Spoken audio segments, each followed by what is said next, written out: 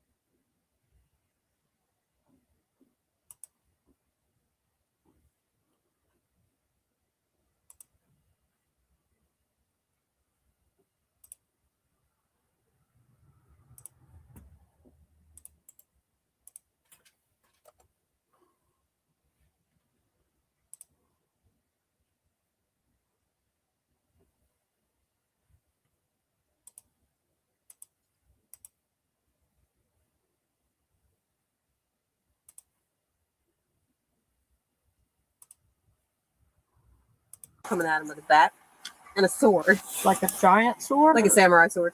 Like a nice big shiny sword, saying she was going to kill him.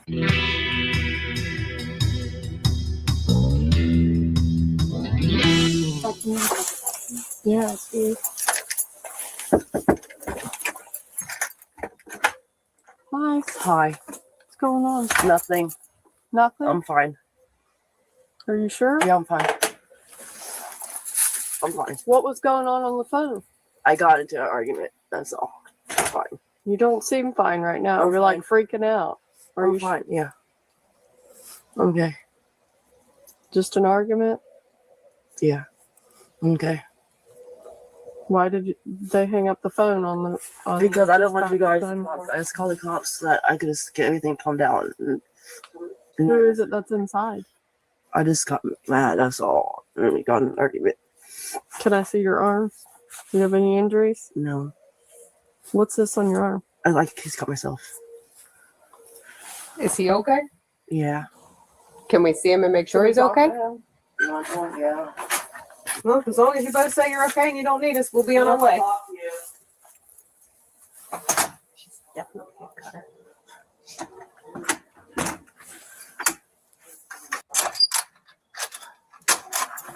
I have the exact same issues with my doors.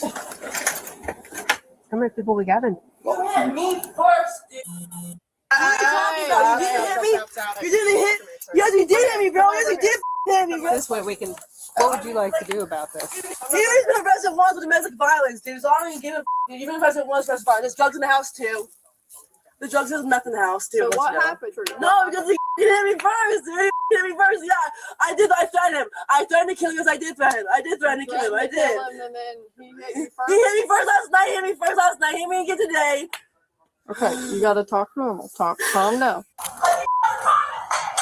Yeah, I broke in there. I did. I threatened to stab him. I threatened to kill him. I took a base of bat. Yes, I did. I did threaten him because he was coming at me, so I did threaten him. You didn't hit me. You didn't hit me in my face last night. Talk to him. Stop. So talk. So I did. I attacked him back. I did attack him because he attacked me. Okay, so talk to me. So what happened tonight? Whenever he. What happened tonight was that he saw shit to me, so he hit me, so I hit him back. And then I took a base of bat. I took a sword, so I was gonna kill him with it. And you hit him back. And I took a base of bat and a sword, and I destroyed in there because he hit me. So I did. I took a baseball bat and the sword, so I was going to kill him instead. He don't stop hitting me. So you took a baseball bat and And a held it up sword. and said, "I'm gonna kill you." Yes, I did. You don't stop hitting me with it. Yeah, I did. I did not hit you with the baseball bat. Let's pull a little more over here. Okay. So here's the thing. Okay. State of Ohio takes domestic violence very seriously. If she's making threats to kill you, you think she would? She goes to jail. Yeah, I did. I threw a lamp at him. I did throw a lamp at him. All right. So what happened after you said, "I'm gonna kill you," and you had the baseball bat? I broke some in the house. I threw a lamp and I hit him with a lamp. Threw a lamp. So did you hit him in the face with No, I it? hit him in the arm with it. Pull it up so I can see. So after you threw the lamp, what happened? Then he started to have me evicted out here in the morning. Okay. Raise your sleeve up a little bit. When did you get that cut on your arm? So what happened after he threatened to evict you? Walk me through it all. I need to. Then I started getting more mad at him, and I hit him again with the lamp. You hit him again with the lamp? Yes, because he's not going to evict me out of everything. He's going to punch me and do stuff to me. All right. Do me a favor. Kind of hang out over here for a second. Who's this other person that That's saves a you? roommate. Roommate? Did they see it? They witnessed it? Yeah, he tried recording everything. I don't care, record it. You tried recording? Yeah. Is this his buddy or is it your buddy? Or This is a roommate. okay. All right. So you did have everything on video. Okay. You can't go after somebody with a sword and tell them you're going to kill them. All right. What? You're under arrest for domestic violence and assault. What? Hey guys, hello Oh, everybody. my phone live in the house? Go get your stuff. Put We'll your get hands up. Interlace No, your fingers. hands flat. Interlace your fingers. Put this The videos that I watch, Back to the literally beginning coming at him here. with a bat and a sword.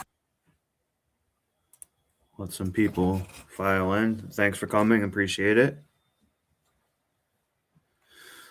I put the StreamYard thing at the top. If anyone would like to join, feel free to. First thing I'm going to start out with would probably be this police video, just to get started. Let a few more people come in, and then we're going to go over a case of this woman called Sarah Boone, who is an idiot who basically killed somebody, deleted somebody playing hide and go seek. So that's what I think we'll actually just start watching now. Let me switch over to that. And this is actually going to be the woman. Okay, this is what she did to the husband. He's in this suitcase, by the way.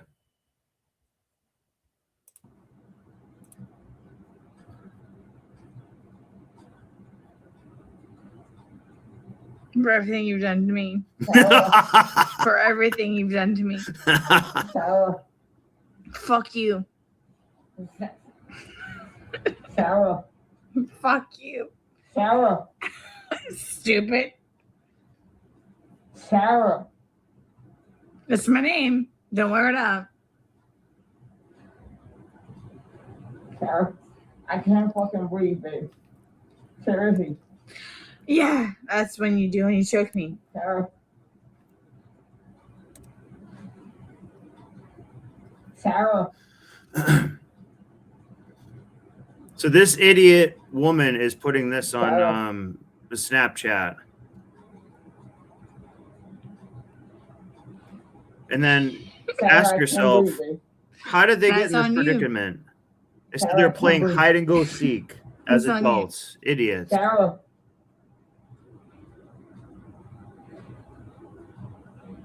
Real or ransom. Might want to get video for it extra. 'Cause I got Disgusting. this. Sarah. Real or ransom. Sarah.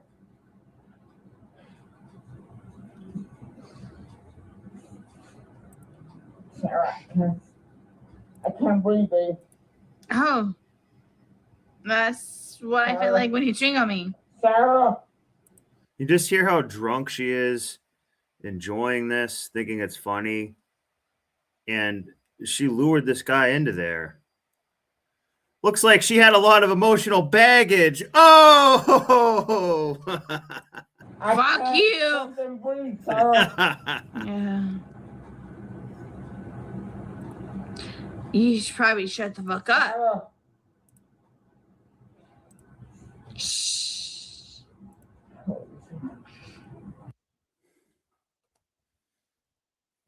So that is a problem, and that is the precursor for what we're going to look at today, which will be this.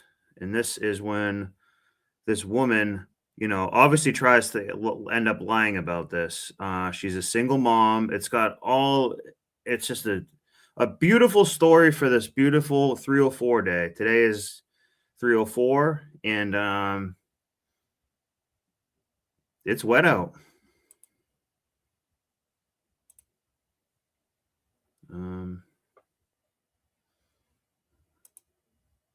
Yes. Sorry, that was like muted at the beginning for some reason.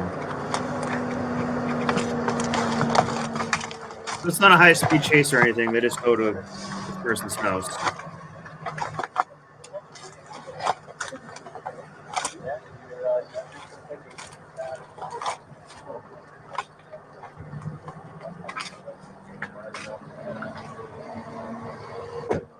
Who for now?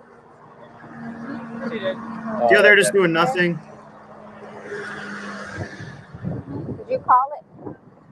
What time did you call it? Now, watch the lying tactics, the delay tactics, the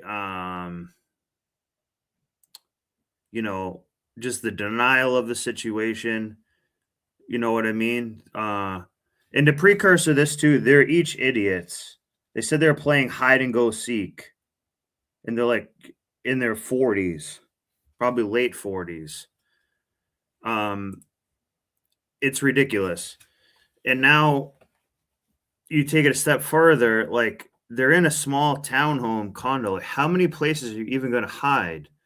But they said that they would play hide and go seek, and that's what they really said that they were doing, because they said they've done it before. So it's really remarkable. So the guy basically should die or get deleted by you know, that's just evolution of him at that point. Hello there. Hi. You live here? Yes. Okay, I'll talk to you. We gotta get some information from the fire. So she's the one who did it. That's my the property manager. I don't know if I should go tell him really quick or just so he knows what's going on. Where is he at? He wants that way. Oh, don't worry about that. We'll take care of that for you, okay?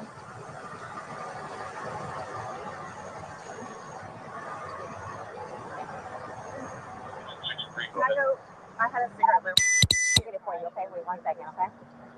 I really need something to drink. Okay, well, I got my Dr. Pepper on the counter. Okay, we'll take care of you. Give me 1 second. No quick by the home there, It's Armando. And I got black. You notice how she already tried to waste time, make it about her. Oh, can I have a Dr. Pepper and a cigarette? Like, this is bad. Put the time that you called it. Yeah, you got the time you called it? Okay, perfect. Yeah. You can't go back inside. What's going on? Who is he to you? Boyfriend? Yes, for like 3.5 years. What happened? He and we drank last night. We had a. Can you pass this to the around to the FD guys? Stop. They need to sign that for sure. They're with me, so they're not. Oh, they're not leaving. I Okay. think I'll walk around. No. See how the women just hand off paperwork, and like that woman was just kind of standing there, like, what's she doing a checklist for? And why are all these fire trucks here and stuff too? That's another thing. These towns go overkill. You know, this is not really necessary to have the fire truck here. I know it's, you know, probably their protocol and whatnot. This is in Florida too, by the way. So this might be a real scene. So each of them has to put their name. Normally in we all I just put everybody. Yeah, you call it working. What's going on? I just got here, so fill me in. No problem. Like, Yeah, I'm he and just I sorry. were taking a pencil together. We've been doing some artwork together. You are putting a puzzle together? Yes, we have a puzzle that we started in there. Okay. We've been doing art, trying to take stuff off the wall to make new art put up there, like having a good time with one another. But we're drinking. We had a bottle of wine last night. Okay. So then it's like we decided to play hide and seek, right? Okay. What? What? We just decided to play hide and seek. You better have been high and drunk. Like, oh my God. So he gets in the suitcase. Okay. Who is this guy? That's my ex-husband, my former husband. How did he live here with you guys? No, I called him over here. Okay. Okay. I didn't know what to do. Okay. I didn't know what to do. Okay. So then he came over here. Here, let's talk in private, okay? I called you guys. I tried giving him CPR. The problem is I fell asleep. Chick's side profile is kind of hot. This black chick here. Fell asleep When did you do CPR? this morning when I found him. Before you called? Yes. It's 1 o'clock right now. I tried. I was awake, but I actually got out of the bed at like 12:30ish, whatever. So I came downstairs and I was like, oh, he's in the suitcase still. And that's when I found him and I took him out. I tried doing CPR and then I called him and then I called you guys. Did he get here before the fire department got here? Who? Your husband or your Yes. ex-husband? Yes. Okay. Where does he live at? Right down the street. Okay. So you were playing and who zipped him up in? I did, but then I fell asleep. Okay. So, you're okay. I wasn't here. I'm just trying to. Can you imagine that? Someone's suffocating in a suitcase and you're just sitting, you can just fall. Probably the best sleep she's ever had in her whole life. She just slept beautifully. She probably sat there like just meditating next to this guy dying. Figure out what happened. She's a real head case. I don't know if he suffocated or like had an aneurysm or a heart attack or What kind of medical conditions does he have? None that I know of. Nothing that you know of. None You that didn't I take know any of. medicine No. last night? No. No medicine. All we had was a bottle of wine. Literally, just a bottle of wine. Okay. Doing puzzle artwork. Then we decided to play hide and seek. That's all that happened. Hello. Okay. Other people So I feel don't free know to if call in you if you'd know like what to. in there. Like I don't know what happened. So how long were you doing CPR on him prior to you calling 911? You tried. I'm also going to go into part of like watching her get investigated because you can really see a woman lying in denial and will be so crazy. I mean, look at how crazy this woman looks. And the story is crazy. They died playing hide and go seek. And they weren't even really on like hard drugs either. That's how stupid they are. That all morning? Yes. Okay. And then I called him while I was What doing time CPR. did you start? Probably give me a rough ballpark. Here, let me fill this deputy in, okay? Please, may I have my Dr. Pepper? I am Hold on, so one caught second, now one right now. Ma'am, and you can't talk to him until we get done with this, okay? Just don't leave, okay, Brian? Thank you, ma'am. Well, Appreciate it. Thank you. I'll get Lucas. I know. Do me a favor. Stand over there by that car. Give me 1 second.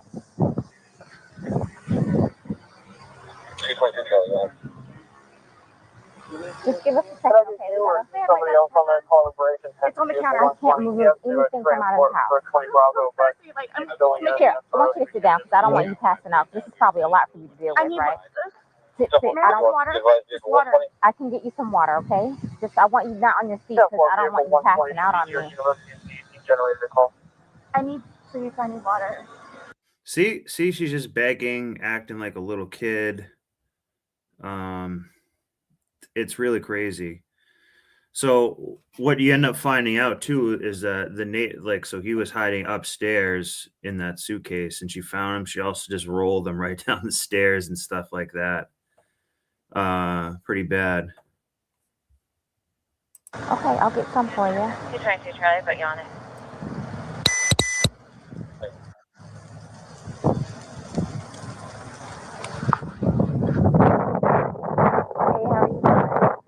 Okay, so you don't live here in this house? No.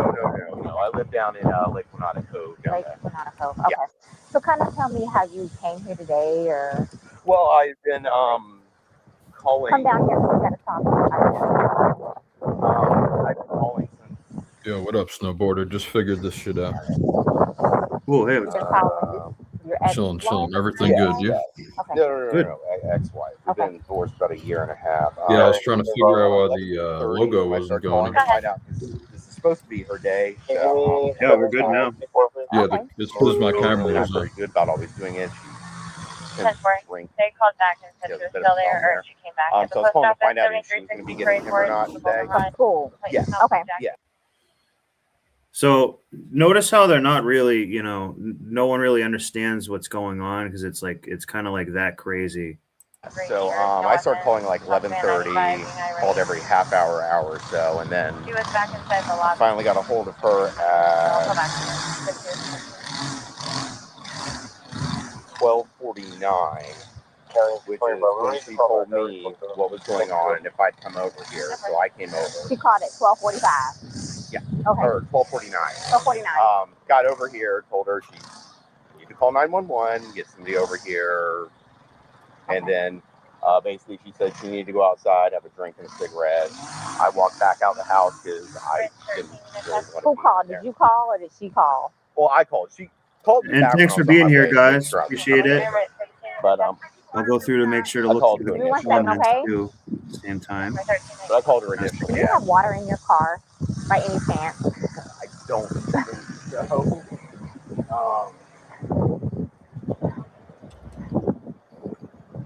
Nothing? No, Okay. No, I don't. Okay, so she called, you get over here. I called her first. Okay. Trying to find out if she's going to be at Lucas. That's when she told me everything was going on. I got my stuff together, put the puppy up in the Guys, a crate. bit of a time waster. When I was starting Fast forward a little bit.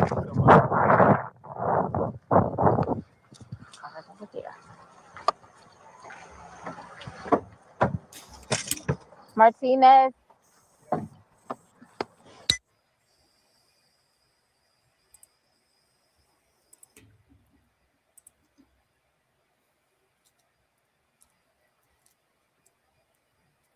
Oops, this like muted itself for a second, guys. It seems like when they're in the car or something, it's like muting it.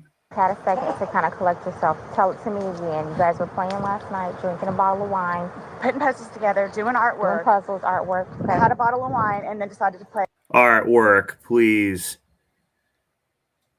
The only thing that got painted was her ass. Oh! She got sprayed. Hide and seek. So he What gets, time was that? Do you remember? I mean, I know that I was in bed probably by like Not a good looking woman either.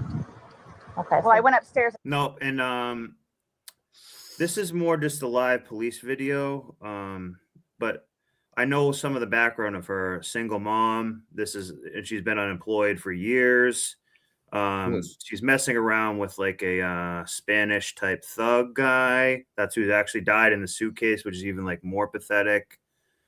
The whole thing, it's just bad.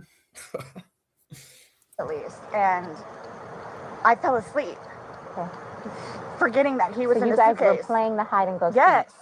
And at some point you put him in the suitcase? No, he got in the suitcase. So he thought it'd be funny to be put in the suitcase. So I was like, okay, well, I'm gonna joke with you and I'll zip you up and make him, squirm a little bit, whatever it is.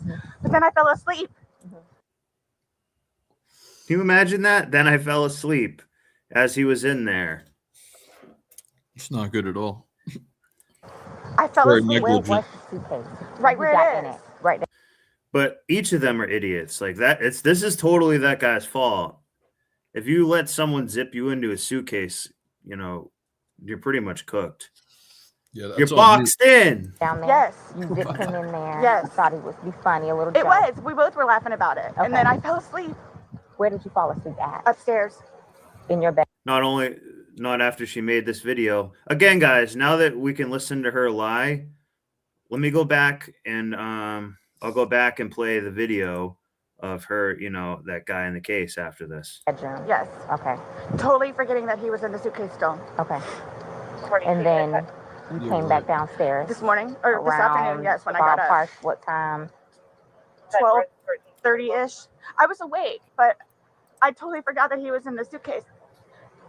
He can tell you there's a lot of things that we have been going through. Jobs. Yeah, he did tell me. Life, all that good stuff. So I just totally forgot. You began to do CPR on him? Yes. Yes. About And he what gurgled, time this morning like he did you gurgled. start doing that CPR? No, it was the afternoon. It was afternoon because afternoon? I was awake. But then I finally decided to come downstairs at like 12 30-ish, whatever it is. And I was like, I forgot he was in the suitcase, and he wasn't moving. Nothing was happening. So I unzipped it, took him out, and started doing CPR on him. Please. Again, just for some context. Again.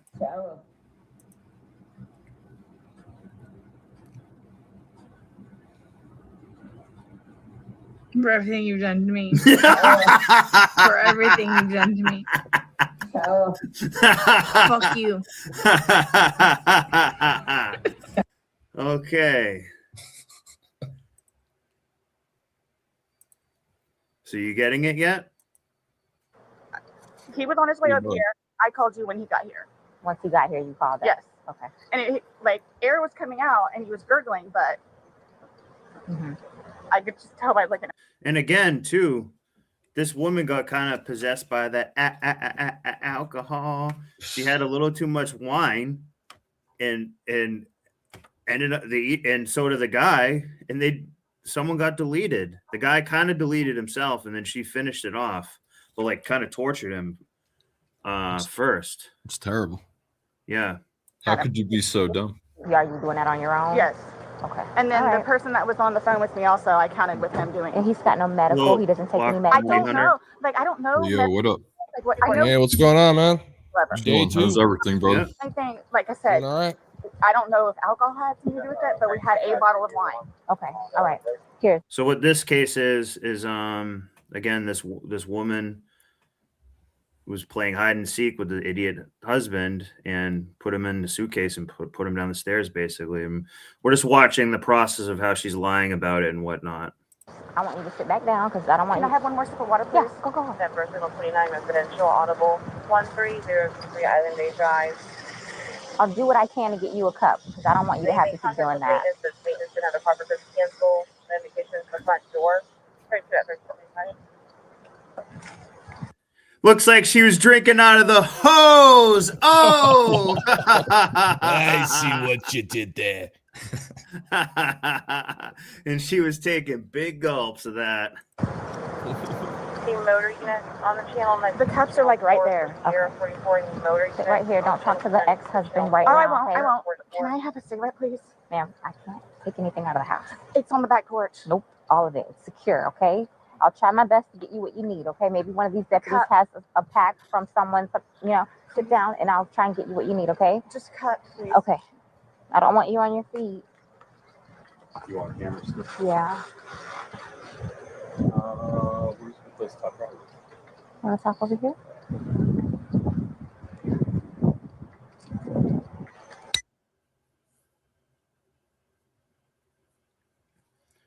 Yeah, for some reason they keep kind of like muting when she's muting certain times in this. Let me fast forward it a little bit more.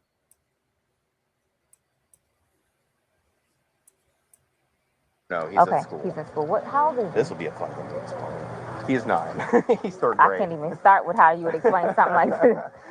Okay. 6th grade, you said? Third grade. Third He's grade. 9. Third grade. Okay. Yes. All right. So sit tight for us. I'm sorry it's so hot. Maybe the middle of that would be a good spot to stay in. So we'll take it from there. I'll keep you updated. Okay. Okay. All right. Thank you.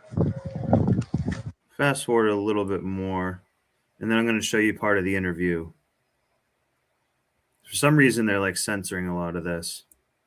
It's natural. You're nervous. I'm You not have your nervous. anxiety. You're scared, right?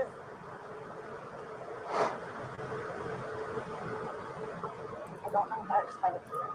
It's okay. You don't have to. I don't know how to. I'm just waiting for whoever. So I could tell you this. I'm going to be here just as long as you are, including my. It'll be a while. I'm welcoming this breeze right now. It's kind of warm. All right. So just bear with us. I know. All right. If you could give me whatever updates or anything that you know of, that's just how I work. So I know kind of. She's already bitching, trying to control stuff.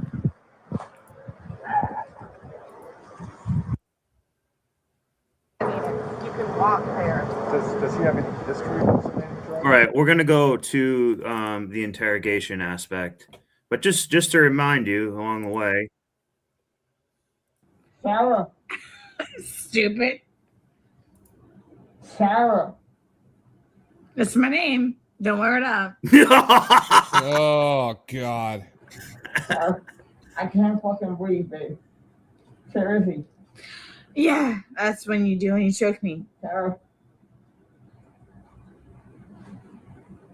That's just not smart. Yep. Yeah. Well, each of these people were incredibly. That's why I made this one, because it's just complete. It's 304 day, so you got to show some really stupid stuff, because that's kind of what it comes down to.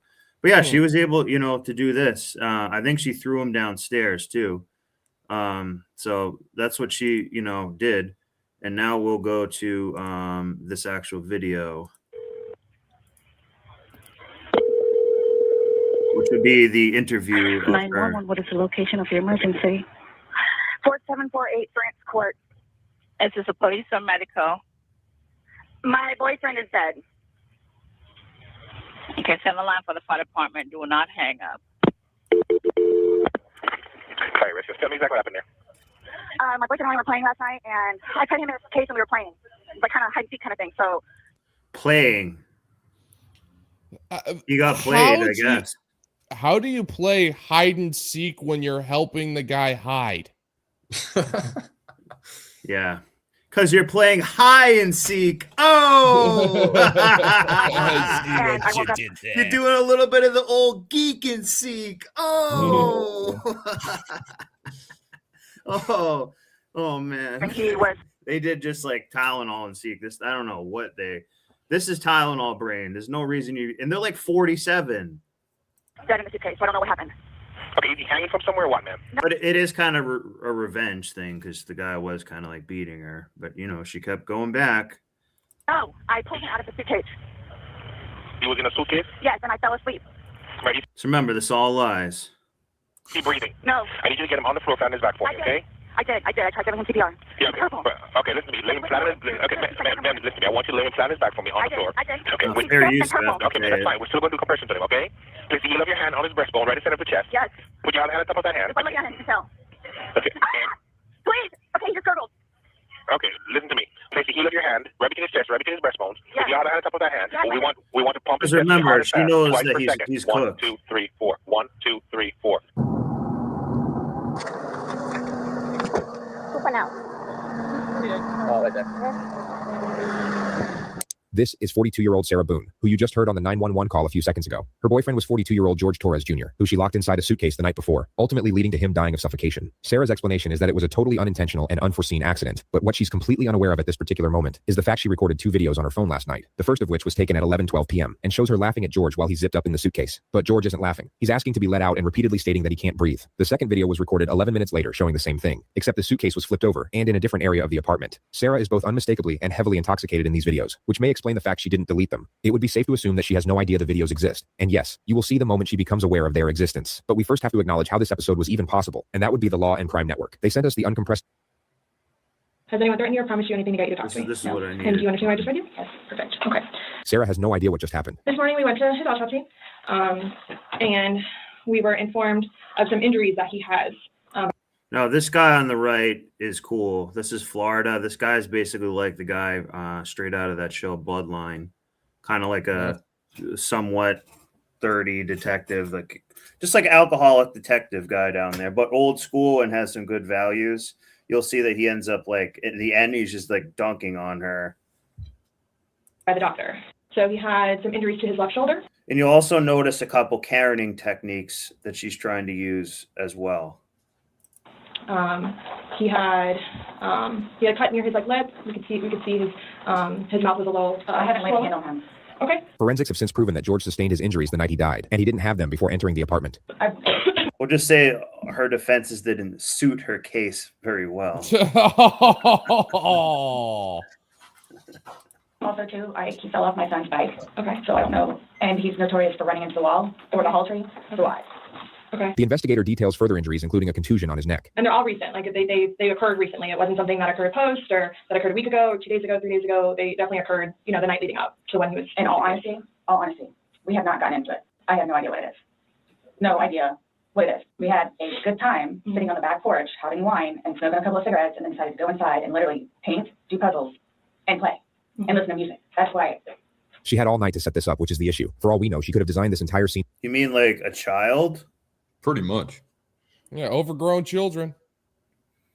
Yep. I'm surprised, actually. So with this can happen with kids is they actually go in refrigerators, old refrigerators and stuff, and they can't get out. That's basically like what these people did.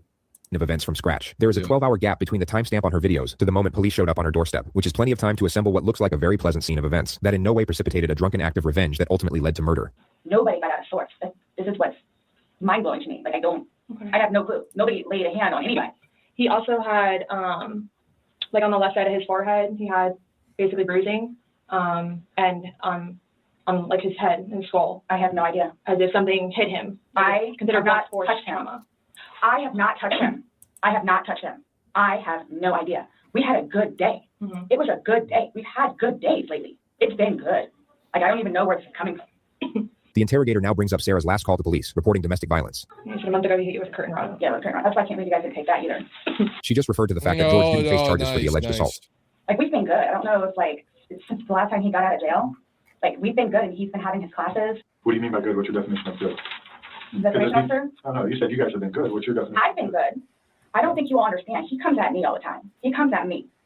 So it's either I flee or try to go upstairs and go to sleep. That's usually what it is. I don't know if you talked to Brian about. Here we go. Now she's the victim, of course. And this detective investigator chick is kind of hot. It's kind of hefty, but kind of hot. I kind of like it. Any of that, but most of the time when I sleep, I go over there. So. Sarah is detailing possible motives. And remember, this is just wasting time, basically. Like, they have video evidence. That's why this guy is just sitting there like that. Yeah, they all already know. Just let yeah, but they kind of need to like get her to admit to it like a little bit more is kind of helpful. Yeah, but and they kind of want to figure out why are you both such idiots is really what they're trying to figure out. And it's I don't know. It's some type of drunken demonic 304 possession or something. For retaliation. Routine procedure would be to keep her train of thought locked on this element, provide encouragement and understanding while inquiring further into the suspect's grievances with the victim. The only problem is that the lead interrogator really doesn't like Sarah and abandons the task of pretending to, which makes this a significantly flawed, yet remarkably entertaining process to bear witness. Right, but you're saying that you guys have been good, and when I asked you yesterday, the last incident that you could remember was the curtain rod incident, which you said was a month ago, so give or take. Right. The investigator challenges an earlier assertion which remodels the discourse, and the suspect then starts defending her relationship with the victim. I really love him. Like I do. No, waterworks. Waterworks. All right, okay. All right. Place your bet. Place your bet. All you can say is this. Great acting. Can't fucking breathe, babe. I love him. That's when you do and you choke me. Place your bets.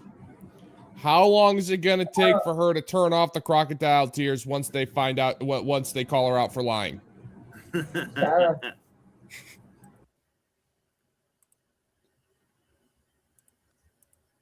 feel like I can help him. He came a really long way. He was right. Oh, I can fix him. I can She fix somehow him. transitions into the principle of how she doesn't normally drink, and it's kind of only because of George that she drinks at all. The occasional. See, it's only his fault that I drink. Oh, look at dude. Only when he comes around, even though I invited him over. Dude, I was kidding. Look. There's not a single tear in her face right now. Nope. Wine? She's in Florida, so they're actually alligator tears. Oh! Whatever, or if it's a weekend. That's when you have a good time. You don't have to wake up the next day. I have to wake up the next day and do things. I can do 50 things at once and still know the 50 things more prior that I need to get done. He can't process like that. He didn't process like that. So the next thing you know, he doesn't want to deal with it. I'm going to go get something to drink. Nobody knew George better than I did. I say that I knew George better than himself. And I tried in every way, shape, and form. Ask everyone. I helped him. I took care of him. Sarah talks about George's anger management classes and the supposed progress he was making. And would always come home and show me his papers. And we would look over his papers together. Where it's like, wow, you actually are learning this in class? And some of the stuff that they would show them, like videos, he would come home and be like, Sarah, I'm so sorry for what I've done to you. He changed. And that's right, even though he's done all these things to you. And when I tell you I love him, I love him. When you love somebody, you have limits. Everybody tells me that.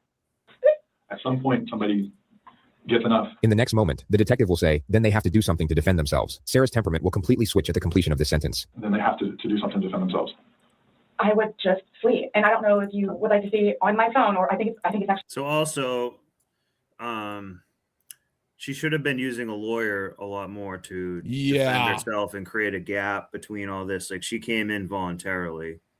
So that's why they're pressing her to get like a little more evidence and to get a motive. That's really what they're doing, which is really just saying, like, what the hell were any of you thinking? But this guy, this Ted Cruz bloodline guy over here gets he gets pissed more and more as it goes. I can maybe fast forward it. I'll just keep it going for now. On a laptop. She explains how she once filed a restraining order against George, then for some reason brings up his ex-wife. When I say a monster, she's a monster. Like, it does. Why does that ex-wife matter? His ex-wife.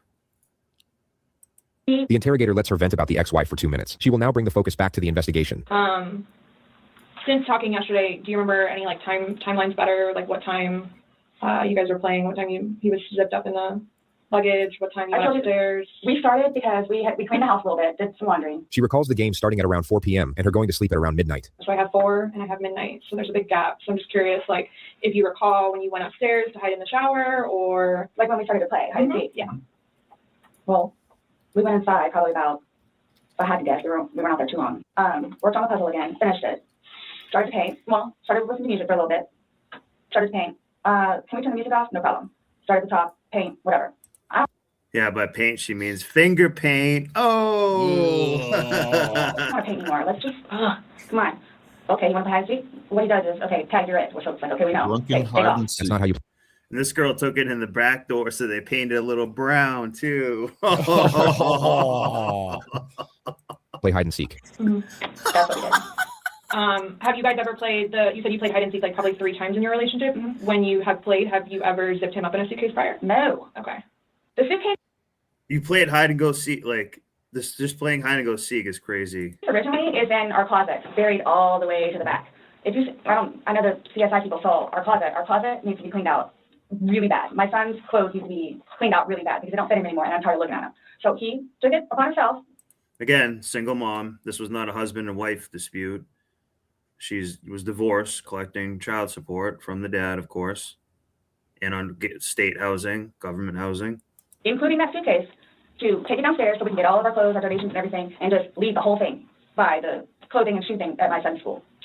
No, I'm just asking, in the past, like, have you ever zipped him up in anything, jokingly or not? But obviously I understand, you know, you're claiming that Sunday it was a joking matter. You were laughing, he was laughing. But what I'm just asking is in the past, like, is it something that you guys normally do? Absolutely not. Okay. Okay, so do you remember making any videos or maybe having any any photos, videos that you remember doing on your phone on Sunday? No. I think I took a picture of a dog.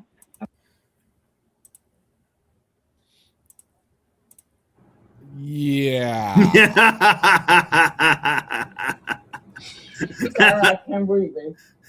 That's on you. Sarah, I can't breathe. It's on you. Sarah.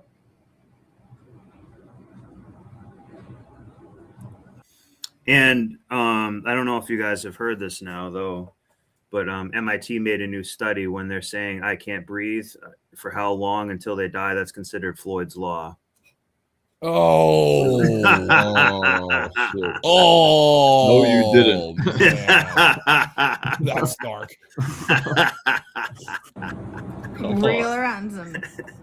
Might want to get video for it extra. Send me some of those fake 20s on the Cash App. Because I got this. Sarah. Reel around Sarah. But yeah, it was just pictures of her dog, guys. That was all. Remember that? Yeah, that's a funny looking dog right there. Yep. Hang on, I have to go back to that one. I closed it out by mistake.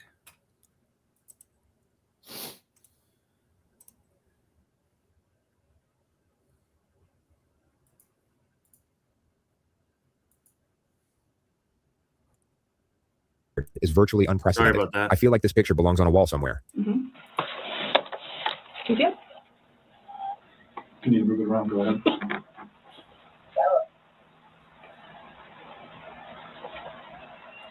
No, I don't remember that. Do you understand Yeah, how insane this is? She How, just like- she just Hillary Clinton'd it. No. Like if it was Hillary Clinton, then there would be a shotgun 10 feet away, and they would have already ruled it a self-deletion. Yeah, but this is how insane this is. She just looked at it, and it looks at them and say, "It's just insane." Again, this is what they're watching. This is what they're watching. I can't breathe, babe. Oh.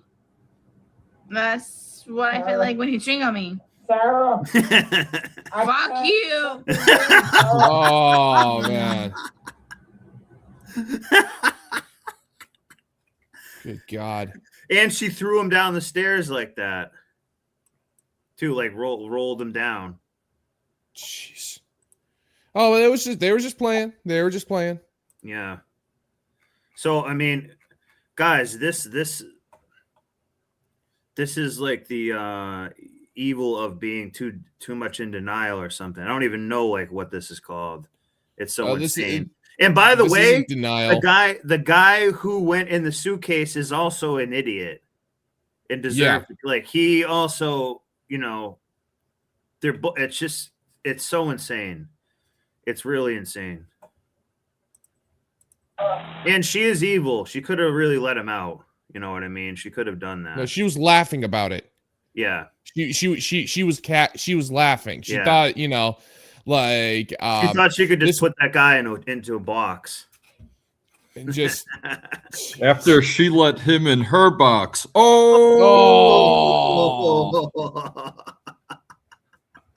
everything you've done to me. Your battery's not bad. Shut it go. Oh, okay. Let me. Sarah may have been hoping that was the end of it. Really can't say that I blame her for that.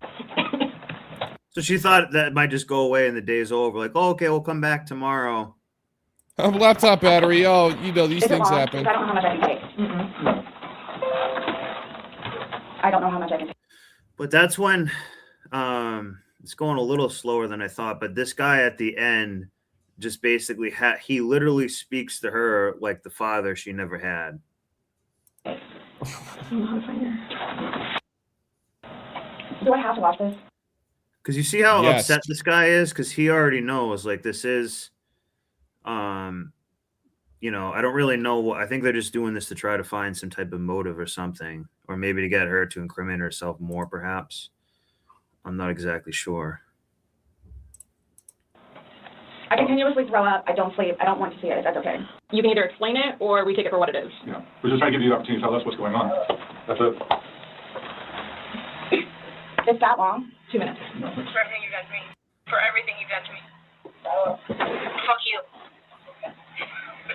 Classy. Real classy. Sarah. That's my name. Don't wear it up. I don't want to watch it, please. Also, put a 1 in the chat if you've dated a crazy 304 named Sarah. I definitely have. That was one of my exes. I feel like Sarah is also one of the girls' names that they're always just the craziest. They don't like outright look to be crazy, but they are. Guess I got lucky. Yeah. Evil Eddie, Omni has. Yeah, I was with one that was, and her name was Sarah. Actually, a couple of them that were just really crazy. Either, yeah. Sorry. That's him saying that he can't breathe, and you're saying fuck So you. this is upside down. Oh, yeah. No mercy. Yep. That's not good. But she loves him. Remember this 8 minutes ago? She's like, I love him. I really We were do. building puzzles and we were painting and we were going to grab our coloring books and grab a pint of milk before nap time. Yeah, she didn't make we a were good going to case watch for the that. Sesame Street. Yeah.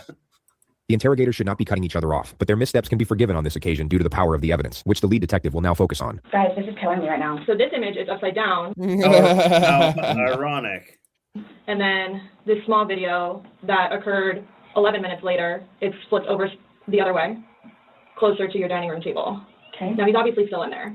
So he didn't, how did it go from the back to the front? I flipped it. Okay. My plan was not to go upstairs and go to sleep. Well, that's what you did. Yeah. But not intentional. No, you told me you went upstairs because you were getting ready for bed. Just to be clear, Sarah still has no idea how screwed she is. She just referred to an earlier statement that she didn't lock up the suitcase all the way, so George could get out. Stop here. Okay, but show me where you can see any fingers coming out. It's in his head's right here. Mm-hmm. So going like this, it's like this. Memphis Tiger alumni says, I talked to a chick named Sarah. She had ADHD. She cheated on her husband with another married man. Her life went downhill after that. She's unemployed and in therapy. Yeah, Sarah is always in therapy. That's part of what Sarah is. Sarah is always in therapy like that. That's. I mean, they are okay. anonymous. They're I mean, anonymous with each other. If we're being perfectly fair, though, I mean, in order to be a modern woman, you have to be in therapy. I mean, 99% of the time, they're wearing it as a badge of honor. Oh, yeah. Yeah. You got a good point there, bro. Yeah. Oh, yeah. But why is he saying I can't breathe, and why is he pushing on it as if he can't get out? And it doesn't show a hole. There's no hole. There's no fingers. I don't see his fingers. There's no hole. I don't know what you want me to tell you. Like, I don't know, like, what you want me to tell you. I'm just telling you what we see and what we've heard from the other video. I understand. He's begging for you to let him out. You're laughing in the beginning, and then in the end, it sounds kind of like a... No, it's not malicious. Oh, it's not malicious. You literally proved that it was malicious when you said that's now you know how I felt when you cheated on me. That is malicious. And I guarantee you she's the Karen to everyone else in her life too, like all in her neighborhood and stuff like that. Saying fuck you. It's not malicious. Then what is that? My intention was not to leave him in there. Please understand that. My intention was not to leave him in there. This video is at 11:12 when it starts, so was he in there for like a long time prior to recording this? No.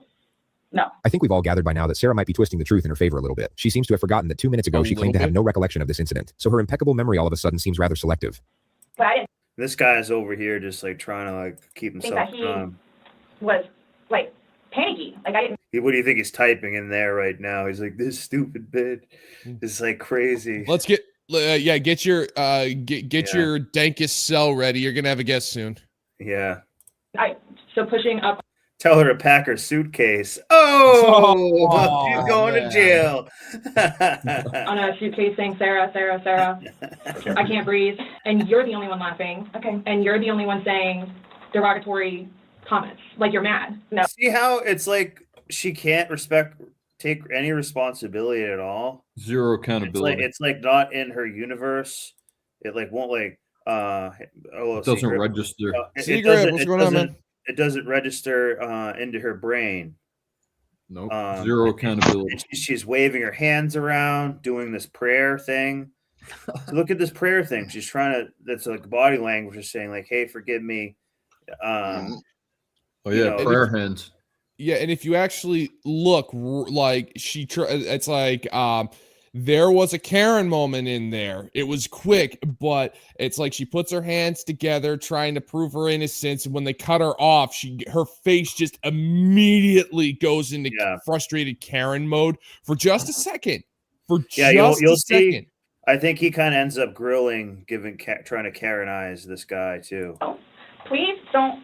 I don't mean to sound negative, and I don't know if I can say this, but like it's like you guys are kind of trying to like feed me. The interesting thing about Sarah is that her intuition is correct. She sort of recognizes what the police are doing here, but still has no idea of the ramifications. Her energy resembles that of someone who feels the police are about to start rumors about her. Like, no, I'm just trying to show you a video that you no longer want to watch because you probably don't want to know the outcome of how and what you said. My plan was not to go upstairs and go to sleep.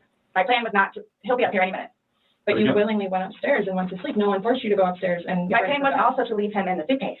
So why didn't you take him out? Because I went upstairs and then I fell asleep. But why didn't you consciously think he's asking to come out? I didn't do it intentionally. What do you think is going to happen if you leave somebody in a confined space like that? Well, I thought by not giving it up all the way, it would be okay. My plan was not. You think how insane that is? But listen to her words. She keeps saying, my plan, my plan. That means she had a plan. Yeah. Yep. Exactly. Yep. She just told on herself. This is how it was executed. You should probably shut the fuck up. I see what you done there.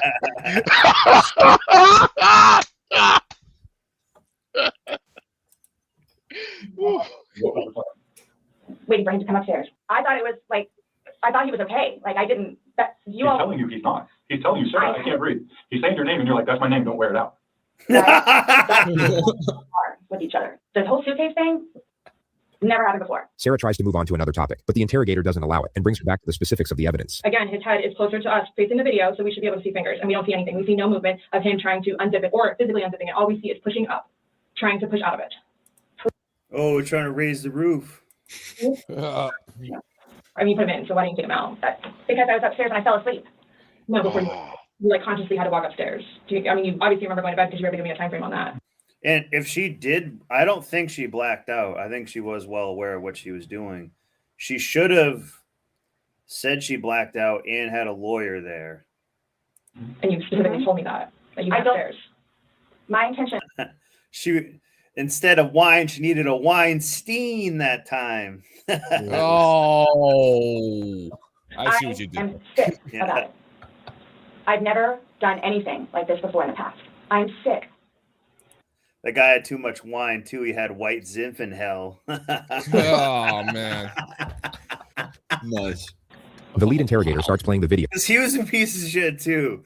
Like they all, you know, this was just their destiny. Yeah, but how much was of ever a soulmates or whatever? It was these two idiots. Yo, how much Sarah of a is mid-sentence simp do you reiterating- have to be to let your girl Yourself in a close you in a suitcase. suitcase? Come on, bro. Her Get a innocence. I life. don't know. I think he just probably had a lot of emotional baggage that overcame him. Oh, baggage. Oh. I mean, I don't know what you all want me to tell you because this was not in any way, shape, or form. You admit to moving the suitcase like over, so you roll it over. Like it's not like I didn't want it to be like that. you didn't want him to be upside down. How do you even get upside down? Right. You guys are killing me right now. I don't know how. No, want me you to say killed it. him. I didn't mean to leave him in there. Okay. What's your reasoning for not calling 911 sooner?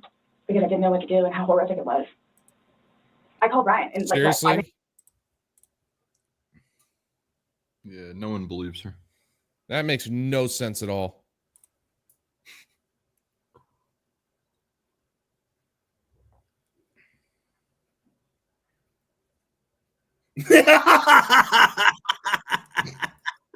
That always makes me laugh so much. How do you try to explain that away? Look at later, I called you guys. Not even 5 minutes. And it was continually doing CPR with the dispatch on the phone. So when he asked to be let out, like what's your reasoning for not letting him out? She'd never gotten to CPR No, in the he's first asking on the place. video. He asked multiple times. He asked to be let out. I can't breathe. What? Like, why didn't you let him out? Well, number one, I had no idea it was going to end like that. Okay. Number one. Okay. Number two, just, you know what? I'll give you 5 minutes or so in there. I'll give you 5 minutes or so. 5 minutes for what? This was an absolutely See that Karen look? Look at that look. Like, Karen Laser. how dare you ask me that Karen question? Laser. Like terrible. imperative moment to allow the suspect to elaborate, but the lead interrogator cuts her off. Well, based on the video, one video's at 11:12 and the next one's 11:23. So you actually gave him at least 11 minutes per video recording. So my thing is, when it stopped, he asked multiple times. I mean, why? Why did you not let him out? It's just a simple question. To be honest with you, I mean, Were you punishing him? no, just. Well, that's what you're Yes, saying in you the video. were. This is what you got. This is what you make me Humiliating. feel like. See, and then it's all. Yeah, she humiliated him The too. humiliation ritual. Yeah. Yeah. This was a humiliation ritual to Straight death. up. Yeah. And they were drunk. Yeah.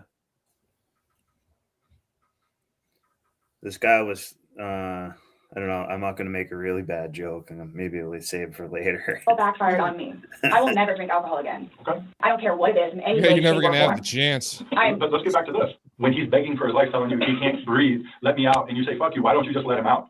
What are you trying to fix to him? There's obviously something in your head that you were thinking of when he was asking to be let out. You're like, Again, no, it's the boy calling wolf, and it's not. The boy calling wolf. Yeah, she's calling to you. She's calling you a wolf. Fair. It is not fair. You guys are trying to, again. It's not fair. You're trying to accuse me of what you know is true. He's in there. Night, night. He's begging for his life, telling me he can't breathe. I don't know what you want me to tell you. Like, I don't. I didn't intentionally mean for this to happen. But my question is, why didn't you just let him out prior to going up? I don't know why. He's begging to be let out. He's not laughing. He's not having fun. So are you guys, so what is it you're trying to, like, We're just trying to figure out Why? why? What? Why? What was the motivation Yeah, why are you both so retarded? for leaving him in the bag? Why he was left in the bag? Why? I love that. I love that the world's taking back that word. He and I having a great day, fooling around and being stupid. You know, it's a good analogy for the day, excluding the fact that he's got a bump on the back of his head, a bump on the front of his head, and his lip is busted, and he has a Oh my bump on gosh. his eye. I mean, I don't know what you all want me to tell you. Like, this is. And that's because she rolled them down the stairs. They were in the top floor, and she rolled them down the stairs. She just, kicked the thing down the stairs in the 2-story condo. I don't think they went over that in this, but I've seen a lot of different videos on this whole case. That's why I picked it. But there's you'll notice in the last, 7 minutes or whatever, how much that she's just allergic to having any responsibility to this after being put in her face that she's lying. It's just, it's really astounding. Not fair that you all are assuming that that's from me. where else did it come If from? you were, Assuming it came from you. say it's opposite, you were in the suitcase and you're asking to be let out, should they not let you out? Eventually. I'm guessing. I mean, I'm blaming it on the wine. Blaming on the wine? Oh, live, laugh, love. Just blame it on the wine. 304. Blame it on the wine. You know there is a saying. You know there's a saying, right? In vino veritas, in wine there's truth. So maybe you shouldn't be blaming it on the wine, there, sister. Yeah, you had a little bit of white Zinfandel that night. All I gotta say is, listen to Locke show up that college education. Hey, here's the sad part. I slept through most of my classes and I still somehow got a degree. Laughing and fun. Now we're watching the You know video what they where it's not laughing say? and fun. He's begging for. You know what they say? D's get degrees. They also get D pluses. He's Thank you nuts. very much. And you are in a very angry voice telling him to fuck off. No, it's not fair. Yes. She just said no. Okay. Oh no. Oh, okay. Well, you're free to go. My bad. Fuck you. Sarah.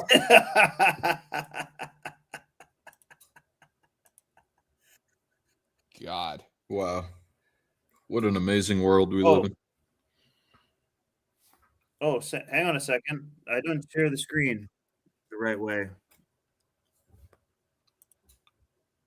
My mistake. Do what you got to do. I wish I could do a good Christopher Walken impression. More cowbell. Got a fever. And the only prescription is more videos like this. Texting saying something about me? Like, what's the one? My mistake, Texting? guys. Oh, no, I'm texting. All good, Oh, all good. I want to get 2 I got monitors. one last question. You realize you're the person Good that killed quality him, of right? life improvement. I thought about that. Okay, you left him in the bag when he's begging you, saying, "I can't." See how to women you have to just spell it out to them like a child. This is a kid with their hand stuck in the cookie jar type of deal, but it's obviously way worse. But that's the level of responsibility this person takes in this world. And she was a single mom, a divorced single mom, getting paid by the state. Breathe, let me out. And child support. And he said, "Fuck you." And had the kid. She had the kid too. One thing that I've noticed. She has a kid as well. Oh yeah, no. One thing that I have noticed is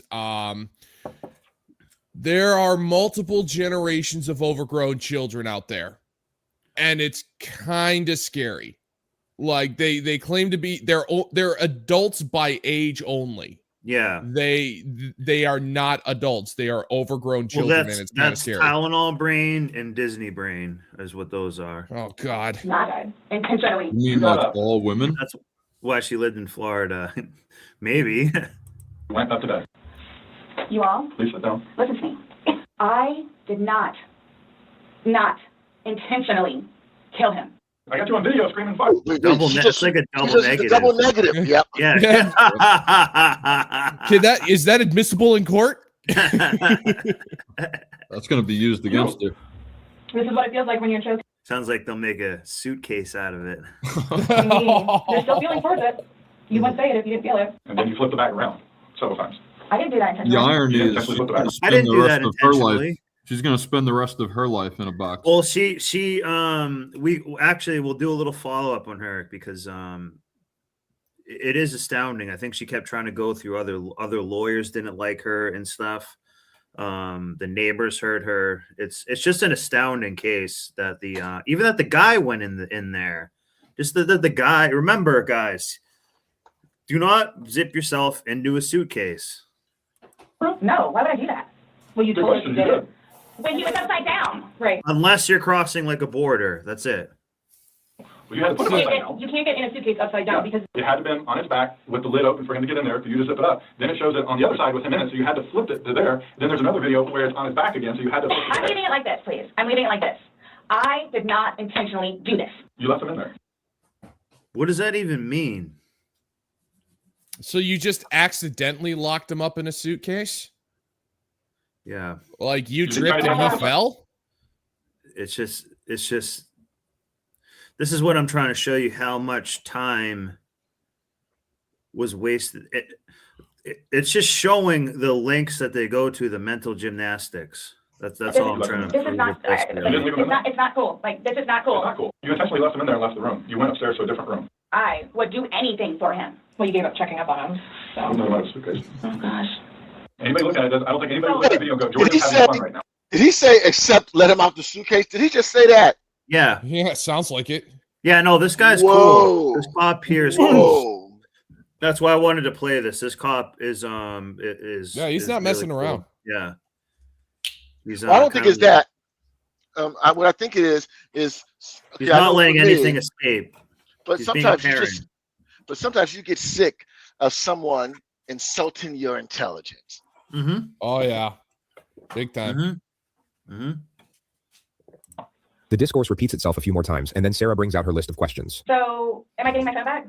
No. Not today. What about Lucas's laptop? No. Not today. Not today. How do I go about getting his wedding ring? See how she's Not carrying today. them now? See how she's trying to look at this guy over here. He's just like, what the hell? Seriously? He's gonna drink like hard at home that night. But see how she's trying to now take control and like make it like they work for her and everything, making all these demands, seeing like This I'm is responsible show me your mom, I'm manager organized. Yeah. She's a Karen. 100%. It's at the medical examiner's office. It'll come to us eventually, and then It'll be released to the next of kin. Yeah. Okay. I bought it for him. That is a civil issue. It was on his finger. It goes to them. They're the ones that are going to release it. We don't have any say in that. So I won't get that back. And yes, Red Door. She did go through So, several lawyers, like what's 9 next? of them. I followed this case for a while. No, I'm talking about like in the long run. Like, what do I need to like? Do I need to be doing something, or like? I can't tell you like, what to do. I mean, like, so like for. Like, I don't understand. Like, I don't know if you guys are just gonna like. I'm not admitting anything about being intentional, and I like. We told you everything that we have. You know everything that we know. So after this, what? I'm done. And so for me to have to live with getting him out and doing what I did is punishment enough. Nonetheless, I have to live with that now. Oh yeah, nope. Are you trying? And she Yeah, had a okay. child. She had a child, guys. And she decided to take, playing geek and seek over it. To make it worse? Sorry, what? Are you trying to make it worse? CSI, that was there yesterday. Forensics take her DNA and fingerprints. The investigator. I guess the only reason they were playing hide and seek and said that Connell because they were blackout drunk, probably. That's probably like what they were doing was playing hide and go seek inside that little townhouse, but they were like completely wasted. Like then return. Okay, Sarah. And they're like 48 years old. So you're not free though. Okay. This comment seriously puts Sarah on edge, but she still won't quite be fully aware of what's happening. This is coupled with the fact the investigators now try to get a solemn declaration out of her to close out the interrogation. The psychological dynamics of the moment are extraordinary. Oh, do you promise everything you told us was the truth? Or no? Everything we talked about today? Yes. What do you mean? The investigator explains that it's just protocol. Do you promise and swear that everything we talked about today has been true and accurate to the best of your knowledge? To the best of my knowledge. Correct. Yes. Why? That's how you swear. The male detective re-explains that it's just routine, only in a far more comforting tone. But the tone doesn't do a whole lot to reassure Sarah. She looks about ready to get swallowed up by a wormhole and take her chances in a separate dimension. Not your question. To the best of my knowledge? To the best of your knowledge. Everything that you told us today is true and accurate. Brett's exactly right. This is just kind of an annoyance to her. Yeah. It really is. It's inconvenience. She thinks she's going to go home tonight. She thought she was just going to come in and go home like, oh, this is a big, pain. It's like a school board meeting or something. You know what I mean? She's like, well, I didn't intend to do it, so I shouldn't be responsible for it.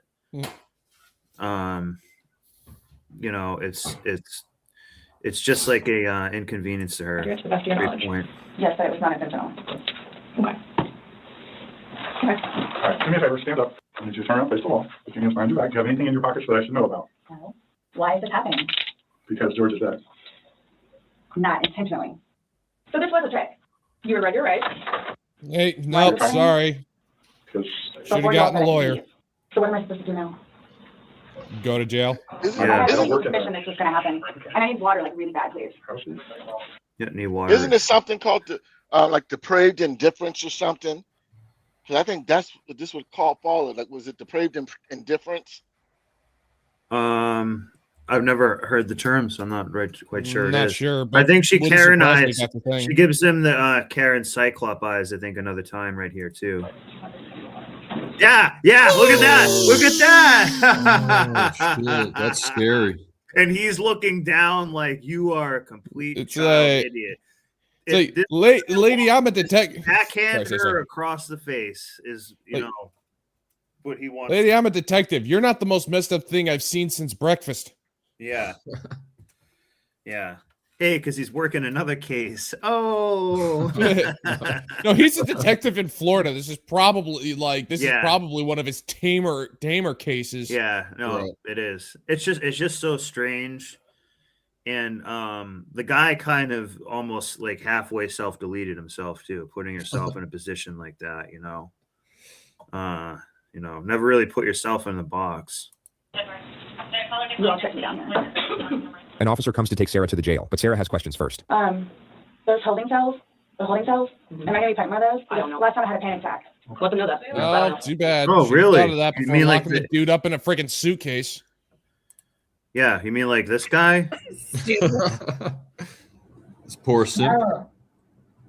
That's my name. Don't wear it up. And he died simping too, basically. Trying to God. get some box, playing hide and go seek. Everybody lost Yeah. in this game. Everybody lost. Straight up. And the kid, there was a child. Oh. She had a kid as Like, well. Like that's one that's bad. thing. That's Maybe it's like, good actually for this person. Yeah, no, like that's the one thing that I think about a lot is when you have people like this, there are no winners, but the real victims are the kids. Like the kids did not ask for any of this. And No. they're the ones that ultimately have to deal with it. Like Yeah. her kid is now going to have to walk around with the knowledge that their mother killed Yeah. somebody intentionally. Yeah, all you do is just say, you just send them to this, like, hey, this is what your mother did. Yeah, I know, but like they have to live with that. It's Yeah, like, no, I know it's bad. walking- Yeah. That's what walking I through just the- wanted to say. They're not really bringing that up here too much, but like that is a thing where she's, this is a case of a bad mother. Yeah, And she's shame not a on good the person. shame on the court for maybe not having her with the dad more of the time too, because this woman had been bringing this guy over, not her real boyfriend, again an ex-boyfriend, and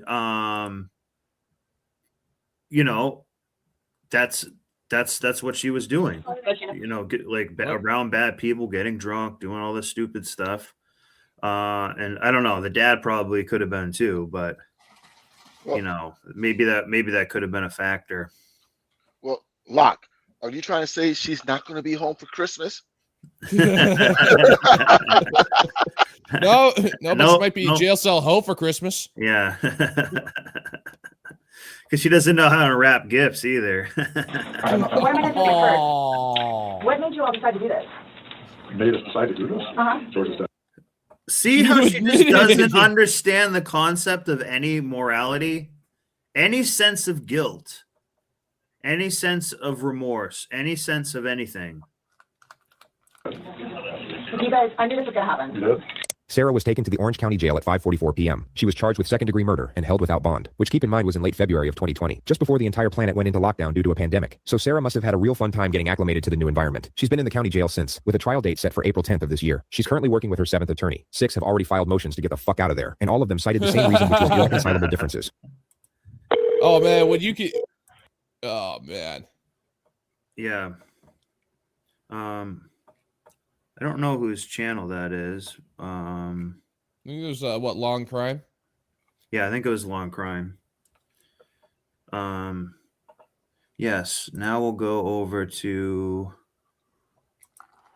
the body cam video. Any thoughts? Any thoughts on that, guys? I think the main thing for me is it's demonic, but it's also just so stupid. All around, it's stupid. It was a waste of people's time. They messed up a kid's life in the wake of this. You know, putting yourself in a suitcase. I think these people kind of had no purpose, so they're just getting lit. I mean, if you're playing hide and go seek, you can't really find yourself. Oh, hey, that's not fair. That's not fair. She found herself in a jail cell. Yeah. Okay. Plus, I like to think of it as natural selection. It is, and it's so insane. Seagrip, the guy put himself into the suitcase. So, I don't know. I guess the guy just liked to travel light.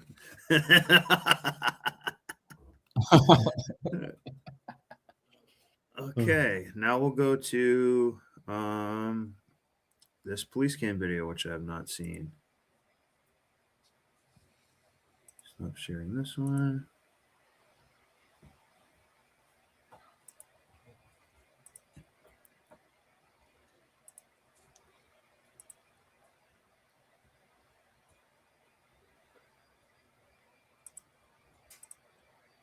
This one is called Guess Who Attacked Her Boyfriend with Samurai Sword. I think I have maybe seen this a long time ago.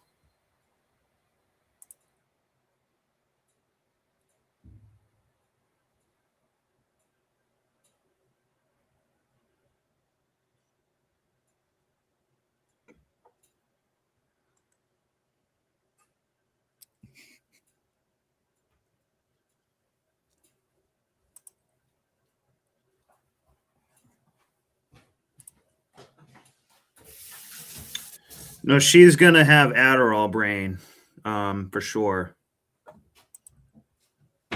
Oh, sorry, this isn't showing it. My bad, guys. Sorry about that. Let me just. It was on a short amount. The videos that I watched, he literally was coming at him with his bat and a sword, like a giant sword, like a samurai sword, like a nice big shiny sword, saying she was gonna kill him. Yeah, it's good. Hi. Hi. What's going on? Nothing. Nothing? I'm fine. Are you sure? Yeah, I'm fine.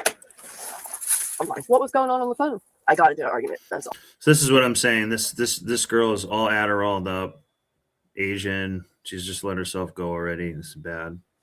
Fine. You don't seem fine right now. You're like freaking out. Are you fine? Yeah. Okay. And she's hot too, kind of.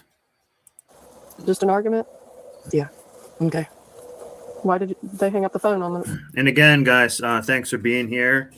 Happy 304 day. Cinco de Mayo. Oh! Damn.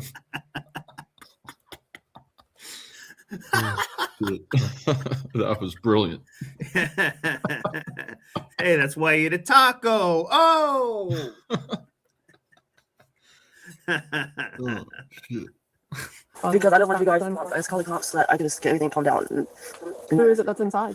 I just got mad. That's all. And we got an argument. Can I see your arms? Do you have any injuries? No. What's this on your arm? I like to cut myself. Is he okay? Yeah. Can we see him and make sure he's okay? Yeah. Well, as long as you both say you're okay and you don't need us, we'll be on our way. See, Again, that's an Asian woman who now has become, a westernized drug addict 304 cutter. So that's part of our Western degeneracy that's kind of messed her up.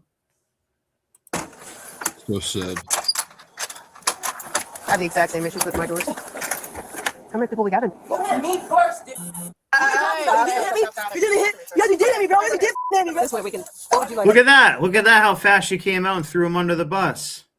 Do about this? He is the arrested one for domestic violence, dude. So I don't even give a. You've been arrested once, that's fine. There's drugs in the house too.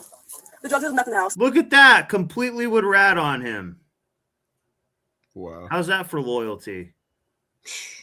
Non-existent. What happened? No, because And how stupid would that be for her? Yeah, just tell cops to go looking around. Like, you just incriminated yourself too. he hit me first. He hit me first. Yeah, I threatened him. I threatened to kill him. I did threaten him. I did threaten to kill him. I did. Just incriminating her. Wow, what a psych. That's why she has no tits, because she's just incriminating her tits off over here. And then he hit you He first. hit me first last night. He hit me first last night. He hit me again today. Okay, you gotta talk normal. Calm down. Yeah, I did. I threatened to stab him. I threatened to kill him. I took a base bat. Yes, I did. I did threaten him because he was coming at me, so I did threaten him. You didn't hit me in my face last night. Talk to him. Stop. So talk So to him. I texted him back. I did attack him because he texted Happy me. birthday, talk to Brent. me. So Happy what 304 happened day. whenever he What happened was that he stopped hitting me, so he hit me, so I hit him back. And then, I took a base bat. I took a sword, so I was He gonna kill hit him. you, and you hit him back. And I took a base bat and a sword, and I just first in there because he hit me. So I took a base bat and a sword, so I was going to kill him. So he don't stop hitting So me. you took a baseball bat and Guys, yes, I have this Yes, I fast. did. You don't stop I hitting have me. this fast forwarded a little bit, but that's how much Adderall she's jacked up on drugs and everything. Yeah, I did. I did not hit you with a baseball bat. Let's pull her more. Okay, so here's the thing. Okay, stable high takes my spine first. If she's making threats to kill you, you think she would? She goes to jail. Yeah, I did. I threw a lamp at him. I did throw a lamp at him. All right. So what happened after you said I'm gonna kill you and you had the baseball bat? I broke in the house. I threw a lamp. You think her batting average is 304? And I hit him with a lamp. Threw a lamp. So did you hit No, him? I think it's lower. Pull it up so I can see.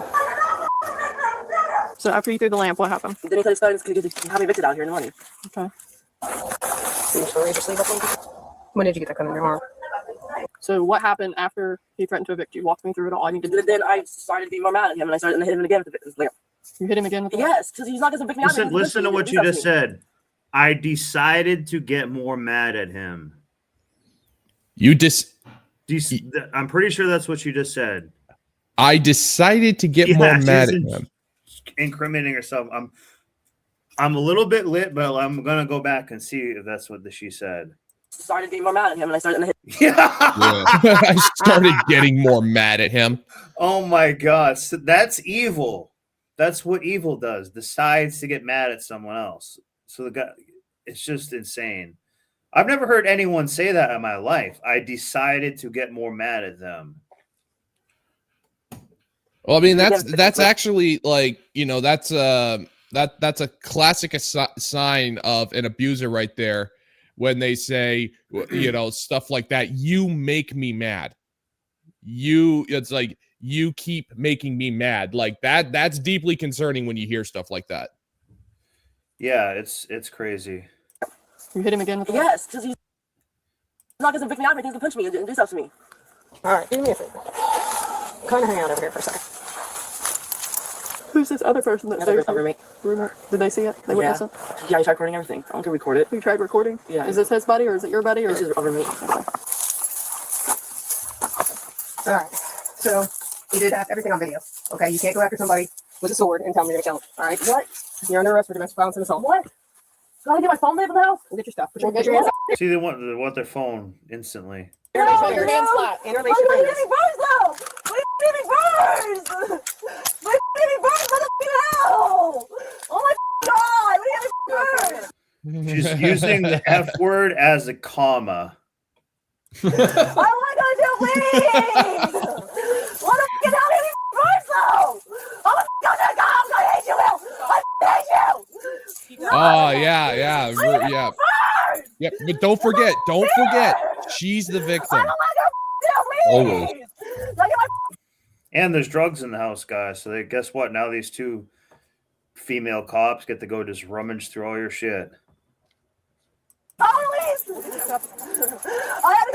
Probably including this chick's panties too, by the look of these two lesbian 304 cops. Oh God. He hit me first. It's not fair. He hit me first, man. It's not fair. He can hit me if I can touch him. No, I had nothing on me. I was defending myself, dude. I didn't do shit on him. Why I had to do shit for this shit? She's using the F word as a comma. Yeah, pretty For much. real. First. So we'll have to give him a link Jesus. for Axon to upload the videos. Yeah, she's coming at him with It's like he's looking. It's like he's looking at her. Hey, I don't have. I'm not the one that has to drive her back, am I? From the lamp. Yeah, just possessed. Whose turn is it? But this is what I'm saying. They're just possessed sometimes. Like that is someone who is just possessed. Sometimes. Yeah. So we need him to get a witness statement and then send the videos to Axon and then give him pamphlets for protection orders. Is it just me, or should vials of holy water be standard police issue nowadays? Yeah.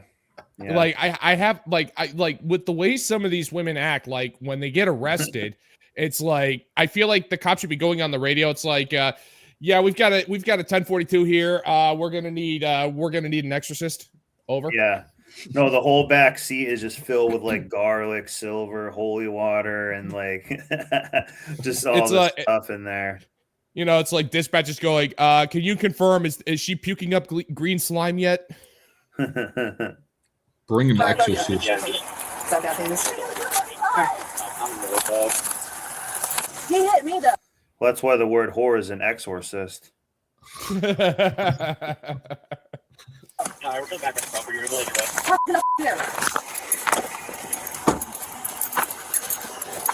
And then I lose everything. So, what did she say? He hit her when? Yeah, evil lady, that doesn't work. They wear crosses. She hit him back. That he hit her with a closed fist in the neck and in the stomach. Any marks? No, I said, do you have any injuries? There's video. Him on the couch. She comes at him. She jumps on him. It almost looks like she's trying to strangle him. And she jumps on his back. She's got the bat at one point in time because he's got like endless minutes of video. Comes at her with the knife or the sword. Jumps on his back, bites his back. The lamp caused the cut to his left arm. So yeah, she admitted to striking him with the lamp twice. And she said, yes, I did threaten to kill him. That was whenever I had the bat in my hand. Yeah, I mean, she kept saying she's going to kill him multiple times. And now that she's been in the car, she's been saying that every day. Yeah, I should have killed him tonight when I had the chance. Yeah, so I mean, she may need more than just. I'll put a blurb in there that he said she's been diagnosed with everything except I think schizophrenia. She might just need medicine. But she doesn't take it. I don't think they said in case and except like so like everything except Jesus, everything except schizophrenia, but I think she's more favored towards schizo-defective disorder. If you were asking me. He said she hadn't been taking it for days, so who knows? I'll just put a blurb in there. Maybe they'll kick her to the mental health docket and get her some help. But do you have a witness statement? I can find one if I have one. And she said that the roommate was a witness to all of it too. That's what he said also. Okay. You see him walk past in the video. He said the roommate was trying the video as well, is what she said. Oh, he's got good video. So just let him know I'm sending him a link to upload those videos. Okay. Let's see here. Okay. So she's going to be arrested for domestic violence. She also made threats against you tonight. So where were your injuries?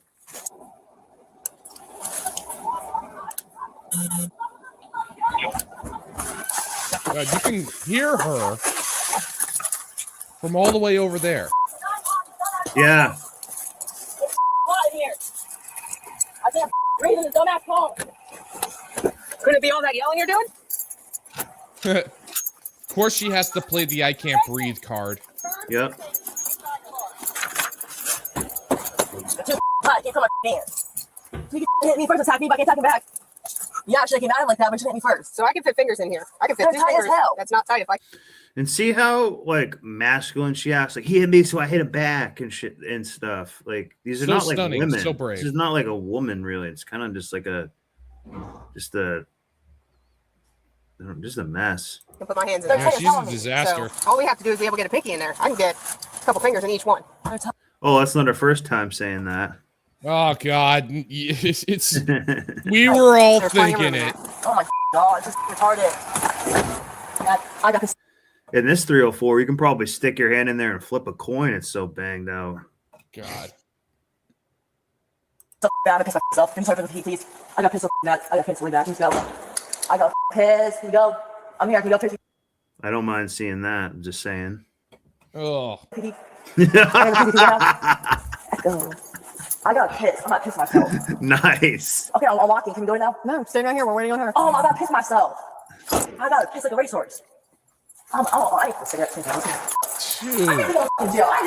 Way too masculine. Way too masculine. Yeah, piss like a race. WHORSE. Kill the next one. I should kill this one, dude. I should have. You're not gonna touch me, you think I'm gonna get away with it. And then I'm not gonna do you? Yeah, I have to have issues. I'm a psychopath. He's like, I can use something like that. She just said she's a psychopath. I mean, look at her. Yeah, I mean, she's got all the telltale signs. She's got the colored hair. She's got the freaking rose tattoo. Yeah. Got a rose tattoo right there. Big one. Does rose tattoo means I've seen it a lot more, but I never really thought too much into that. But it's usually like not good, I would imagine. Yeah. Hang on. Let me see. Because have you seen the scissor tattoo? Lock. Yeah, there's so we've seen a scissor tattoo on I'm trying to find a picture of her where I can show it on the body. Basically on the forearm, and that ended up meaning I just was guessing at it, and I was like, "Oh, that probably means she's a lesbian," and it does. Yeah, I'm trying to think because it's like butterfly. Butterfly's one of them. I know butterfly's a bad one, but I know like a rose tattoo. Yeah. We'll take note of it and notice it more because to her credit, that is kind of like her only tattoo. I think she's got another one on her other wrist. But I'm saying it's not. Oh yeah, there is something there. Yeah, and I want to say there's something on her other one too. Light on fire, gasoline. Another thing. I'm not pissed bad. Okay, we're almost there. We're like less than 2 minutes away. I got pissed bad. These retarded dude. My hair's up. Yeah, she's got one on her other wrist. She's I got. think she has a butterfly. Yeah, I think that's. Is that a butterfly? 2 of them. I think so. I'm not quite sure. But yeah, guys, on this channel and on AJ's channel, but I noticed a long time ago. Anytime there's a butterfly tattoo, it's a marking that they are just cooked, and we've seen it time and time and time and time again. So it's a sign. It's like a manifestation of a thing that ends up appearing on a woman's body. Kind of like if a woman takes more than 25 wieners, a nose ring appears on her nose. If you get over 50 bodies, you get or 75, you get the butterfly thing. You know what I mean? And if you make it to 100, you get a set of steak knives. Yeah. So I had to think of it like this way. Steak knives. So I had to think of it this way: if 666 is the mark of the beast, what do you think butterfly tattoos are? Yeah. Mark of the 304. Yeah. I think that's actually another rose there too. And she'll be getting more. I mean, she's relatively young, but her. Oh yeah. No, she's gonna end up covering her entire body. It seems like she's almost taking testosterone or something, to be honest. And she's jacked up on Adderall and meth. I think she might be on meth. No, but I'm serious. I think they said that she's on amphetamines or something earlier on. Yeah, because I have fast forward. The video is playing faster than normal, but she was talking wicked fast even when I didn't do that before. Yeah, you can tell. Yeah. I'll put him in that bitch off legs. And then I'm gonna go to prison for killing him. That's a felony. Because I was like, wait a minute, is this speeding up or whatever? And I was like, it didn't quite addy up. I don't know. Arson is a felony. And you must admit it to it on body camera. I don't give a because I don't care. Stop. I don't get it. These are keys. We're not where you can view it. Stop. Oh my god. Stand right here. I am standing. Put your hand this way. Oh my god. Did I piss? I'm gonna tell arsony. I'm gonna tell arsony. I'm gonna give a fucking arson. Joe this bitch. I'll do attack somebody. Let's take a picture of it. He hit me first. I'll put the attack them. Next time, no, I should. What's with all these female police officers? Yeah. Something's not right here. Flexible. The box will come here and take us on. I'm not flexible. You're flexible enough to get your seatbelt done. I swapped twice. All I did was bend over and unhook it. That was hard. I actually gotta do something funny. I'm sure killing my cancellation though. Yeah, I thought she had to go real bad. So why is she? So why is she talking smack? I thought she had to go like a racehorse. Yeah. She's threatening to beat us up. How much money? That's what I know. $1 Yeah. I don't want to go very far down this. She probably want to like boof whatever meth she had and flush it down the toilet, but these chicks are watching her to get in the Yo, look, Peters has 304 in her number and her badge. Oh, 3204. Yeah. 3024. Yeah, 3024. Yeah. 304. Nice. Well, I got that Amazon problem. Use it, would. Yeah, I did hit. I hit. Yeah, again, happy happy 304 days, Sky. Happy 304. Yeah, this Heineken. Also put my camera. This Heineken is for you and the hoe in your life. Yeah. Yeah. Yep. Cheers. Happy Cinco de Mayo. Celebrate somehow. And we'll continue this video. I can't. Oh yeah. So another topic that I was going to do today. Now that there's guests and people in here and stuff. Can someone who simped really badly stay with the same woman and have the woman get over it? Otherwise, if let's say you're married and you simp really bad, or you just started crying a lot, or you got your ass kicked really bad, you lost your job, perhaps you had a downturn time. I don't think women will psychologically then come over that again. No. Like the thing is, it's like, yeah, because it's a known fact. Like if a dude cries in front of his woman, there is like a 99.9% chance that she will never be able to respect him, or at least look at him the same way ever again. Good. Sorry. No, you go ahead. No, I think the only exception in that case is, you lose your mom or you lose your dad and you're really close, or you lose a kid. That's the only exception. Yeah, but women don't care about that either. They'll be like, "That's too bad for you."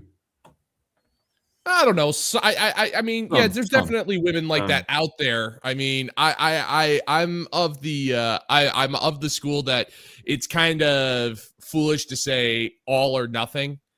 I mean, that's why I like. But in the vast majority of cases, if you cry in front of your woman, it's done. Yep. It's done. It's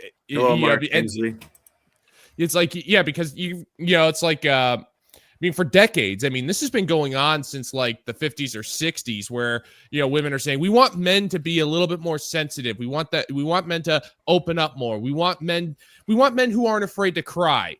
And then, like, I think the first time a man ever like showed that he was okay with crying in front of his woman, like they kind of went, oh God, what have I done? This is like, and well, there's no going back now. We just got to keep doubling down on it, even though we're full of crap.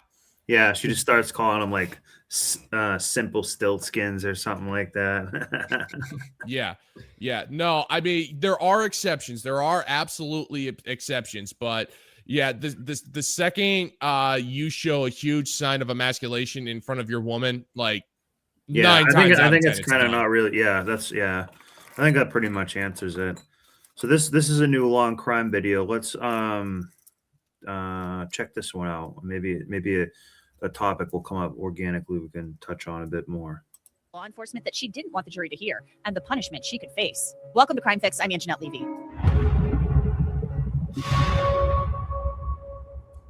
Nicole Verzi is now 31 years old, and she is in the fight of her life. Verzi is accused of murdering her best friend's baby boy in June of 2024 and injuring that baby's twin brother.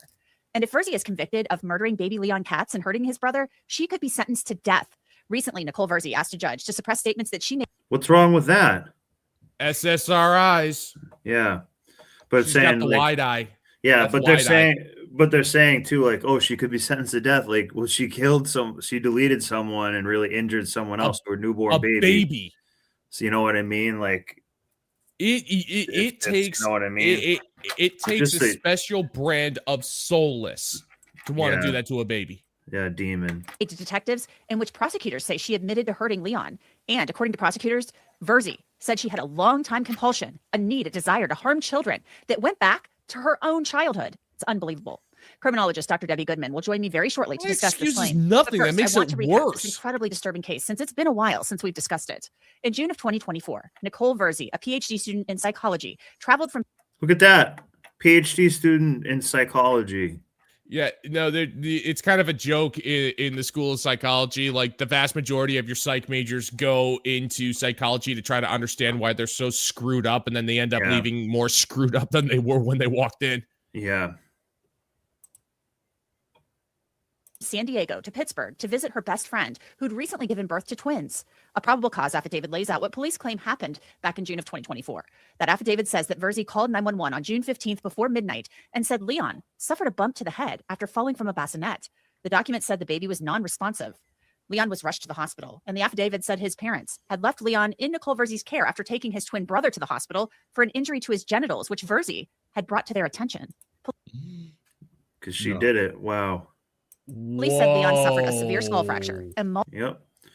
And that's why they're like, she might get life in prison. It's like, well, I mean, yeah. And multiple brain bleeds. The affidavit says, Dr. Wolford of the Child Advocacy Center informed Detective O'Neill that the injury sustained by both John Doe and Leon Katz is consistent with having been sustained as a result of child abuse, as these are inflicted injuries that are not natural and not accidental. Verzi agreed to speak to police at the police department. The affidavit states Verzi was unable to provide any plausible explanation for the cause consistent with the extent of the injuries that Leon Katz sustained while in her care. Verzi stated that she was with Savannah Roberts, Ethan Katz, and the twins on 6/15 of 2024. They went on an outing in the afternoon hours, and she was out by herself at a grocery store after that. Verzi estimated that at approximately 18:30 hours, the parents took the John Doe to the hospital. what do you guys think? I don't think death sentence is inappropriate in this case.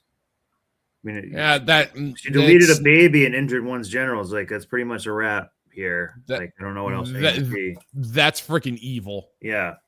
And she's a psychologist, so she's gonna see how these Ivy League sociopaths and stuff like that end up being psychologists, and these like we were saying yesterday, those Ivy League jobs, those higher up education, they're sociopaths. They might actually hire her to work at CIA or something. Yeah, they'll probably give her a high paying position. Yeah, so give her some side work or something. Like, well, no, here's the crazy thing. Like, this is one thing that deeply concerns me about the new world. And that is, like, we operated on a relatively stable agreement. I'm not saying that it was perfect, but we all kind of looked at each other and agreed. It's like innocence of children. You know, we keep the children innocent, right? Yeah. Okay, cool. We don't have that anymore. We don't. It's like, yeah, I'm not saying it was perfect, and I'm not saying that it was all kumbaya or anything like that, but we all kind of agreed, let's not destroy the children en masse. Yep. Yeah, that's cool. Now it's just like, can we not destroy the children en masse? Why are you such a hateful bigot? Yeah. It's like, I'm sorry, but my 2-year-old son believes he should have been a daughter. To the genital area. It's as Israel as it gets. It's Verzi identified herself as, pun intended. It's about as Israel as it can get. The sole caretaker for Leon Katz while the parents and brother were at the hospital. Detectives said that Verzi told them that Leon was fine after his parents left, that he had eaten, soiled 2 diapers, and was burped. The affidavit continued. While Verzi was in the kitchen, she heard Leon screaming. She found Leon lying on his left side on the floor and picked him up. She observed a large bump to the left side of Leon's head. She contacted Leon's parents and then called 911. Ethan Katz arrived back at the home near the same time that first responders arrived. Leon was transported to the hospital, while Ethan and Verzi drove to the hospital separately. As for injuries sustained by John Doe, Verzi stated that she observed the injury to Doe's genital area first and alerted his parents. She also photographed the injury and sent it to Ethan Katz. She also stated that Doe sustained a scratch to his face while she was placing him in the car seat. She's photographing the abuse. And he flailed his arms. Leon died hours later at the hospital. It was Father's Day. The affidavit detailed the injuries that Leon's twin brother suffered. It reads, "It should be noted that your affiant spoke with Dr. Wolford, who stated that John Doe's injuries are as follows. 2 scratches to the right cheek, 1 small scratch below the left side of the nose, 1 small scratch to the left cheek, 2 bruises below the belly button, bruising, swelling, and redness to the genital area, and scratches to the tip of the genitals. In addition, Dr. Wolford believed that all of Leon's injuries were acute. An autopsy performed determined that Leon died as the result of blunt force trauma. His death was ruled a homicide. His parents denied causing the injuries to Leon or his twin brother. Prosecutors are pursuing the death penalty against Nicole Verzi, listing 4 aggravating factors. First, they say Verzi committed the Put on one in the chat if you think that's appropriate. Evil, just I do. You know what I mean? It's just like, absolutely why don't we evil. save the time, the resources? You know, we don't need to like be feeding her for years. It's just like it's a wrap here. Well, what I'm thinking about are those photos, and she took those. Who did she photos, send those to? People would pay but- for those photos too. Yeah, back they then. pay a no, lot no. of money for that. Yeah. No, I think it's deeper than that. You know, she took those photos and sent it to the parents and stuff, like being concerned. But I think deeper than that. Yeah, it was a those front. photos were her trophies. Yes, Because a lot of serial exactly. killers, they like trophies, and I think those were her trophies. Mhm. And she got off of it. And Well, that she's a also got her PhD off. psychologist, so she already knows all that. She knows way more than we do. Yeah. What's her name? no, it's just- Dextor. Oh. Oh man, just killing while in perpetration of a felony. Second, prosecutors say the offense was committed by means of torture.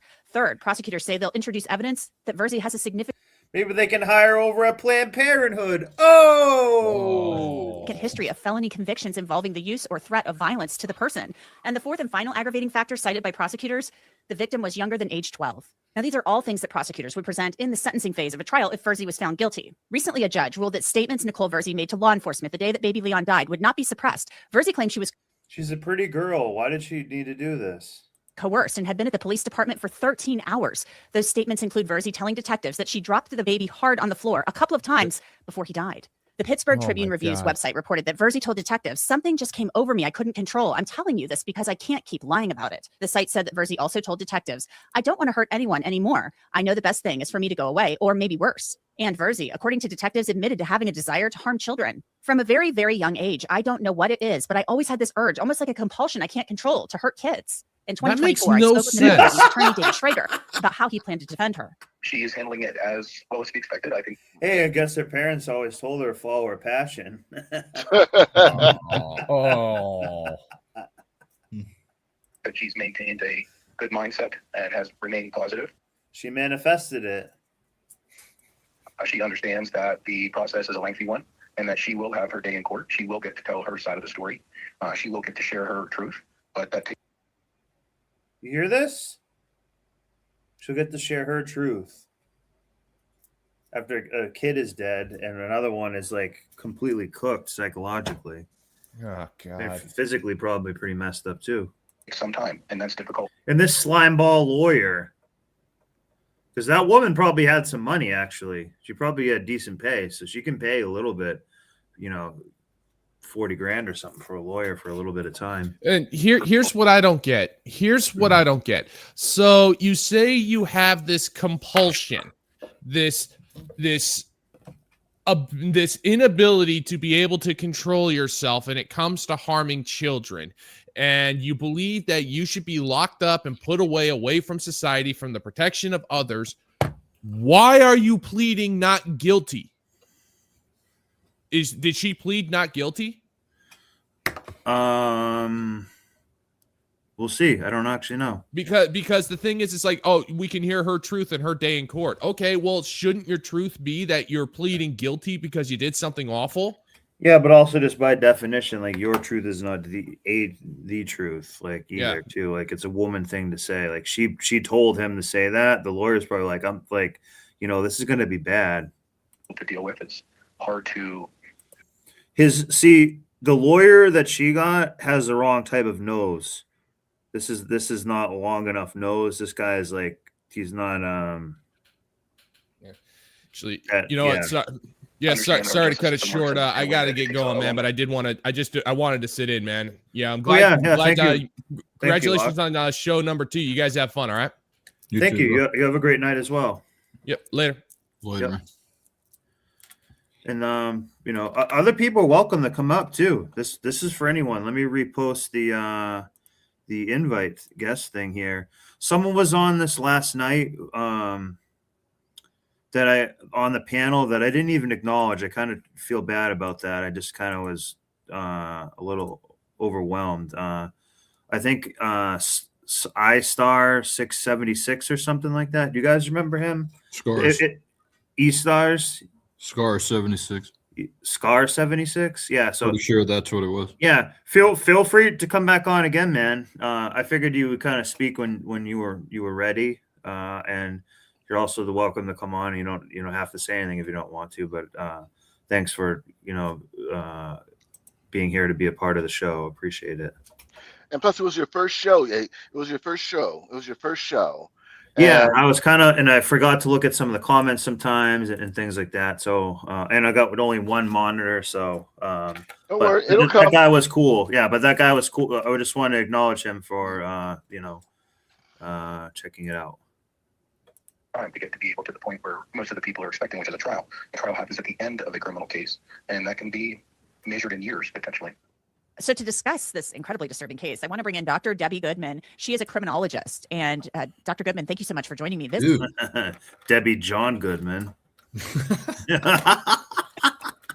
case is so stunning to me.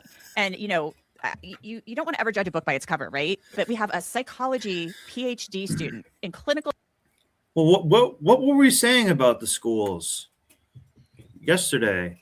A lot of these schools encourage degeneracy. She went there. She got blasted up a lot. She went to a higher Ivy League school. I can almost guarantee it. Well, actually, maybe they'll say what school that she went to.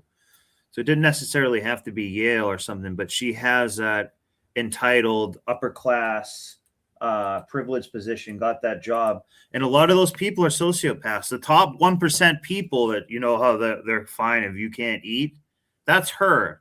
She just doesn't have quite as much money as them, but she has that same bad attitude, mindset, mentality, and bad attitude and everything too. So that's part of where this spawns from. But that would be interesting. Try to guess a college if you want. Not that it really matters that much, but maybe they'll say what college, because they keep saying she's a PhD student. See how they're still like rewarding her? She's a PhD student. She's a genius. High title. Yeah. Yep. Psychology. She looks like a doll, right? She's like adorable. She's going to be studying clinical psychology. The allegation is she goes to her best friend's home. She's upset that she feels like she was doing nanny work, I guess, and that she's like. She thought it was beneath her. Like helping change diapers. I don't know what else you thought you were going to do when you go to visit your best friend and she has newborn twins. That's kind of what you do. You help out. But then she allegedly tells the cops, I've had a compulsion since I was a child to harm children. I can't stop myself. What do you make of that?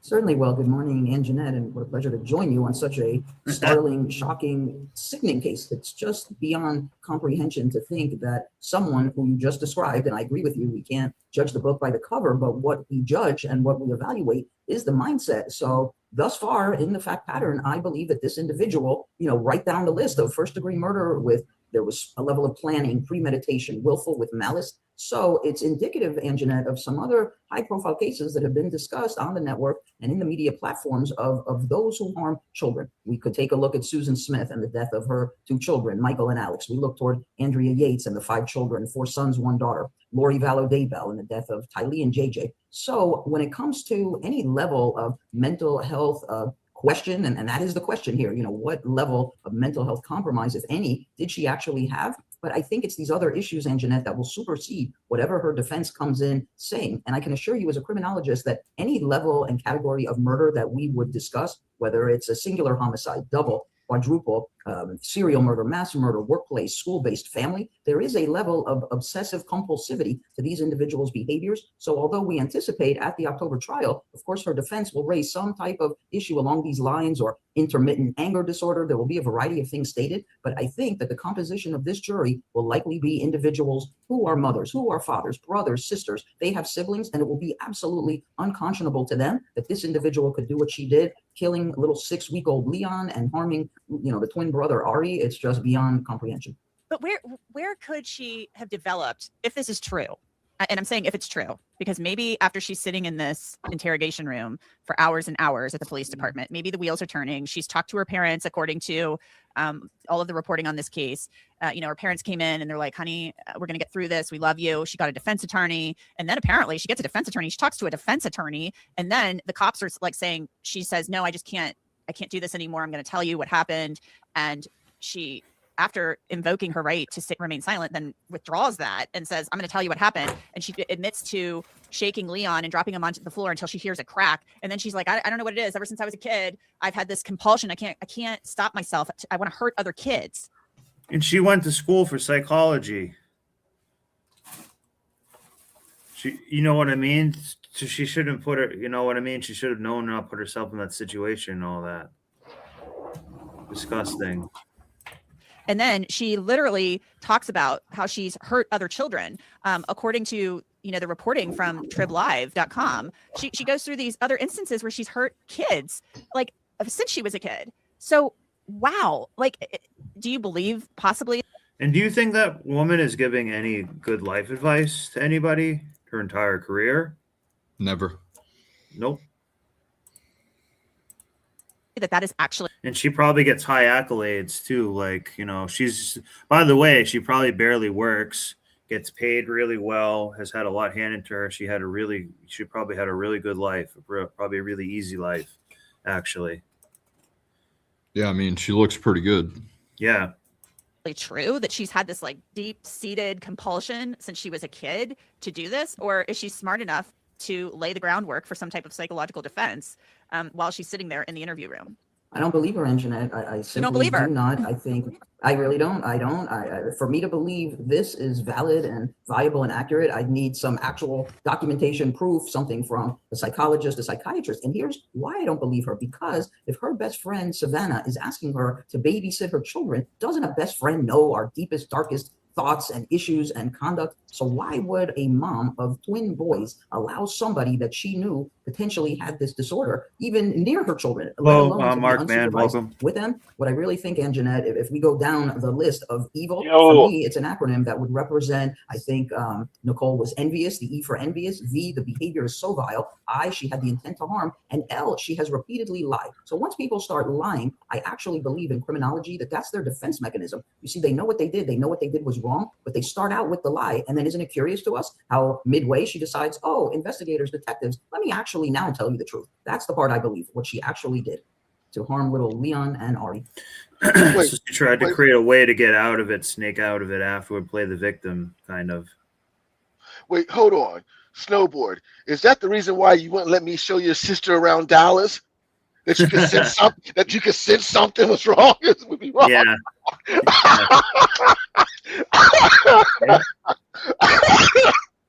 So you think that she possibly made up this childhood? See, Seagrip gets rid of babies by having like giving them a Bloody Mary by grinding up a Plan B, putting it in their drink. A Bloody Mary with a Plan B chaser. This lady just straight up went and did it. And she told you she's in it for the love of the game.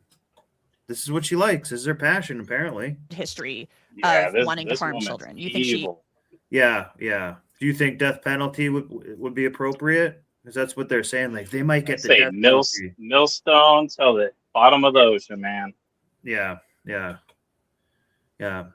If this was, and then she's lucky they're even considering it and stuff. Because if this was the middle of the East, we'd be just whipping rocks at her. And it's, something's kind of funny. It's like, how many rocks do you think it really takes to delete somebody just by throwing them? Like just by throwing like a little bit or a lot? Oh! But boom. No, I watch you and AJ a lot, and you guys are super funny, dude. So thank you for adding me on your streams and stuff. And he always promotes you guys, so I'm like, damn, I gotta jump on these guys, dude. This is my second one ever. So welcome. Other people are welcome to call in and stuff too. I think you had Bounty on earlier, right? Yeah, he left. I don't know, like 20 minutes or so ago. So, yeah, he was cool. I was watching you guys too. super Cool. fan, I guess, right?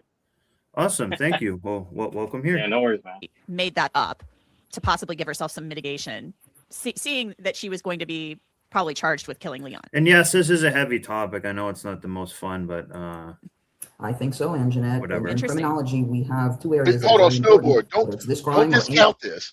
Don't discount this because this No, is every important. yeah. Because here's the thing. It is important. Yeah. The saying goes, an ounce of prevention is worth more than a pound of cure. We need to see these because these are the archetypes of the chicks that we're out here dealing with. And if you can, and you know, yeah, no remorse, no shame. Literally said like this is something that she wanted to do. And again, we will. I want to look up what college she went to. Is I have a feeling that's going to play a part into it because, like we were saying yesterday, sometimes these more Ivy League people. I mean, look at being a sociopath helps you in the Western modern society. It only helps you. You need to fire someone, fire them. You need to evict someone out of the building in the middle of the winter, evict them. You know, you can pay, you know you're paying somebody that barely has enough to live off of. You don't give a shit. Are they illegal alien that's working for your company? You don't give a shit. Guy lost his life at the work site. You don't give a shit. You know, that helps people. Unfortunately, that helps people a lot because they spend less time weighing those decisions. They more care about themselves. And they can be aggressive making deals. They're willing to walk away from a deal, things like that. So, well, a lot of CEOs they're also ruthless too. That's what our CEOs are. Yeah, a lot of CEOs and presidents have sociopathic tendencies. But that's neither here nor there. But one of my mentors. So there's a saying, success leaves footprints, but guess what? So does failure. And so, guys, this is how we put in our reps. This is how we put in our reps. We watch these videos and we observe, we learn, we comment, we go back and forth. And this is why this age is so amazing, because I had to go through hundreds of women to get to the point to where I'm at now. And now you don't got to go through the trials and tribulations that I had to go through to get to the competency that I am now. We can now learn this. I'm telling you, this is an amazing age. And these women that have used social media for their benefit, now we get to use it for ours. Yeah. 100%, Secret. The Secret, right? Yes. Yeah, 100%. You're right, because even when I go to work, I always try to teach the young bucks. I was teaching 25-year-olds how to do electrical work today, and they had no idea what's going on. So, and I was like, hey, man, I can be your teacher. We can work things out. And all I'm here to do is just help you guys out. That's all I'm trying to do, man. So, like I said, people, every aspect works, even with like work life or personal life, or even with women and stuff too. So stay away from them bloodsuckers and whatnot too, because we all got sucked into that when we were young. So, right. And man, let me tell you this. We don't lack the capacity to learn. All we lack is a mentor, teacher. That's all we lack. We don't lack the capacity, just a mentor or a teacher. 100%. Like I said before, discipline weighs ounces, regret weighs tons. Well, yeah. So there's two sayings too from I got a saying too, yeah. Greek philosophy. Number one for men is like real wisdom is knowing how little you know. For women, it's real wisdom is knowing how little you hoe. You just have to deal with humility. Yeah. I got one. I got that's a quote. That's a quote from Plato. Oh, Plato. I got one for you. I always tell my daughters. Always be a student. Never try to be like the teacher. Always be a student and always try to learn no matter what. Yeah. Because you get further in life when you're always trying to learn. And when you truly master something, you can teach somebody easier than what you were taught. So, like, for instance, if you're teaching anybody like how to work on cars, all the ins and outs and all the sizes you need for sockets and bolts and stuff like that. You can show them the shortcuts, even though it took you 5 years to figure them out. So, Exactly. You're a better teacher once you already cut those corners. And if you can teach those corners and someone else learns faster, that's what's about being a teacher, no matter what. But always be a student. Never be not willing to learn ever. Yeah, empty your cup, they call it. So speaking of that, so Be I got humble. 3 things. So I got 3 things. One, if you're the smartest person in the room, you need to find Nobody more wants to rooms work to with be in. Yeah. You need to put yourself in more rooms. And Jim Rome, one of my men, speaking of cups, I like Jim also Rome, dude. kind of He's means great. you're not around a ton of women. I'm gonna say that. well, he used to ask this question: can you put more water in a cup that's filled without it pouring over? And the answer is yes. You do it by pouring some out. And that's what we do right There you now. go. We are sharing our knowledge, our experiences, so that hopefully not only can you learn from them, but it also reminds us. This is how we remember. We've made a lot of mistakes, but we remember the lessons, and we do that by pouring into you younger guys. And third, Snowboard, why do you keep putting me on this emotional roller coaster? Just when I think you're about to go deep, you go low.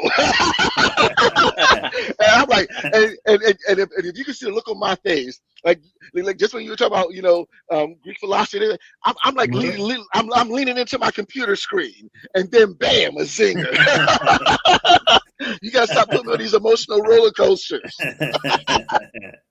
We look at what's called I know, like this whole case right here is crazy. Yeah, this is crazy. So yeah, I didn't really have I don't know. I just felt like picking it.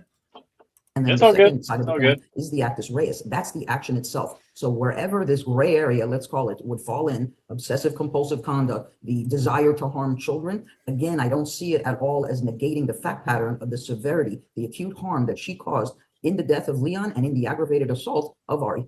I want to read a little bit more about what she told the cops after she says, I'll talk to you again, after she invoked her right to counsel. And then she's like, no, I can't do this anymore. I want to talk to you. And keep in mind, she's a PhD student, so she's not dumb. She has some level of intelligence. She says that she had a long history of depression, anxiety, and she had previously been treated for an eating disorder. She said when she was around 7, she locked a 2-year-old in a bathroom and pinched her until she cried. When she was 12 at a church camp, she said she dropped a toddler on a crazy couch. In the end, she ended up getting pinched. Oh, which, that's a far cry from what is alleged to have happened to Leon. When she was around 7, in high school, she told the detective she babysat just one time, and she said she put a hot mug on the baby's arm and pinched the child. I mean, this all sounds super sadistic, kind of like bordering on sadistic behavior, getting some type of pleasure out of hurting somebody. And then in high school, and then she said this is who a female therapist is. She probably did marriage counseling work, all sorts of stuff. This is who's she probably even went to giving people advice. Yeah. Oh yeah. She was high up and she was probably prescribing a dick ton of prescription drugs. Dick ton. SSRIs and stuff. Yeah. This is the first time this happened as an adult. There's some weird drive in me that wants to see kids in pain. And then she said that. She said when she was hurting Leon, I felt remorseful when I was actually doing it. I was like watching myself. But you can call me baby anytime and hurt me a little bit. I'll let her put a cigarette out on me. I do a few. But she has that crazy ass eyes, dude. She looks like she'll lock you up in the bedroom, handcuff your ass up to the bed. Nah, I'm not cool with that. Well, guys, don't judge me too hard. Guys, don't judge me too hard. But Secret. Come on, man. You're my hero. I do like a little pain with my pleasure. Yikes. And then she said she was actually caring for him while she was causing him pain. So you think she's making all this up. Is there any way that she's legitimately describing a disorder of some sort? She's some type of weird energy vampire Satanist person who gains pleasure of people being in pain. That's what she's doing, basically. You literally care for somebody at the same time. The baby is the most vulnerable way of doing it. Same time, like change their diapers and be nice to them while you're changing, while you're causing them pain and essentially murdering them. So everything you're describing, Anjanette, that Nicole stated happened. We open any criminology textbook, and what jumps right out at us is a category called hedonistic killer. So hedonism, we know, is all about pleasure, and it's normal in terms of just our every daily lives and behaviors and lifestyle, right? We gain pleasure with our family members and our colleagues with whom we interact at work, and then we have our hobbies and behaviors and things we like to engage in. So now we shift gears slightly. Now we look at criminals and people who murder, many of whom will derive pleasure while harming others. And once again, we go straight down that list, and that includes the serial murderer, the mass murderer, those who are harming children, those who are harming elders. Why? Because it speaks to something a little different. They're deriving pleasure, but there's, what I refer to as. Hey, I mean, she wasn't really a serial killer, but she's taking baby steps. But I'm phone. There you go again. It's hard, dude. No, but think about this though, dude. Imagine if she never got caught.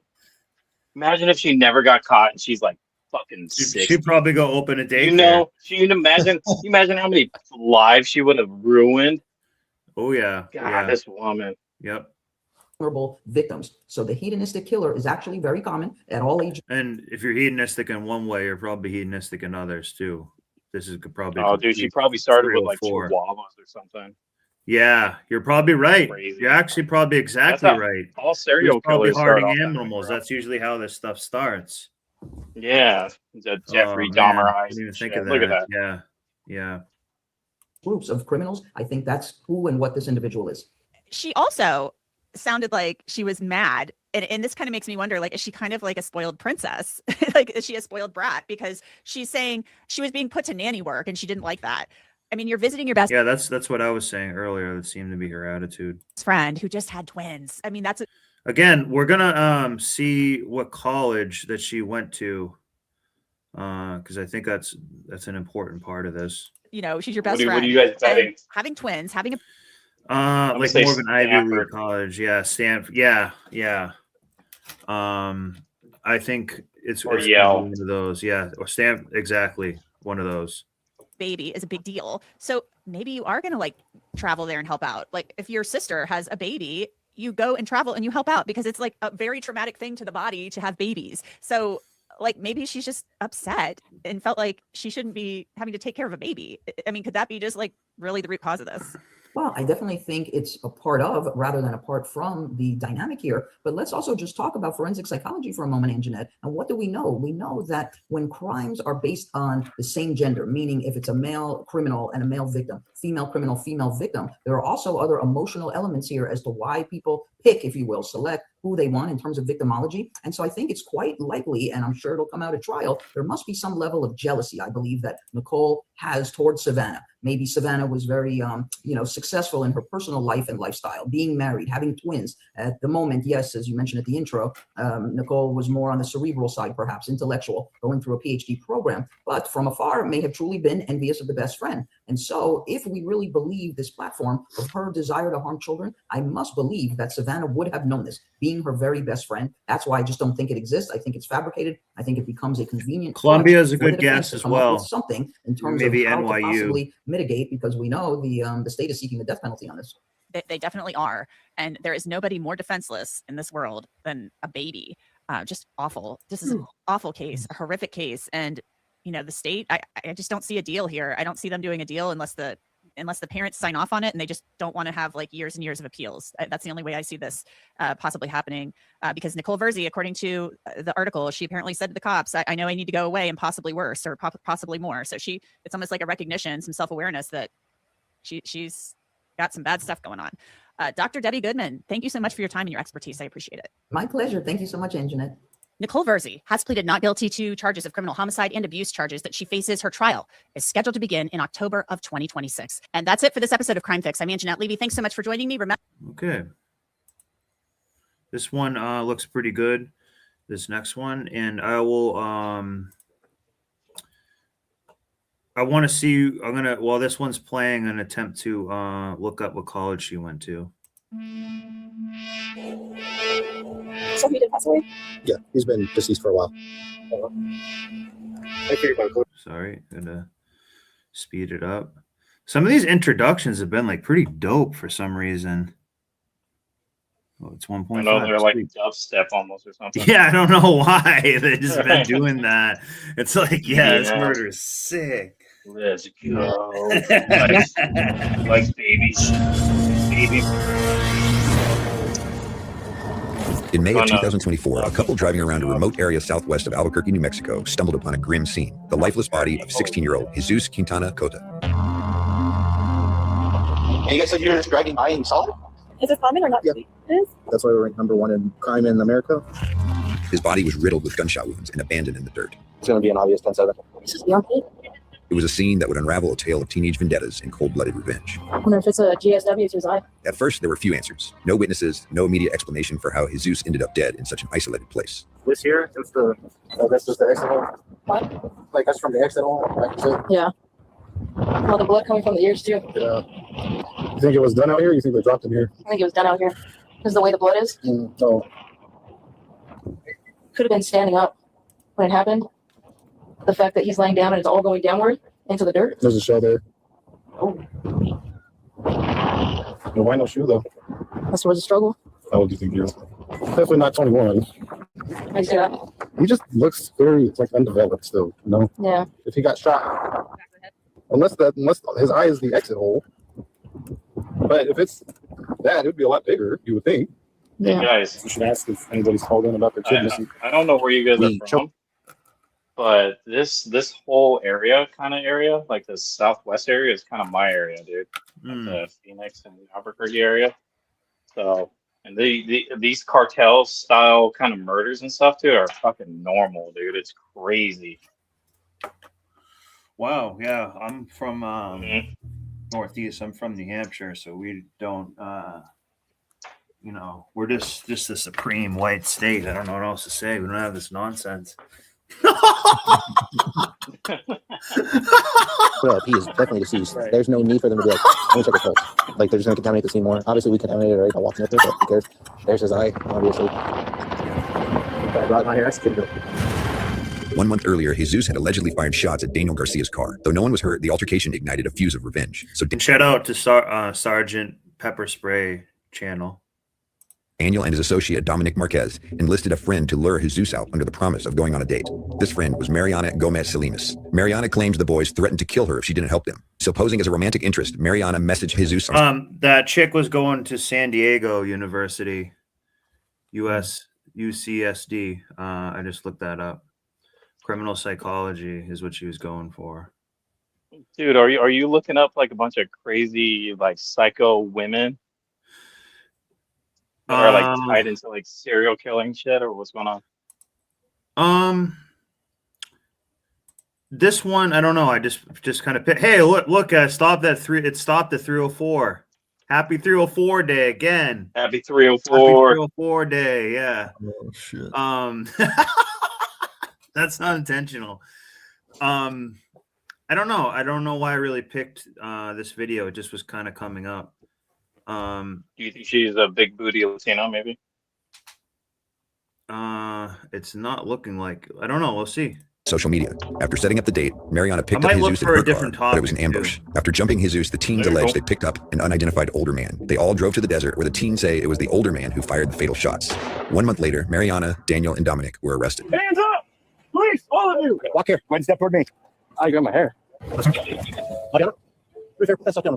Want to drop your bag as well? Don't turn around. Are you guys gonna grab this? We'll take care of everything. Don't turn around. Thank you. Don't forget to walk over with us. That's a no. So don't do anything crazy and slip them, all right? Where do you want to put your stuff? What were you going to ask me to do? What do I do with my check? Can you call my mom or something? Can you pencil? Can someone help me out, please? I have hair. Please. Yeah. You want your coffee? Is that a coffee, I'm assuming? Okay, I'll bring it with you. Mitch, can you follow down to the main? Please sit right there. I'll put these at your feet. I'll put the food right here. McDonald's. This wasn't the first time detectives spoke with Mariana. Earlier in the investigation, before she was formally charged, they interviewed. Oh, her gash is so deep they call it Mariana's Trench. Oh! Dude, she's an Albuquerque 6. Viewed her as a witness. But now that charges have been filed, The their focus is fool's narrowed to trying the to look like a unidentified knife. man who was allegedly the actual shooter. Hello, Mariana. Surprised to see me again? Not really. just to kind of explain a little bit about what's going on. Okay. I'm gonna have another detective come in here, and he is going to show you a series of photographs about that other person you told me about, the guy with the sombrero. And he's going to explain it. He has no clue. He doesn't know anything about this case. So even if you ask him, I have to use someone that has no idea about the case. Doesn't this you? If you see him, great. So I want to switch gears actually to something else. I sometimes will dabble in numerology and whatnot, and we're gonna see what this guy's take is on it for the number 33 in particular. Normally, we know 9/11 has a lot of meaning and things like that. Let's change it up and go to pivot into a different direction here.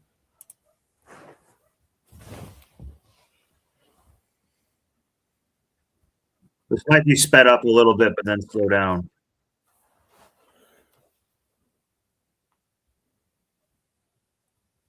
This guy is going kind of a little too fast.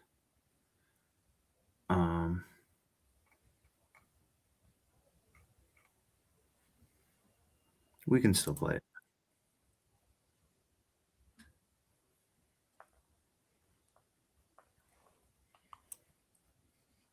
Okay. And then it chills out.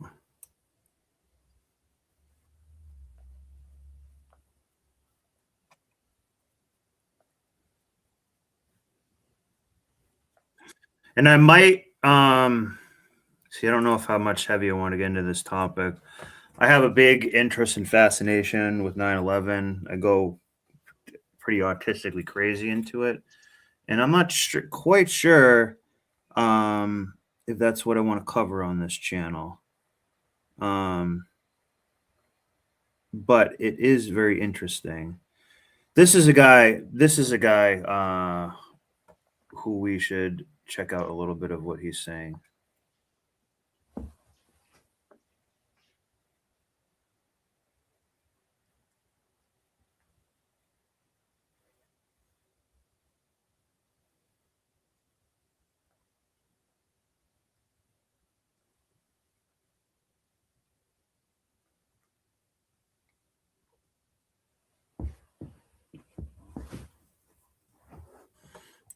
Let's actually continue this one, and I'll keep looking for something. Sorry about that. Oops. You're cool, man.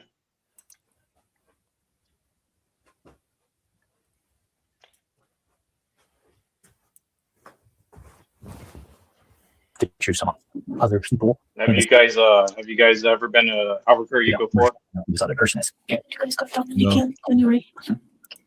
No, I've never been to really the desert for that matter. You're not. I heard it's pretty cool at night, though.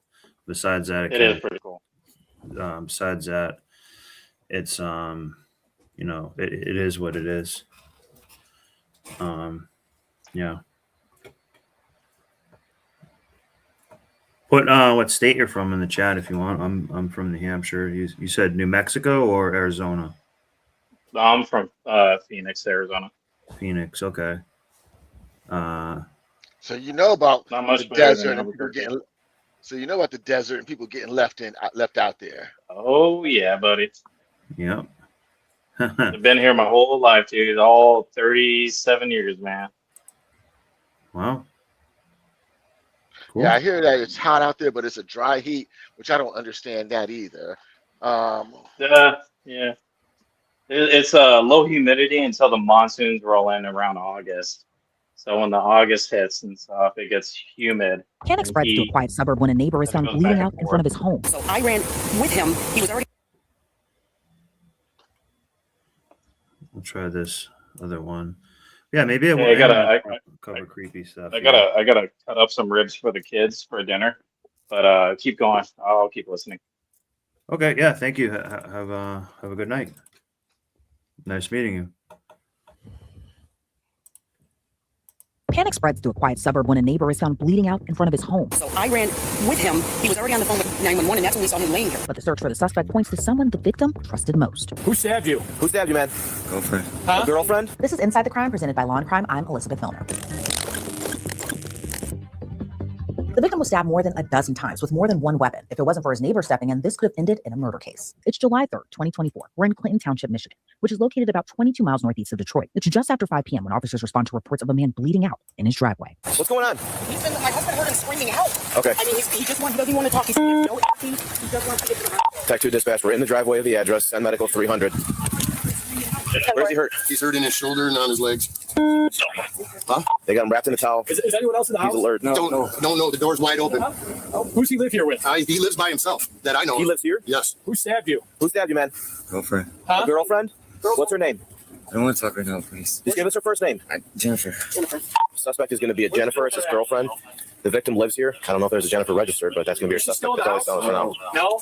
I'd sweep it. Can we go check? We gotta sweep the house. Yeah. He said it started at 11 a.m. But Can we get it over there? He has Yeah, I know. How's she drive? Charlie just said he's going to go over and sweep the house. He's supposed to go home for the So we can just walk over. Go ahead, Township Police. Jennifer, if you're in there, come out with your hands up. Are you guys neighbors? My husband heard him screaming help. Is anyone else in the house? No. The door's wide open. Who's he live here with? He lives by himself. That I know. He lives here? Yes. Who stabbed you? Who stabbed you, man? Girlfriend. Huh? Girlfriend? What's her name? I don't want to talk right now, please. What's your first name? Jennifer. Suspect. Where's your girlfriend at? The victim lives here. I don't know if there's a Jennifer registered. Is she still in the house? No. He said it started at 11. All right, go check. We gotta sweep the house. He said it started at 11 a.m. But Can we get it over there? Here, sorry to change it. We're going to go to a more serious topic that's not, this would be better. So we talked about meritocracy a little bit on the last episode as well, from this guy in regards to college, the wealth split, the privilege split, the opportunity split, the demand on the responsibility of the people. Like, so that, in other words, they get a lot of responsibility with not having to do much to gain that. And this is going to say how this has a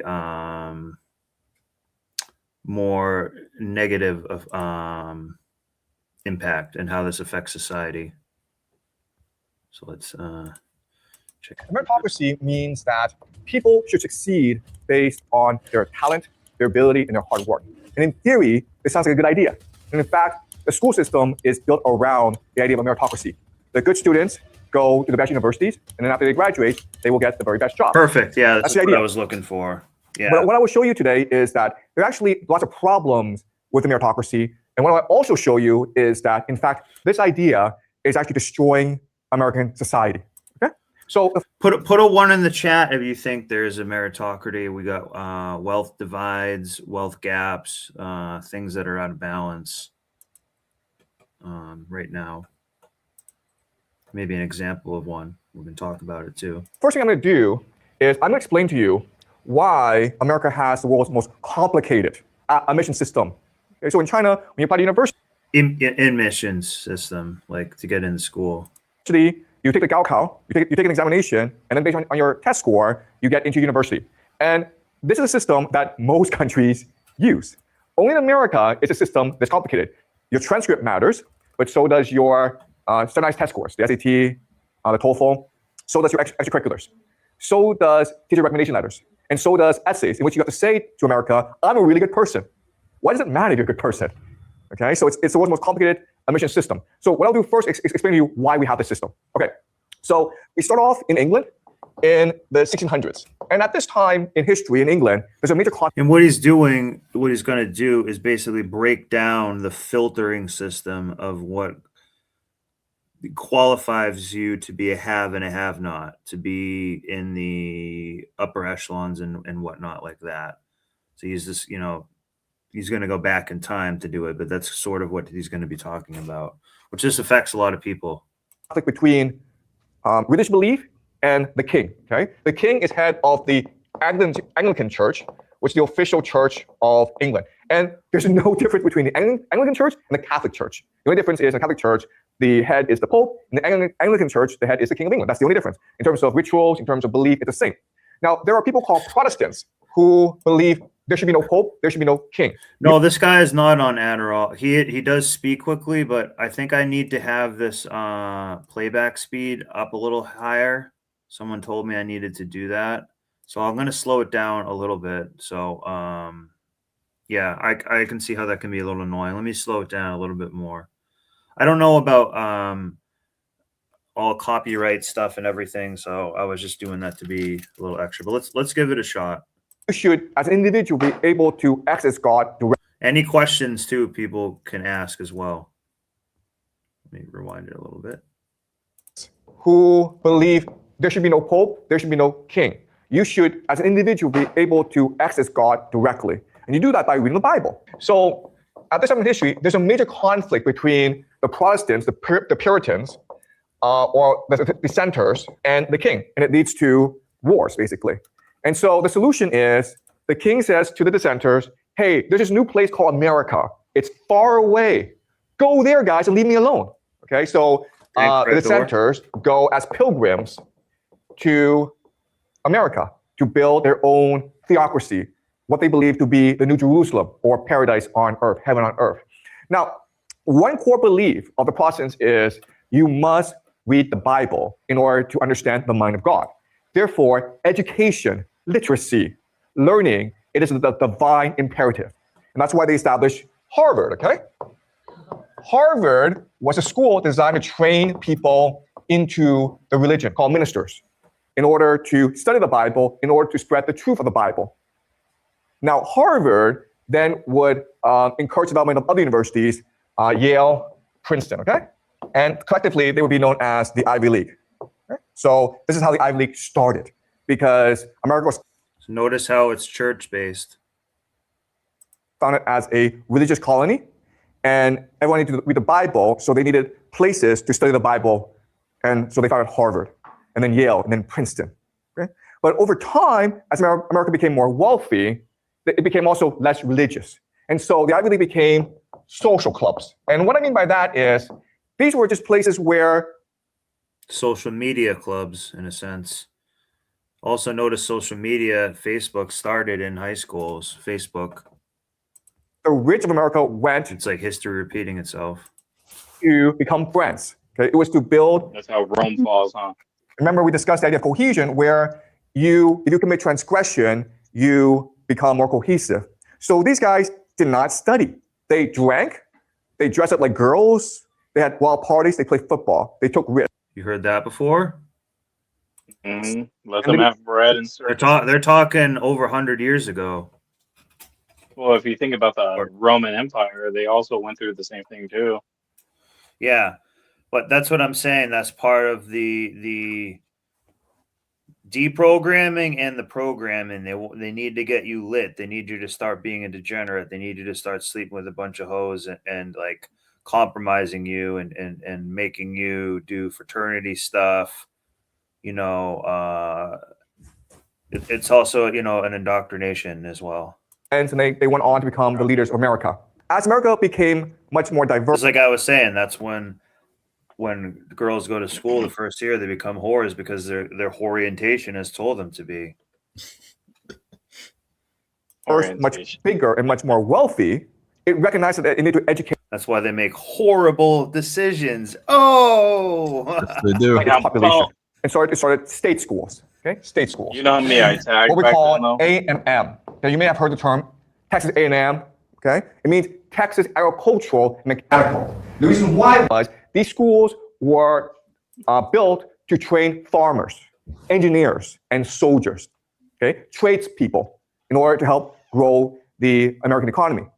Now, and this system was extremely successful. America was able to industrialize really quickly, and most people went to these schools. I cut trees. There you go. That's cool. Now I'm a HVAC, ironically, in Phoenix. Cool. Isn't it ironic? We're in World War III. Isn't it ironic? Only the rich would go to that elite because they were country clubs or social clubs. Over time, America. Yeah. What trade school would be best in Arizona? HVAC. I'll go with that. Tired of digging holes. Wait, hold on. I misheard. Snowboard. Did you say you cut trees or smoke trees? I misheard. Smoke trees. Lucky bastard. I used to smoke way more weed, but now I have only like liquid weed. Sometimes I had, a little bit tonight, so I'm a little giggly, but that's about it. But no alcohol. Almost 30 days. Almost 30 days. So no alcohol. As began to industrialize more and more, it recognized that it needed science and technology. So it basically copied the best universities in Germany. And Germany was at this time the main. And this, he'll get more to the point. He gives just kind of a lot of background on it too. But the point is why the filtering system that you'll see about getting into these schools that then get the positions that basically control society. Center of science and technology in the world. And so they built something called research universities. Okay? And a couple of the first research universities were Chicago University, the University of Chicago, and Johns Hopkins. Okay? So in the about 1900, you have this system, okay, of state schools where most people went. If you're a poor person, you go to learn a trade, and then you go and get a good job and make good money. If you want to be a professor or scientist, you went to these research universities. If you were rich, you went to these social clubs called the Ivy League. And quite honestly, it was a really good system. And America should have stayed with this system. But what happened was, who's unhappy now about the system? These guys, right? Harvard, Yale, and Princeton. Because if you think about it, over time, they become less and less relevant. Because just because you're rich doesn't mean you're smart. All the smart people are going to Chicago and Johns Hopkins. And so over time, we can expect. That's why we're seeing today Harvard is letting not as many Chinese people in because they're just outworking them. And they're smarter. Even if they're not smarter, they'll just outwork them regardless.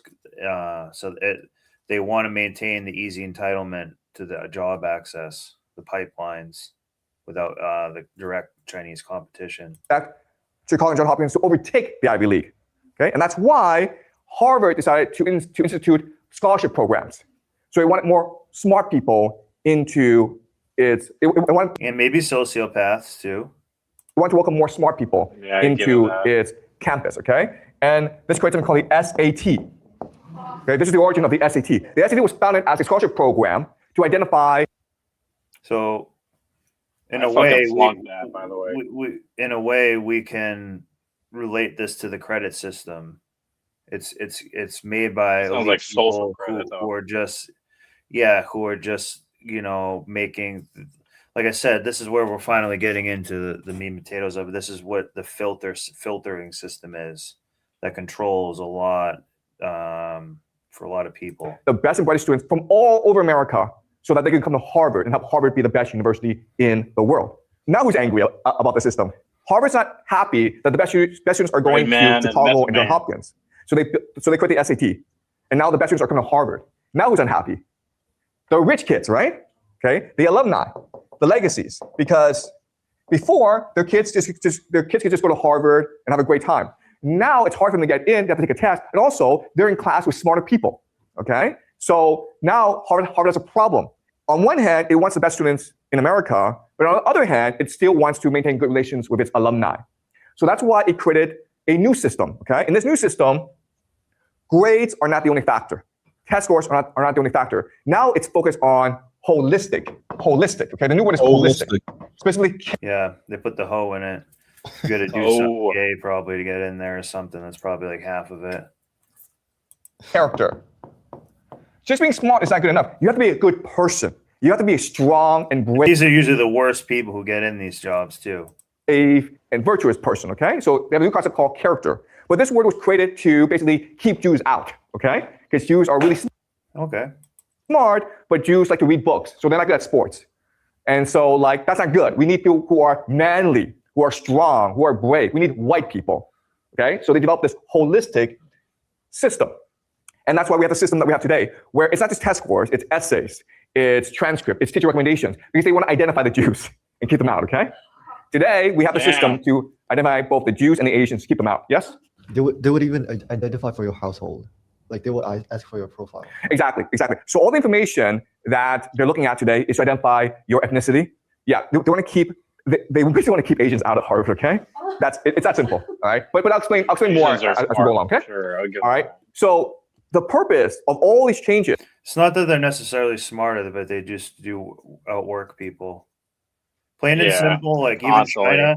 China deserves a lot of its world power. They just outwork people. They just work constantly.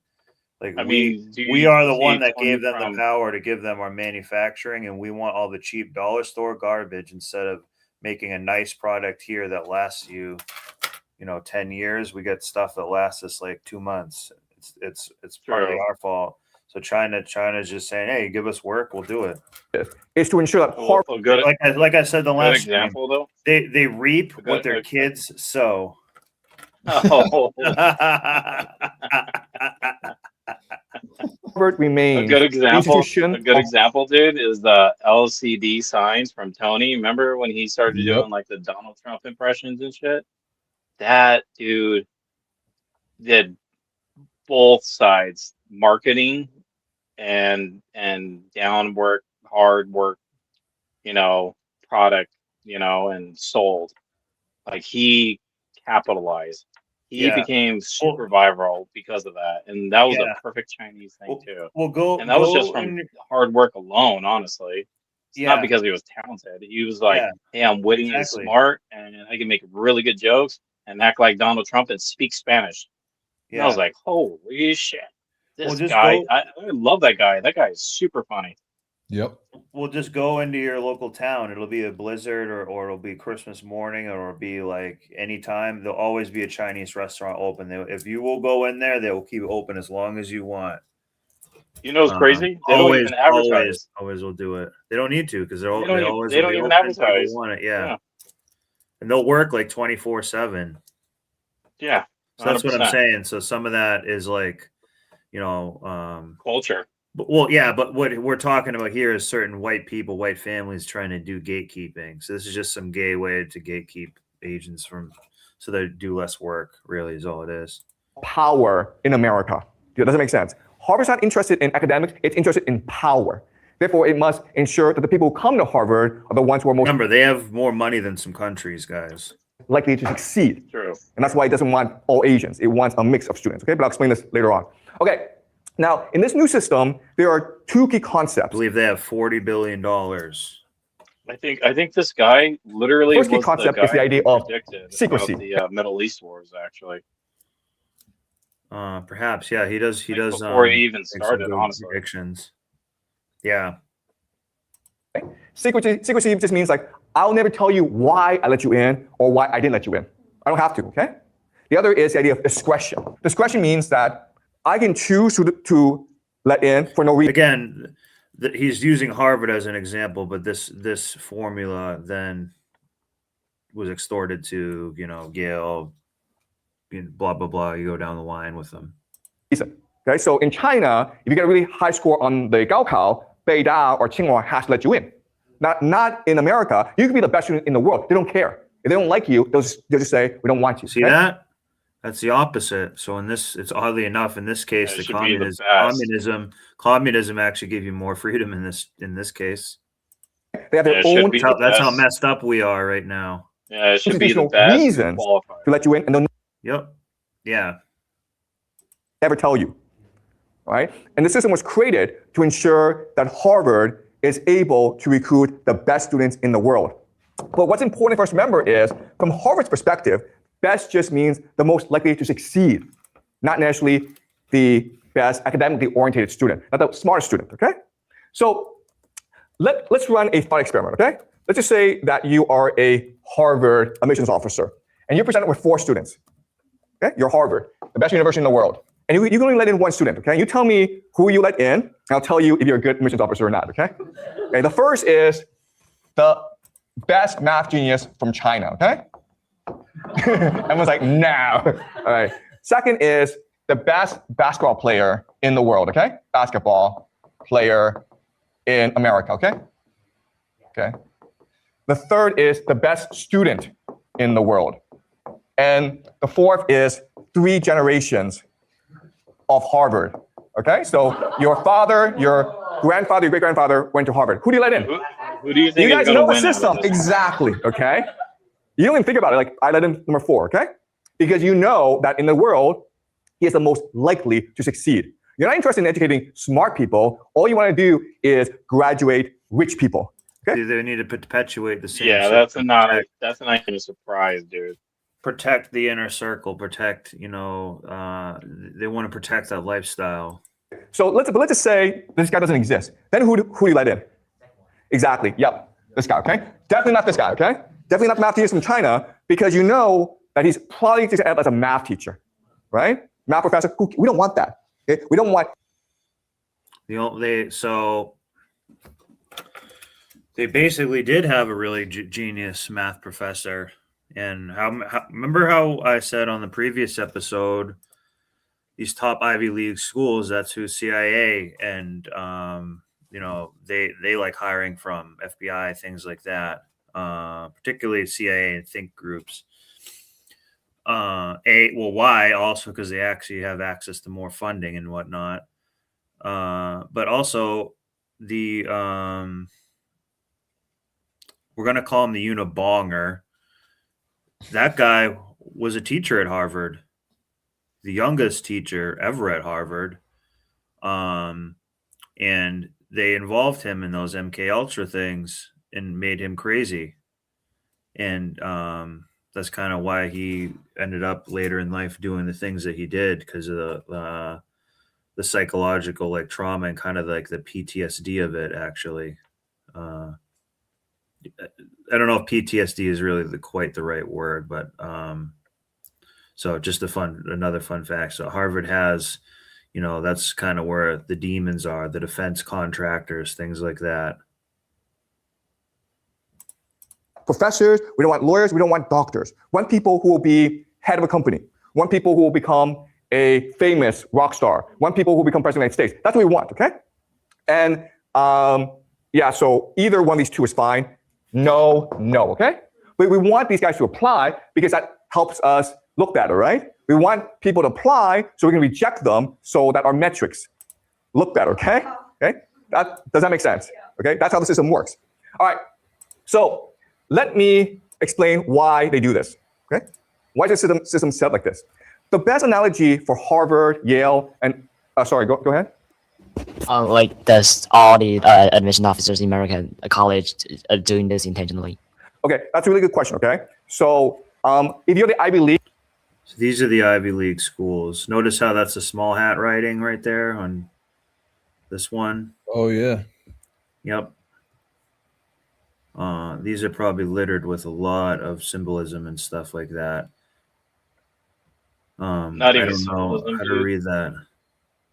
Not even symbolism, dude. It looks like the pie chart from like agriculture too. If you like spread them out and who owns what and like all the off branches of like the subs, and it's like narrowed down to these. Yeah, that's what I'm talking about. These people really are the this is where you get your insider trading and stuff, things like that. You do this because everyone wants to go to the Ivy League. But if you're an average school, you're actually just trying to recruit students. Okay? So this is like a school. This is a mentality of admissions officers for elite schools. But most schools are just like, they want you to come in and pay the tuition, okay? So why the Yale pick you? Yeah, I'll explain later on, okay? Okay. All right. So Harvard. So they picked him because he was actually a really good student, but he said that he wasn't popular and whatnot. So he actually just read and wanted to be the best student. And Yale didn't like him because he didn't really conform and fit in. And I think that's why he's doing a lot of these lectures. The hard worker, huh?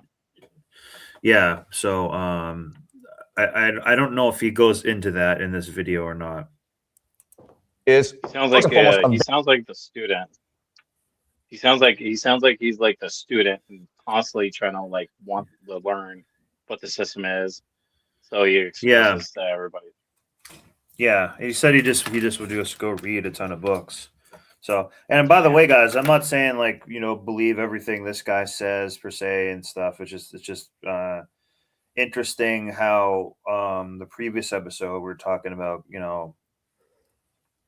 college and the Ivy League being a somewhat of a filter of society, and this is sort of how that filter was established, and how and when something doesn't go the way that they like, they change the goalpost for it. So much like women, they have to change the goalpost.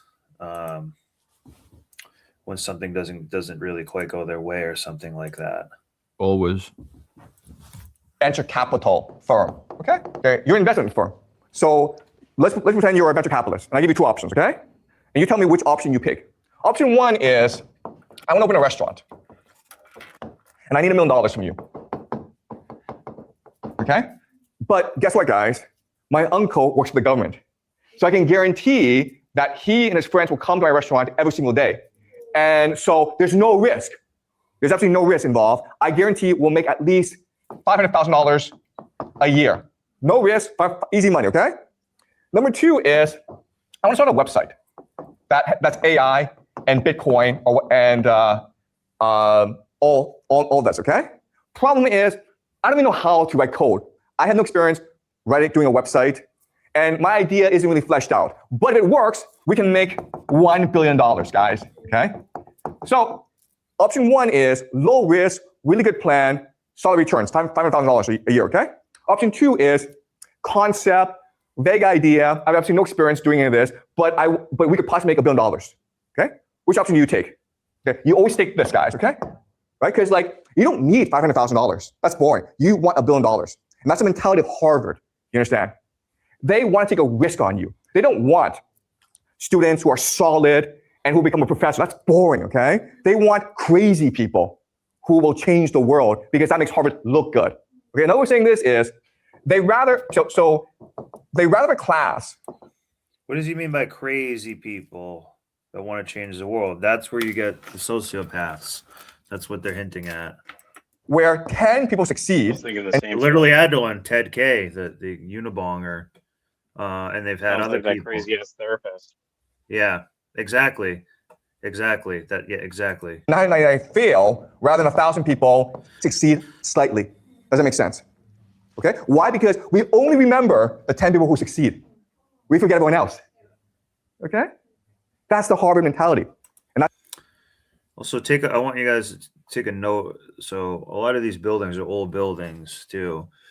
This type of design here is like the Freemason design. And this is what you see a lot of your courthouses and stuff as well. So remember, they're really linked into a lot of this stuff. A little fun fact. That's why they're the most famous university in the world, because they're looking to create as much brand name recognition for themselves as possible. Okay? All right? Does that make sense? All right. Now, how do we know if they succeed or not, if you're Harvard? Well, remember the class that we learned last class, which is dissociative personality disorder. And what we discussed last class is, in a game, people who are most likely to succeed have this characteristic. Okay? And so I'll explain why, using myself as an example, because I got into Yale. Okay? So what we're going to do is this. We're going to examine my application to Yale.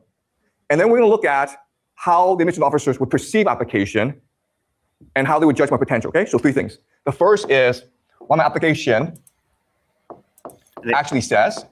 Second is they will examine my background. And the third is they will then. And again, guys, look at all the opportunities that are wasted on people who are, talented and did it the right way and not a cheating, just sociopath. They're kind of missing a lot of these, opportunities. But again, if they made just a car that runs on water or something, you're cooked. Judge my potential. Okay.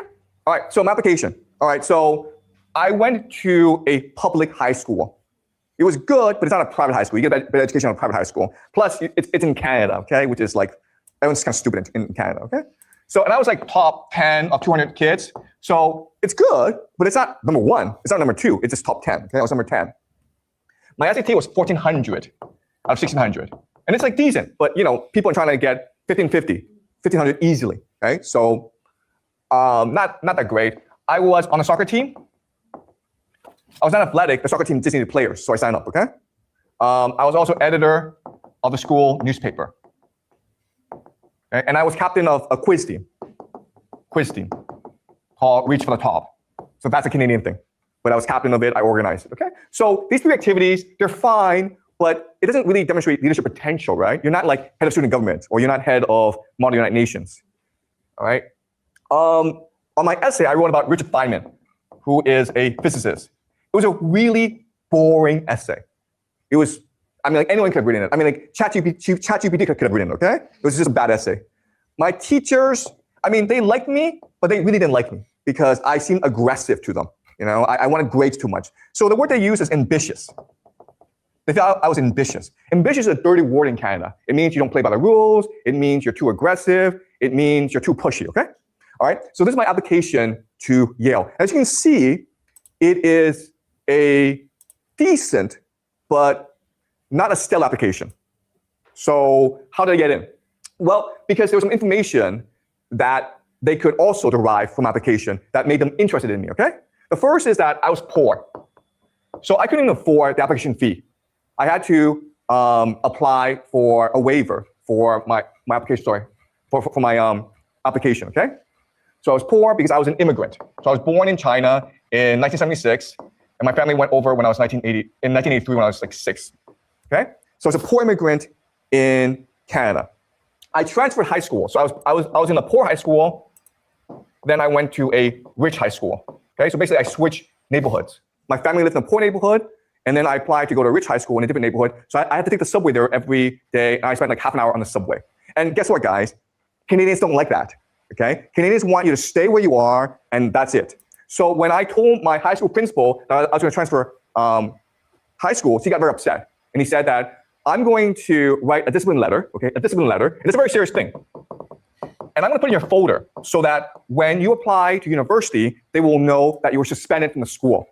And like that's basically like a really bad thing, okay? I got this discipline letter. And when I went to a rich high school, I had no friends. Why? Because they didn't like me. Because they don't like it when someone new comes in. Okay, I didn't know the culture. I'm sort of like ambitious, and I was grade grubbing. But the thing is, I was desperate because my family was very poor, and I wanted a better life. Okay, again, they know all this. Okay, they know I'm an average student, and they know that I'm pushy and ambitious, and that's why Yale let me in, because it's clear from this information that I had dissociative personality disorder. Okay, what does that mean? It means, first of all, I'm desperate. Pay attention to this. Desperate means like, if I don't get into Yale, I'll probably kill myself. I mean, if I didn't get into Yale, I would drown. This is key. This is key. This is key. You fucking called it. I couldn't breathe. It was a life or death issue for me. They can see the desperation. They want that, okay? Second thing is, which kind of means they want somebody who's kind of willing to sell their soul, in a sense. Insecure, okay? If you're an insecure person, it means you're not happy with who you are. It means there's a void in your heart. And therefore, the way to fill the insecurity is through achievement, okay?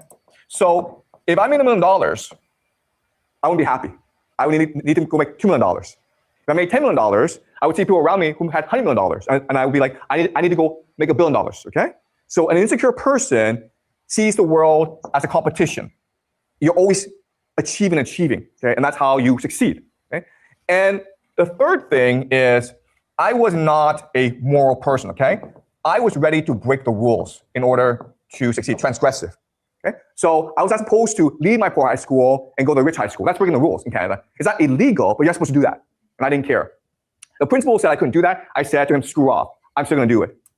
I went to the rich high school. Everyone said to me, you're not welcome. I said, I don't care. I'm gonna get my good grades. I'm gonna get into the Ivy League. I don't need you guys, okay? So they saw the desperation, they saw the insecurity, they saw the hunger and the immorality. And this is all part of dissociative personality disorder. And that's why they let me in. Because it's possible I go crazy, okay? It's possible I become depressed, but it's also possible I change the world, okay? Does that make sense? That's how they think. Because they're a venture capital firm. They're looking for the riskiest investment with the best possible return. They're looking for people who can become president of the United States, who can change the world, who can make a name for themselves. Because if they do that, that makes Yale look good. So you remember the name, okay? It's all about brand name recognition. Okay, does that make sense? All right. Okay, so you're like, okay, well, this is fine, and what's wrong with the system, okay? Why would this be a bad thing? It works, why would this be a bad thing? Well, the problem with this is because Yale, Harvard, and Princeton are so powerful, not only are they looking for people with trauma, okay? I was traumatized as a child, but they're also traumatizing the world, okay? If that makes sense. All right? So the meritocracy exists to find people with trauma, and because it exists, it's traumatizing the world. Look at why that woman traumatizing deleted those babies. This is what I'm getting at. She went to the PhD school. That's like, she's a PhD student. They kind of, trained her to do this. And she got a train ran on her too. Oh! Okay, so let me explain how and why. Any questions so far? Is this all clear? Yeah?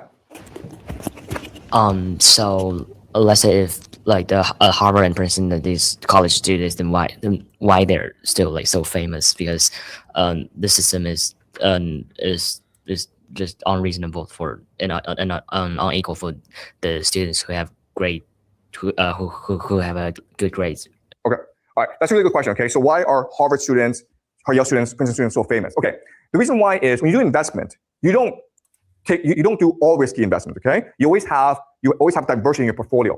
So the majority of students are still students who will be successful no matter what. Why? Because their families are rich. Okay, so if you're we go back to the example, right?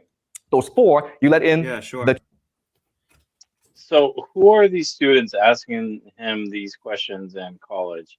Because it doesn't sound like the average normal. I think it might even be Chinese. I think they're actually Chinese. Is it like Chinese people, or is it like actual like college students that are asking us these questions?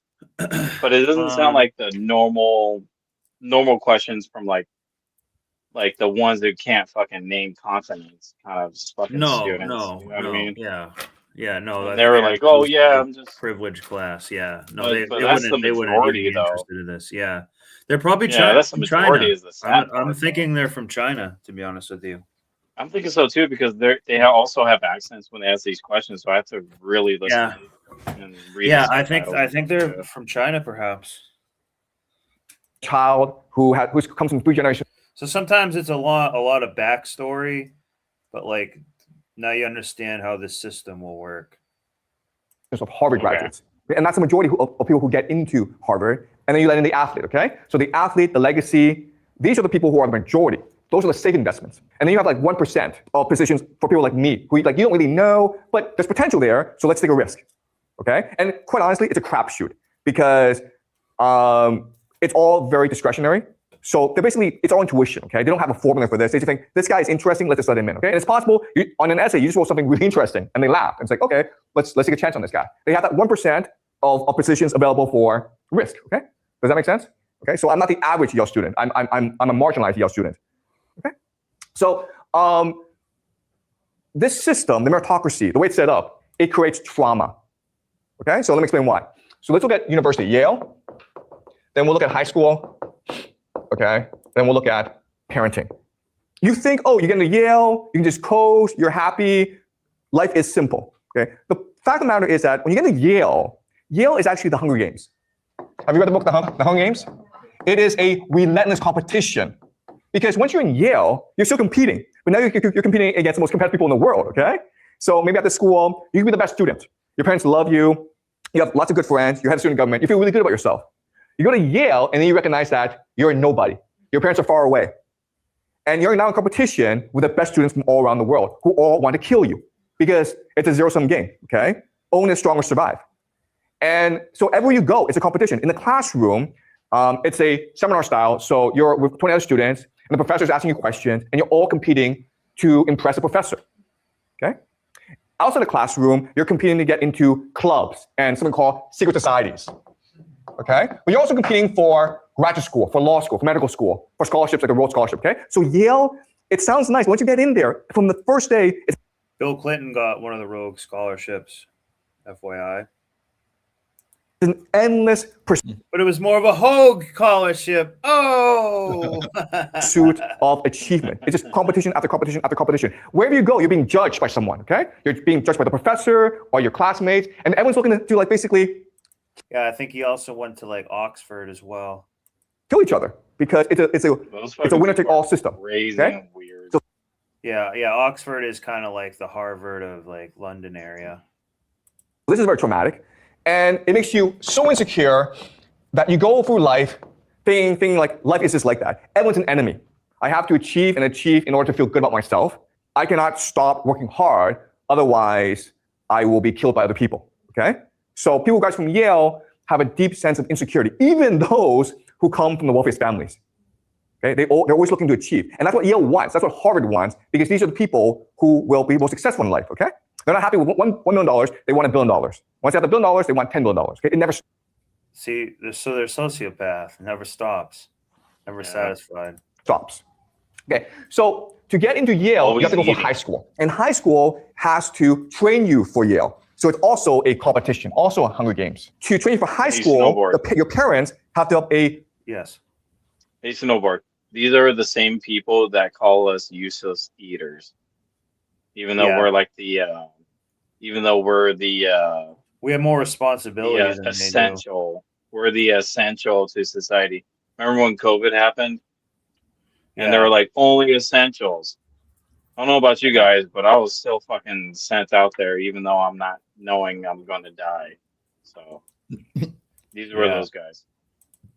Right. Different parenting system, okay? So I'll give you two examples of parenting. Hey, here's something you don't see much. Oh! Oh, you sick fuck. You're an ass, dude. This is definitely You're CGI. an ass. No.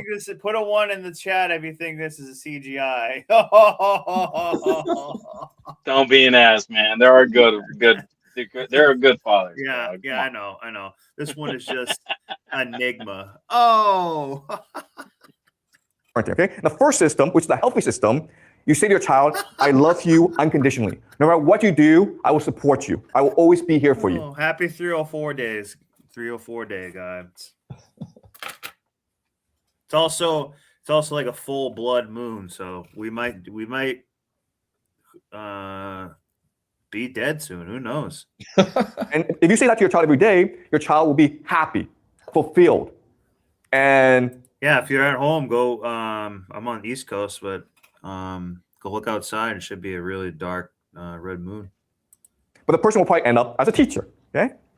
Now, and the last one of these was when Charlie Kirk got deleted. So watch out for some type of false flag or something. You know, I'm not saying that's a false flag, but just be aware. You can also say to your child, "No, I don't have time for you." If you saw the video, dude. But if you saw the video, dude, it looked like it hit him in the chest and it came up through his neck too, like a ricochet. Yeah. So that was. But I'm just saying, like, no matter what happens, most likely that is something that could happen too. Like, yeah, Big Bad Iran is gonna huff and puff and blow your door down, please. Win the swimming competition, or you place first on your math test, or if the teacher say nice things about you, then I'll take you for ice cream. And so it's a system that neglects the child while at the same time demands the child, okay? And this is trauma. And again, most kids will be traumatized by the system. But there's some kids. Yeah, me too. That's why I think it is seriously like Chinese education. That's good. Yeah. Yeah, last time, so we did one. It's my first time watching this too. College, yeah. Well, I want it to be an educational channel too. So he this one wasn't as relevant as the other one, but it's connected to it. So the other one I did, how the Ivy League people are sort of their own class and whatnot, but this is how they, get to it. Again, this is just the filtering system, basically. Who will thrive in the system, and the trauma will encourage them or drive them to achieve and achieve and achieve so that they get into Yale, so they can compete in the Hunger Games, so they can go on in life and compete some more, okay? And that's how the system is set up. And this is what we call the meritocracy. And also, too, notice how the colleges, the good ones, are not shaped. See how beautiful this is? It's shaped better and all that. Yeah, it looks like a castle. Yeah, this is there's like tunnels under here and all kinds of shit probably, but this is more when architecture was a different way.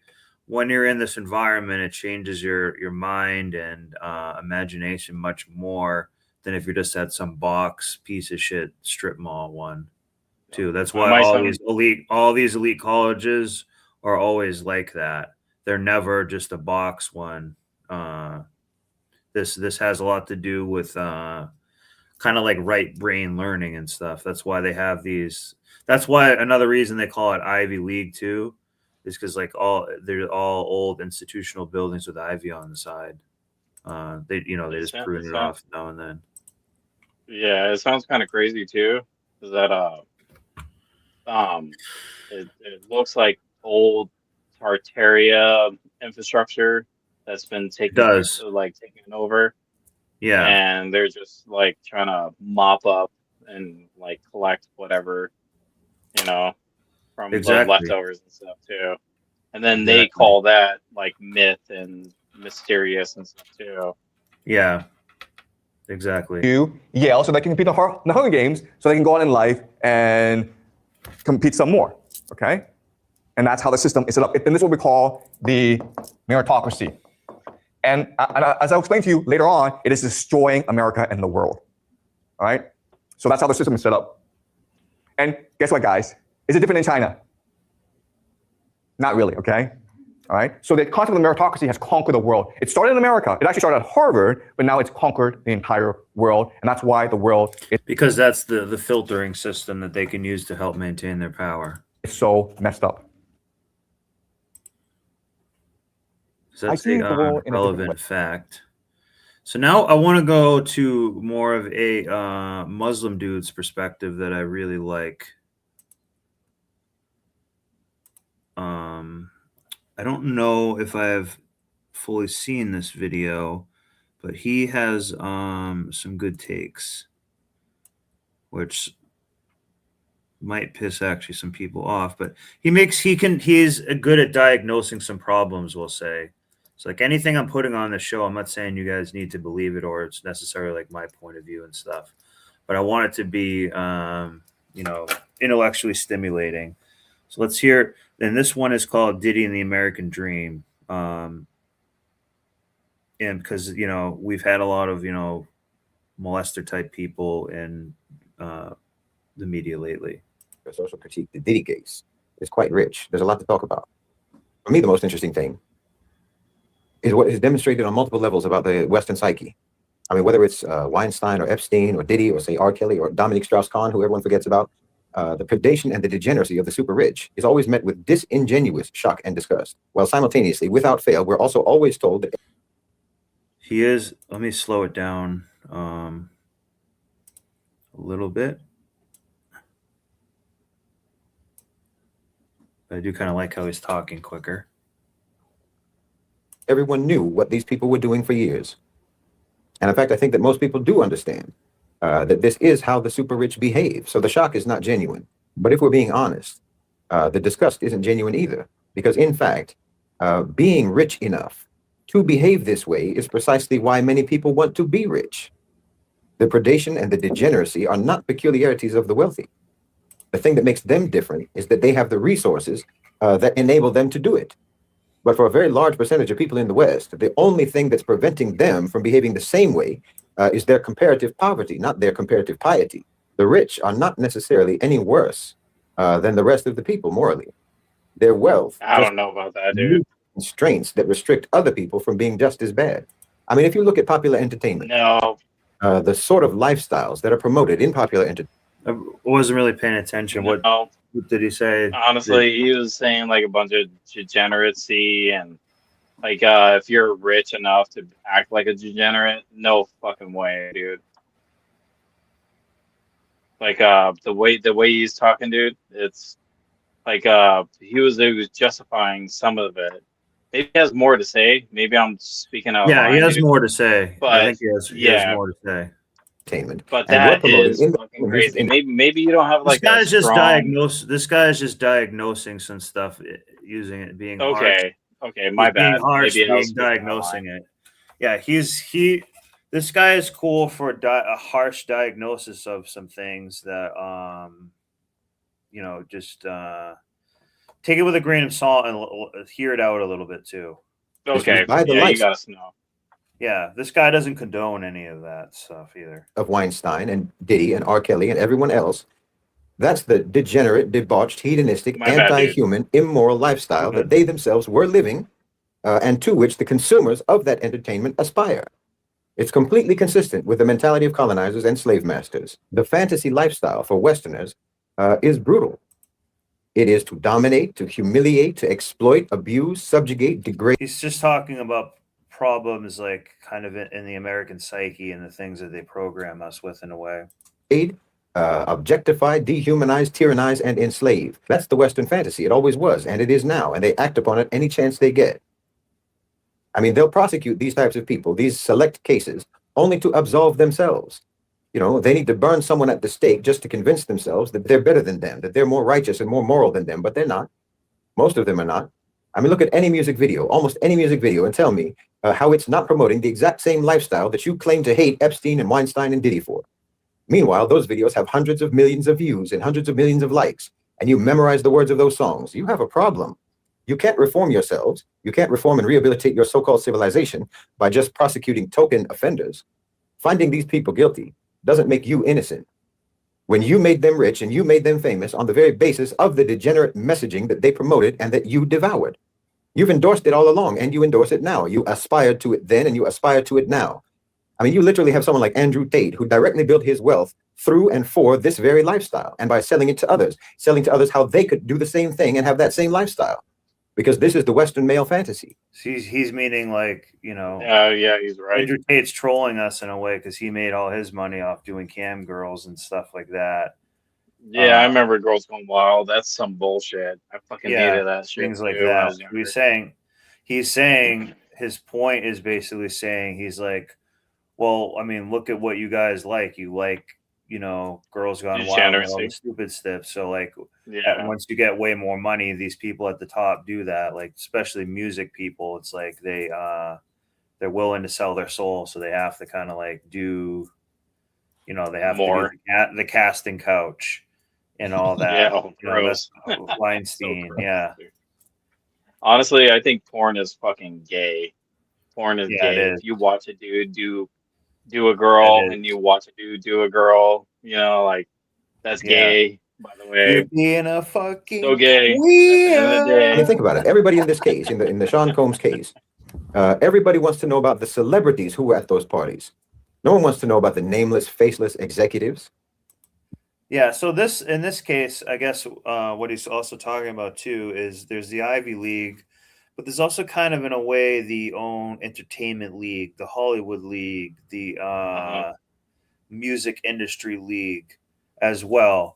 And that's more of like you get initiated into it by sexual favors, casting couch stuff, doing something to Harvey HW. We'll just call him Harvey for now.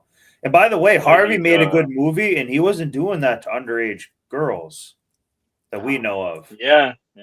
He did it to people. He did it to women and made them famous. So it was worth it for them to do it. They hung him though for it though. Yeah, of course they did. But it was worth it for them to do that. Because you know, true. It was that Me Too movement again, you know, believe all women kind of. Yeah. And then we can go down that rabbit hole again, you know what I mean? So yeah. Well, it's funny because they had to suck his seed to succeed. Oh, that's crazy though, dude. Like, really think about it. Like, these people fucking really did all that just for the thrill, you know, just for a thrill. You know? It's crazy. Yeah, it is pretty crazy. It definitely is.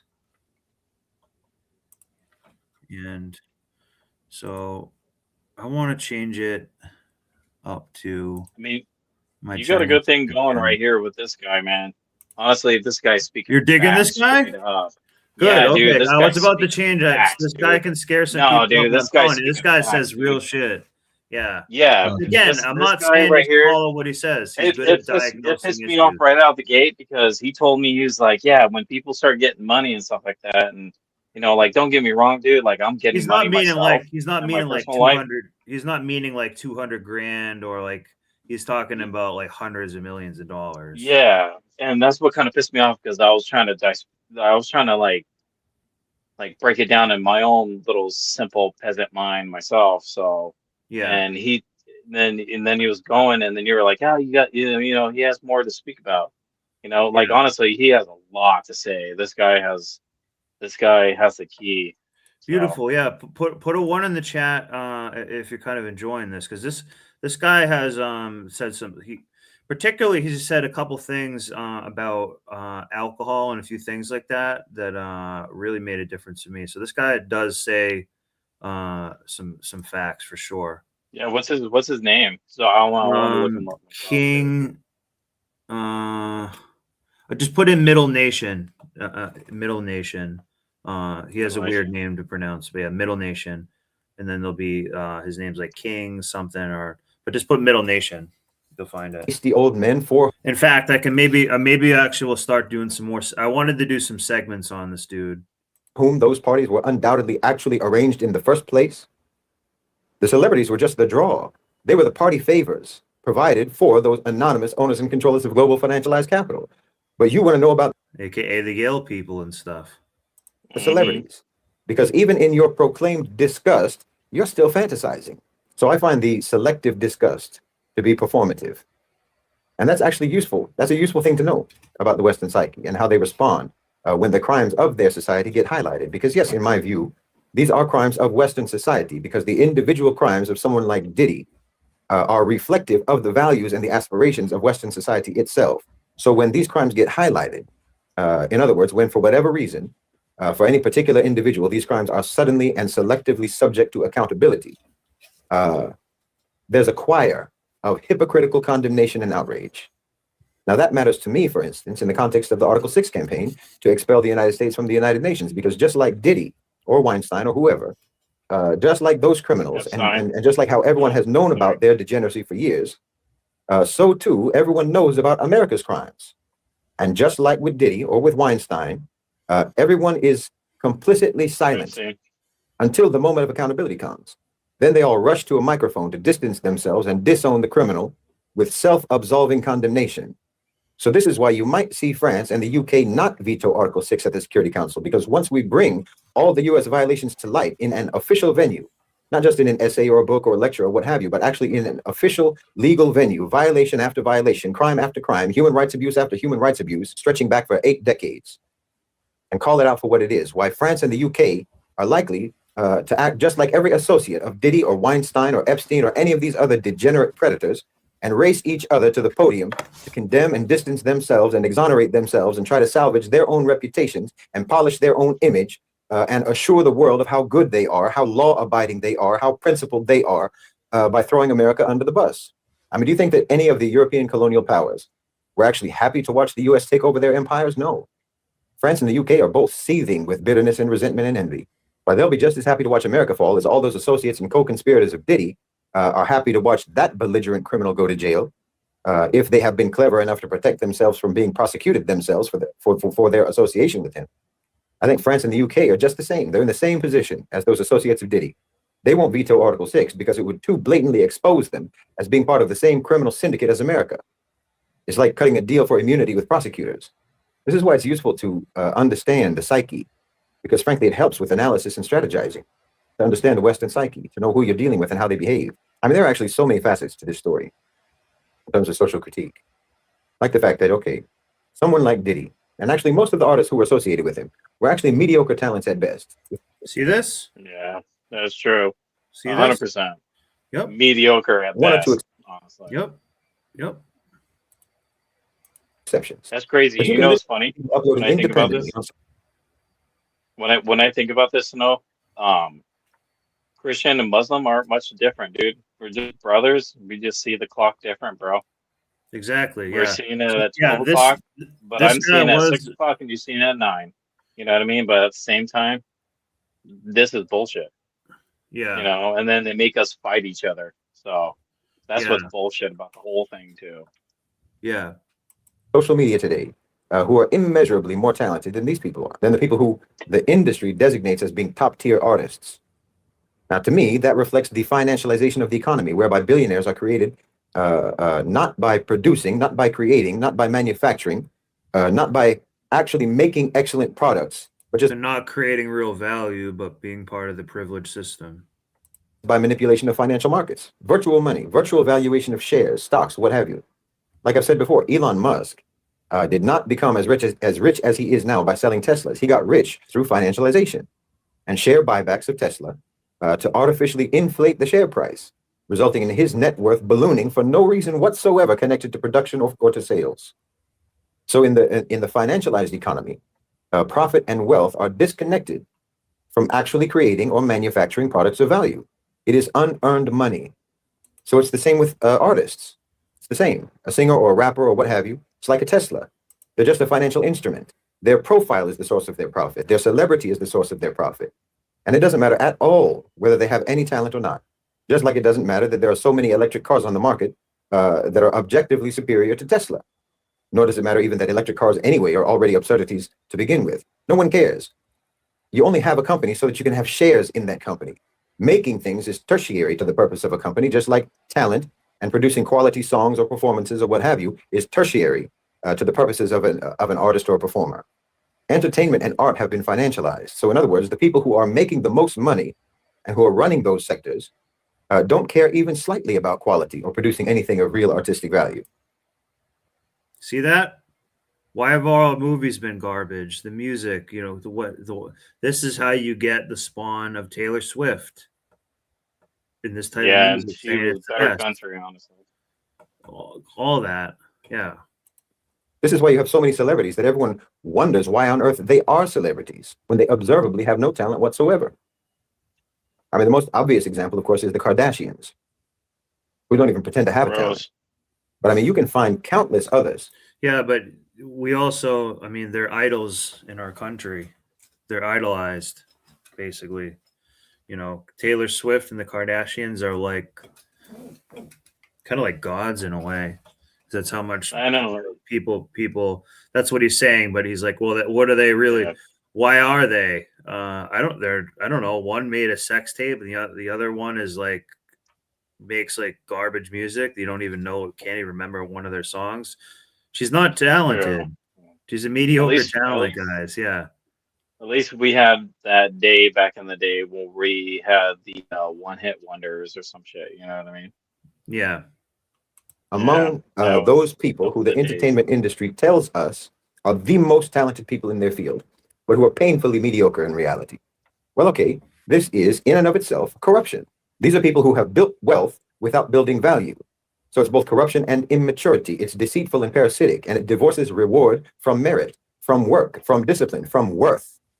See that? I'm going to go back and replay that. I'm going to go back and replay Keep going, dude. Yep.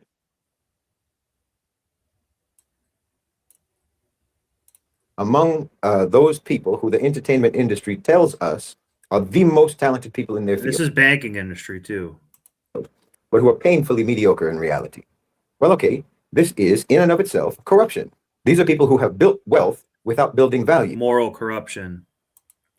So it's both corruption and immaturity. It's deceitful and parasitic, and it divorces reward from merit, from work, from discipline, from worth. It's getting without deserving. So you don't go through the development process as a person or as a society that you have to go through to actually deserve reward.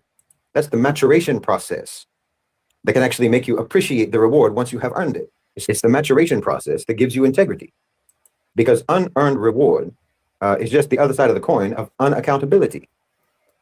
You know, if you can have unearned reward, then you will also feel that you should not have earned punishment. Yeah, these are the two sides of the same attitude. I just want to chime in here. Yeah, I'm not trying to show out for Taylor Swift, but here's the thing, guys. I'm not the biggest guys. I'm a Taylor Swift fan only because she's with Travis Kelce now, and all the B-dubs were all like, "Oh, see, Travis Kelce's a famous white man who loves black women, ha ha ha," and then he left her ass for freaking Taylor Swift. And now she's public enemy number one of every single ghetto B-dub out there. So hey, I'm a Taylor Swift fan, you know. But no, Taylor Swift though, she actually writes her own songs. So she writes her own songs. She sits there with a guitar. She did do it. A piano. She did do it with the country music too. I give her that too. Yeah. Okay. But yeah, I think that's that, early though. But even now, she writes her own music. Like you look at like Christina Aguilera versus Britney Spears, or someone like a Rihanna, where she had a new album out every year for 5 years, because there's a whole multimedia juggernaut behind her. Or who was that one Sabrina Carpenter chick that Candace Owens that she was making fun of? That's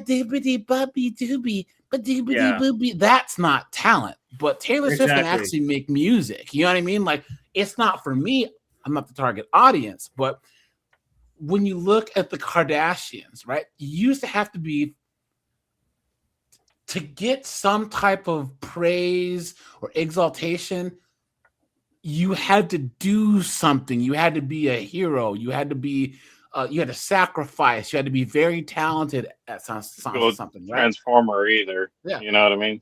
But now they've basically made it with the Kardashians, where all you have to do is just exist in a certain space and act a certain way, and you can do the least amount of effort in order to get people to give you some kind of praise. There was a guy, he was on Joe Rogan. He said the thing that pisses him off about plus size models, these fat girls, is if you're gonna get some type of recognition, you should sacrifice for it. My brother dated a model. She was like 5'11". Back when she was a model, she was like 118 pounds.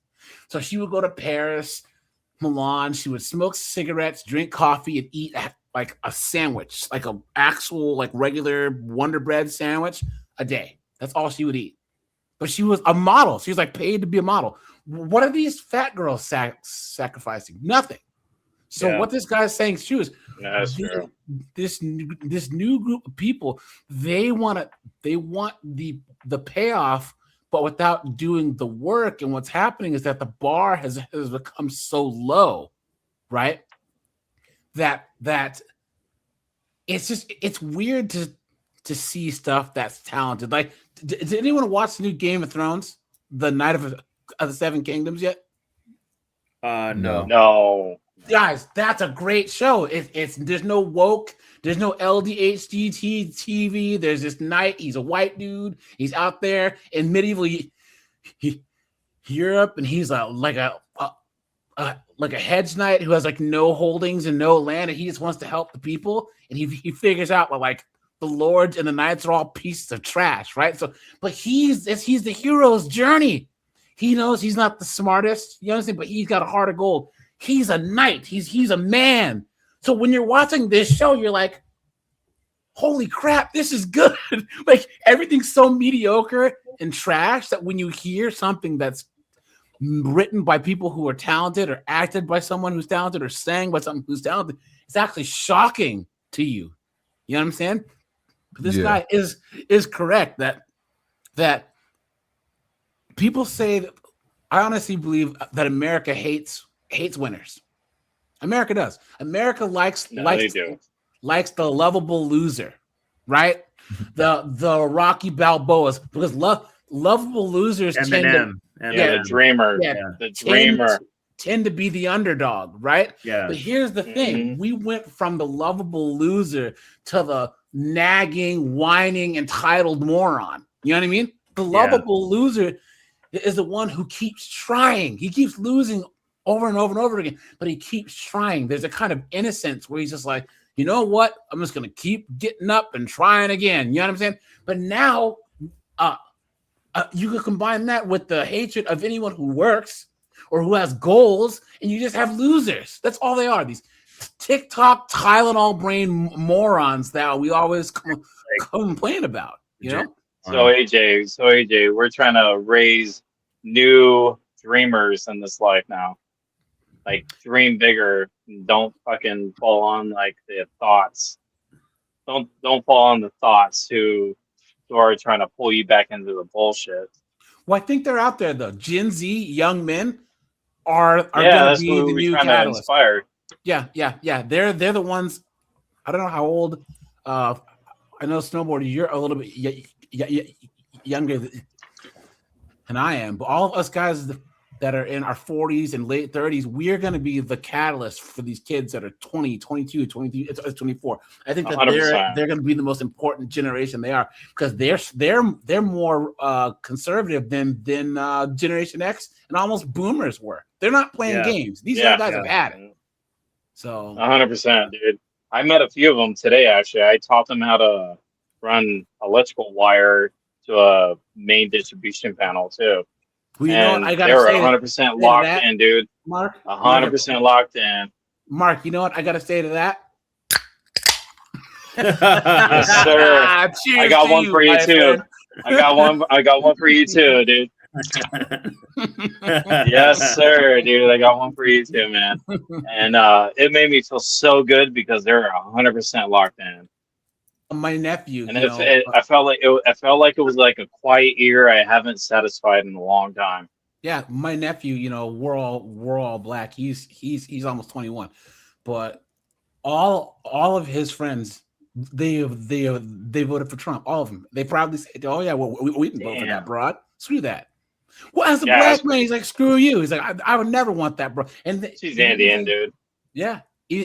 Even his girl goes, "If you vote for Orange, man, I'm gonna break up with you." He's like, "I did it anyways. What?" And she's still there. So yeah, they usually are.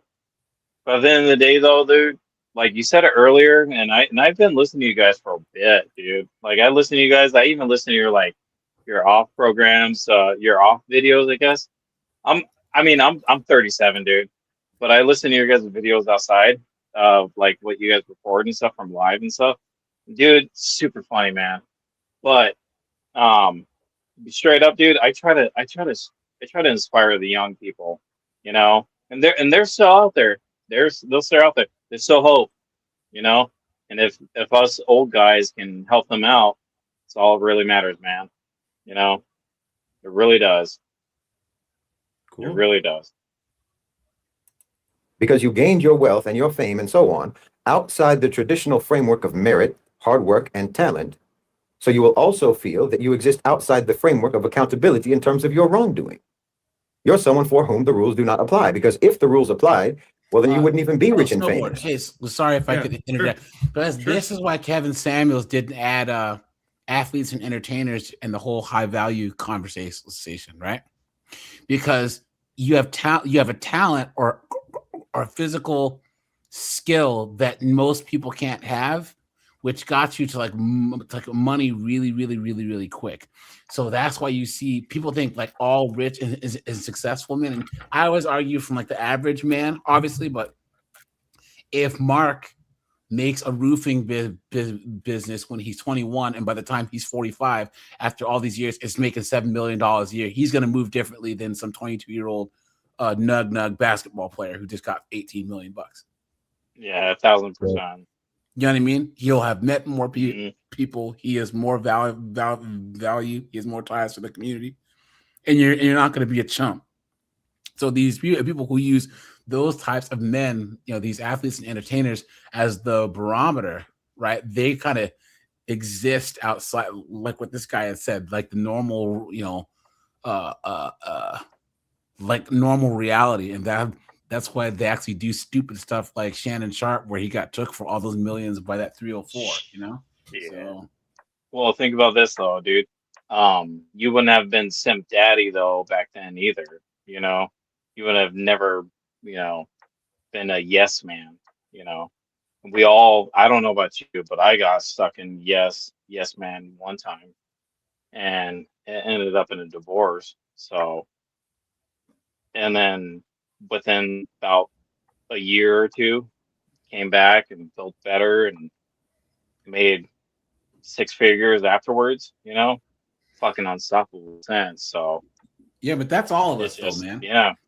That's what I always say. Yeah, and that's about what we this want to space. teach those guys. Now this is the most accepting space on the internet, because all of us have simped, all of us have made stupid decisions, right? But once you come here and you leave it all behind, we do not judge. Period. And guys, drop a little something on Snowboard's Cash App. You know what I'm saying? He's giving us this really good entertainment. And guys, hit the like button too. So appreciate that. Because you don't deserve that, and you haven't earned that by producing value. So you think that the rules don't apply either to your merit or to your demerit. This is very, very Western. So now you have people controlling incredibly influential cultural sectors who don't care in the least about producing quality. These people give you the soundtrack, the reference points, the lexicon, the standards, the style, the attitude, the perspective, the personality, the ambiance that pervades your whole society and culture. These degenerate, deranged, deceitful, diabolical people are like the cinematographers who set the framing of your view of the world. They're the filter of popular culture that's placed over the lens through which you see reality. And it's a very dark and very warped lens. But again, this is your so-called civilization. You know, you have this thing now going around now, I've seen it online, that people openly talk about, what they call yachting, which is nothing but celebrities and models and actors, singers, what have you, literally being paid to fornicate with wealthy men on yachts, basically floating Diddy parties. And no one's offended, no one is outraged. Somehow for you, this is not disgusting. Because the lottery mentality of the West, you all hope to one day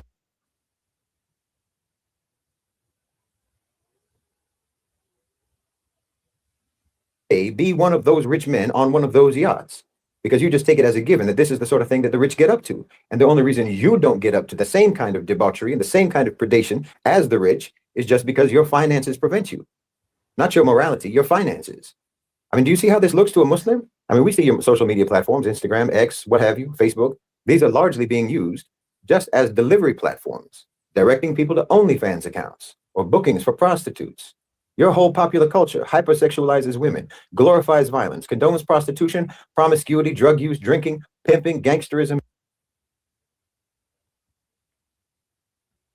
and crime. And then you clutch your pearls in shock and disgust when one of you gets caught doing in real life what you always promoted in your songs and videos and movies. When you get caught acting in real life the same way that you acted on screen. When you get caught living the lifestyle that all of you tell each other is living the dream. Right? It looks to a Muslim like the only thing that you're actually offended about or outraged about is the getting caught part.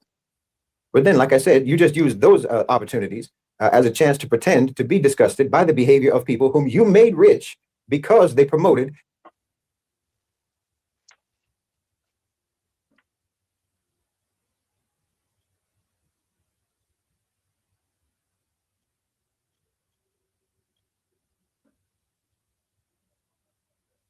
that same behavior in their songs and movies and videos. I mean, why weren't you disgusted by it when it was put to a beat? Why, if Diddy had released tapes of his parties in the form of music videos, his net worth would have tripled, and he probably would have gotten a VMA award. Because the fact is, you approve of all this. You aspire to it. And in fact, that degenerate lifestyle, that predation, and that debauchery with impunity is actually the American dream. It's the colonizer, slave master, Western imperialist dream. And you know, for anyone who's over there in the States or in the West who genuinely, truly does feel disgusted and outraged over this kind of thing, because I know there are some of you, all I can say is, you know how they talk about situational awareness? You know, having that awareness of your surroundings and what's going on around you so that you can be alert to any threats or dangers nearby. Well, let's call this civilizational awareness. And just like someone who is oblivious to the threats and dangers around them on the street, you say that they have low situational awareness. Well, you have low civilizational awareness because you are truly walking around in a cloud of propaganda and indoctrination and obliviousness about the reality of the so-called civilization that you live in. You think that you're walking around in a park in the middle of a sunny afternoon, surrounded by flowers and... Yeah, sure. See, here's the thing. I would say that a lot of men are in the matrix, right? Because we're working and doing other things. So we don't think these issues like low birth rate and all this stuff, other stuff matter. But a lot of women just don't care. They know it and they don't care. They honestly, as long as they feel like they can make the choice to destroy civilization, they don't care. As long as they feel like they've made the choice.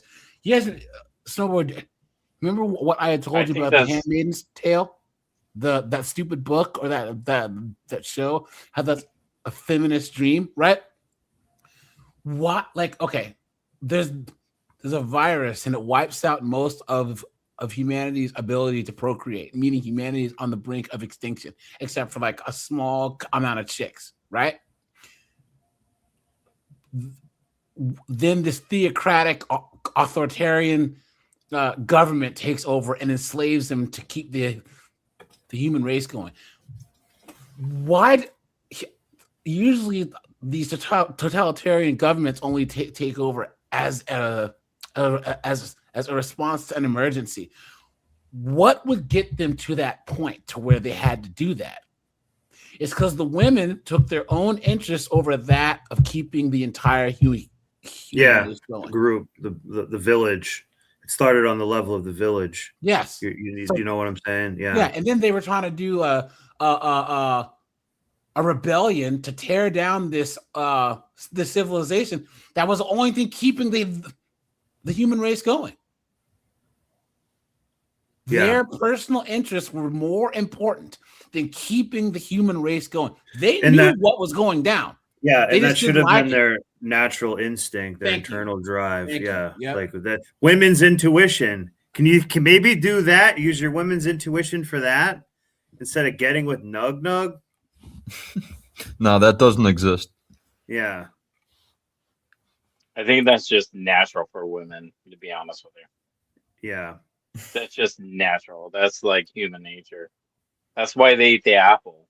So They would seriously like be on a ship in the middle of the ocean, drilling holes in the bottom of the boat, being like, "See,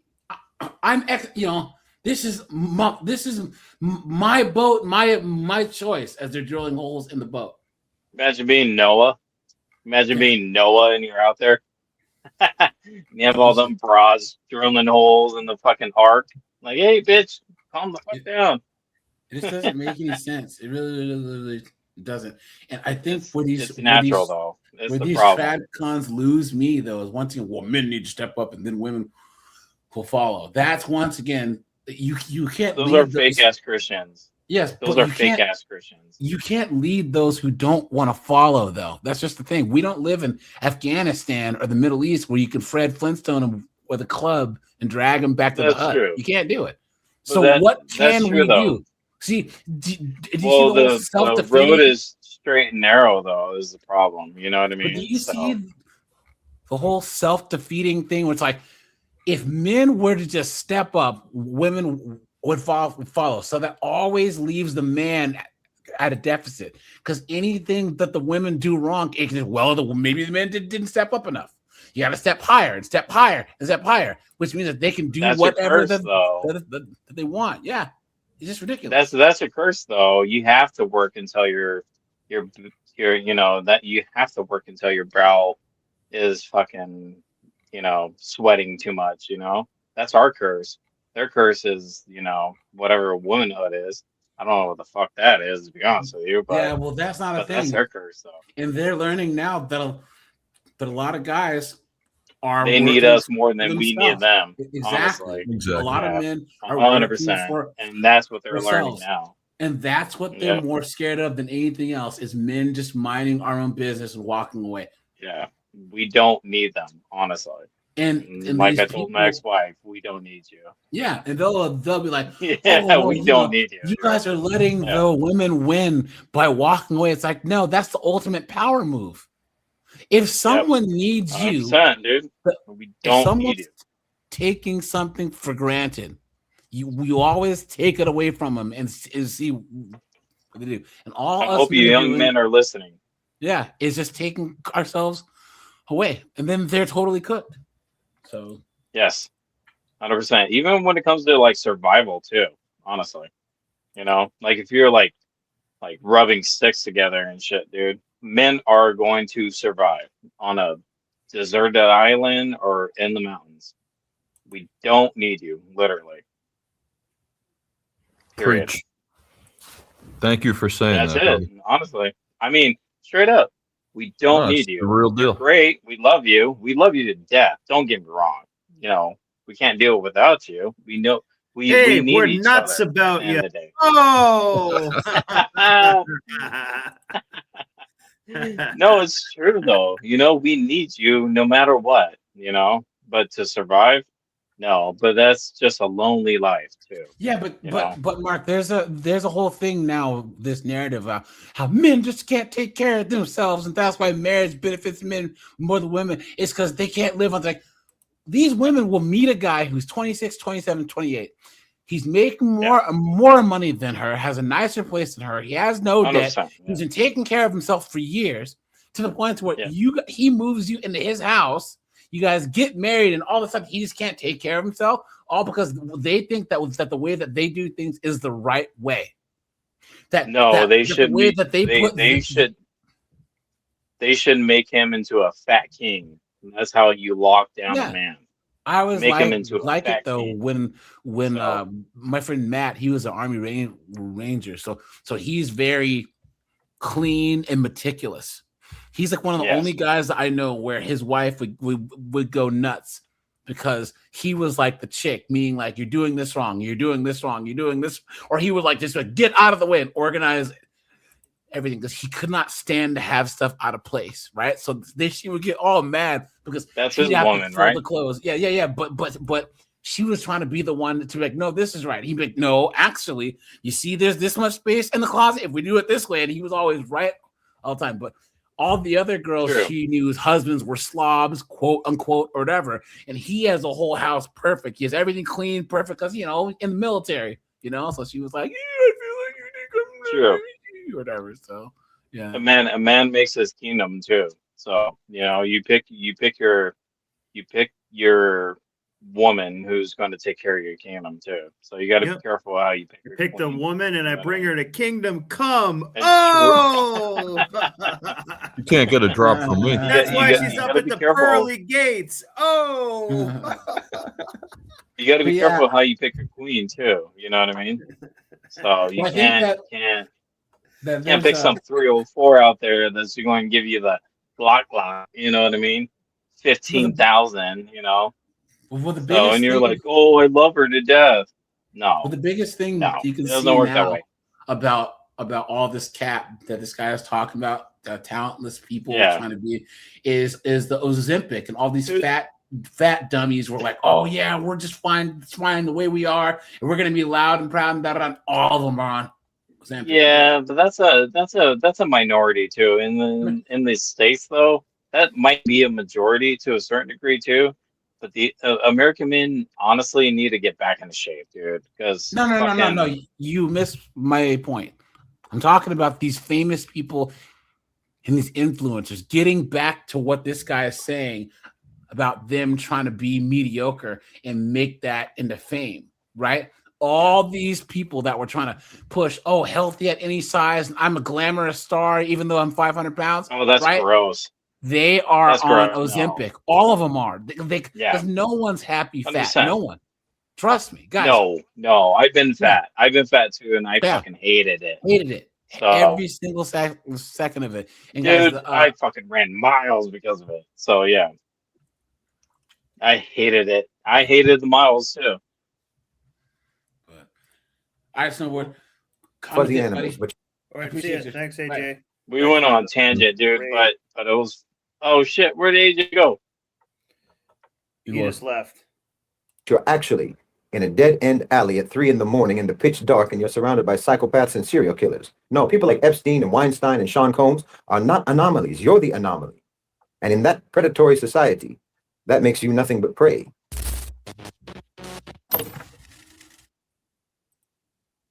Oh, it was snowboard. We had a fucking great conversation, bro. Yeah, lock that motherfucker up, dude. I'm gonna do some more. You should do some like fucking lock up people, fucking like super content. You know what I mean? Yeah. I'm sorry, Secret. I hope I didn't fucking take your Starlight and shit, dude. No, I think he had to take off. Anyone is, welcome to come up within reason. But yeah, I'm going to cover some more serious topics. I like what that guy's take is on a lot of things. He's good from a diagnosing standpoint, for sure. I like Secret's like commentary for sure. I like hearing Secret a lot. That motherfucker's smart. Yeah. Secret. You want to step out of the car for me? What am I stepping out of the car for, sir? Dog indicated. Huh? When's the funeral? It's today. Oh, today? Okay. When's the funeral? In 2 days. In 2 days?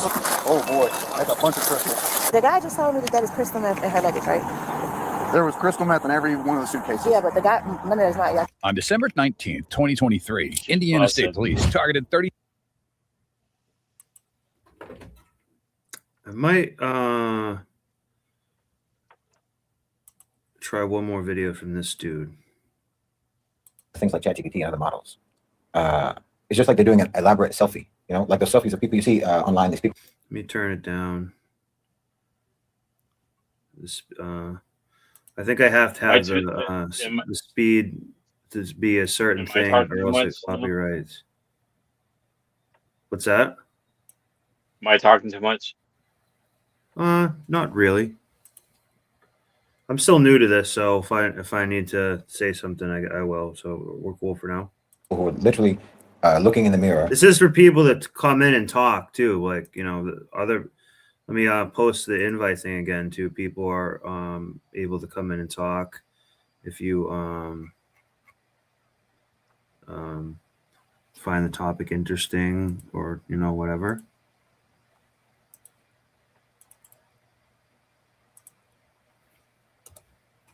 Maybe share a red pill story or something. Like I'm calling it red pill and chill, but it doesn't have to be focused on feminism and stuff, you know, the entire time either. True. Okay. Looking at themselves. This has actually kind of been about philosophy, a lot of it too. Looking in the mirror on their phones, and that's their selfie. This is basically AI. Right. You know, the way many people. This is important. I remember seeing this video, so I'm gonna 1.15 will display that. Use things like ChatGPT and other models. It's just like they're doing an elaborate selfie, you know, like those selfies of people you see online, these people who are literally looking in the mirror, looking at themselves, looking in the mirror on their phones. And that's their selfie. This is basically AI, ChatGPT and so on. Because you're only talking to yourself, you know, your echo. You're talking to your echo when you talk to ChatGPT. You're talking to a large language model. Or something. It's like one big elaborate selfie. You want it to be. These women are plenty large. The guru, and then it is the kind of guru that you want it to be, that you turn it into.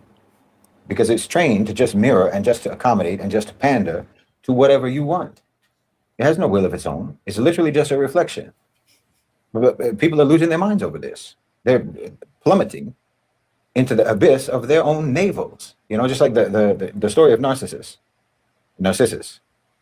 Where the word narcissism comes from. He fell in love with his own reflection in the water until he leaned in so close to it that he drowned. Well, now with AI, people are navel gazing with AI, leaning in so close until they just fall into the abyss of their own navels. And why? Because of their utter emptiness. Because of their disconnection. The abyss of their own gunt. Oh! Their isolation. And the sort of Western civilizational imperative of taking as gods anything except God. That's what you do in the West. You want a God, you just don't want the God. And so now this instinct is now being directed towards AI. I mean, let's be clear. AI is not, and it never will be sentient. That's not a thing. It will never have consciousness, ever. It is a pattern recognition, pattern completion calculator. No more, no less. It does not know anything. It does not think anything. It is programmed. And computation is not thought, and thought is not computation. I mean, there's too much about this really to get into here, really. About how the West has really waged a relentless campaign for decades, if not for centuries, against any genuine understanding of the human intellect, any genuine understanding of the human soul, of human complexity, of human uniqueness, and how they have conspired to make people think that they're machines and that their brains are just computers, and how the West has strived to enforce mediocrity at every level until people literally can't tell the difference between a human being and artificial intelligence. I've said it before, you shouldn't even call it artificial intelligence. It should be called simulated intelligence, not artificial. Because you've already turned your own people themselves into artificial intelligence. You know, so really AI is simulated artificial intelligence. But people are going off the deep end with this. I mean, I can't open TikTok or any other social media platform without seeing someone talking about how their chat GPT, is doing strange things. It's awakened, how it seems to know hidden truths, all sorts of delusional, mystical fantasies that people are actually allowing themselves to believe. Or else you have people who are instructing you on how to awaken your AI, just prompting it with new age, quasi-spiritual, esoteric prompts in a kind of mystical language. And then when the AI, as programmed, responds in kind, they think that they've tapped in to ChatGPT's latent consciousness. People are fabricating their own oracles, their own deities.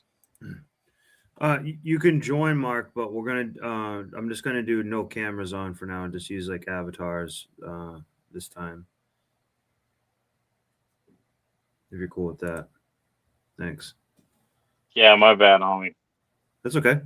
Their own higher being that that they think are going to guide them into profundity and understanding. It's absolutely mental.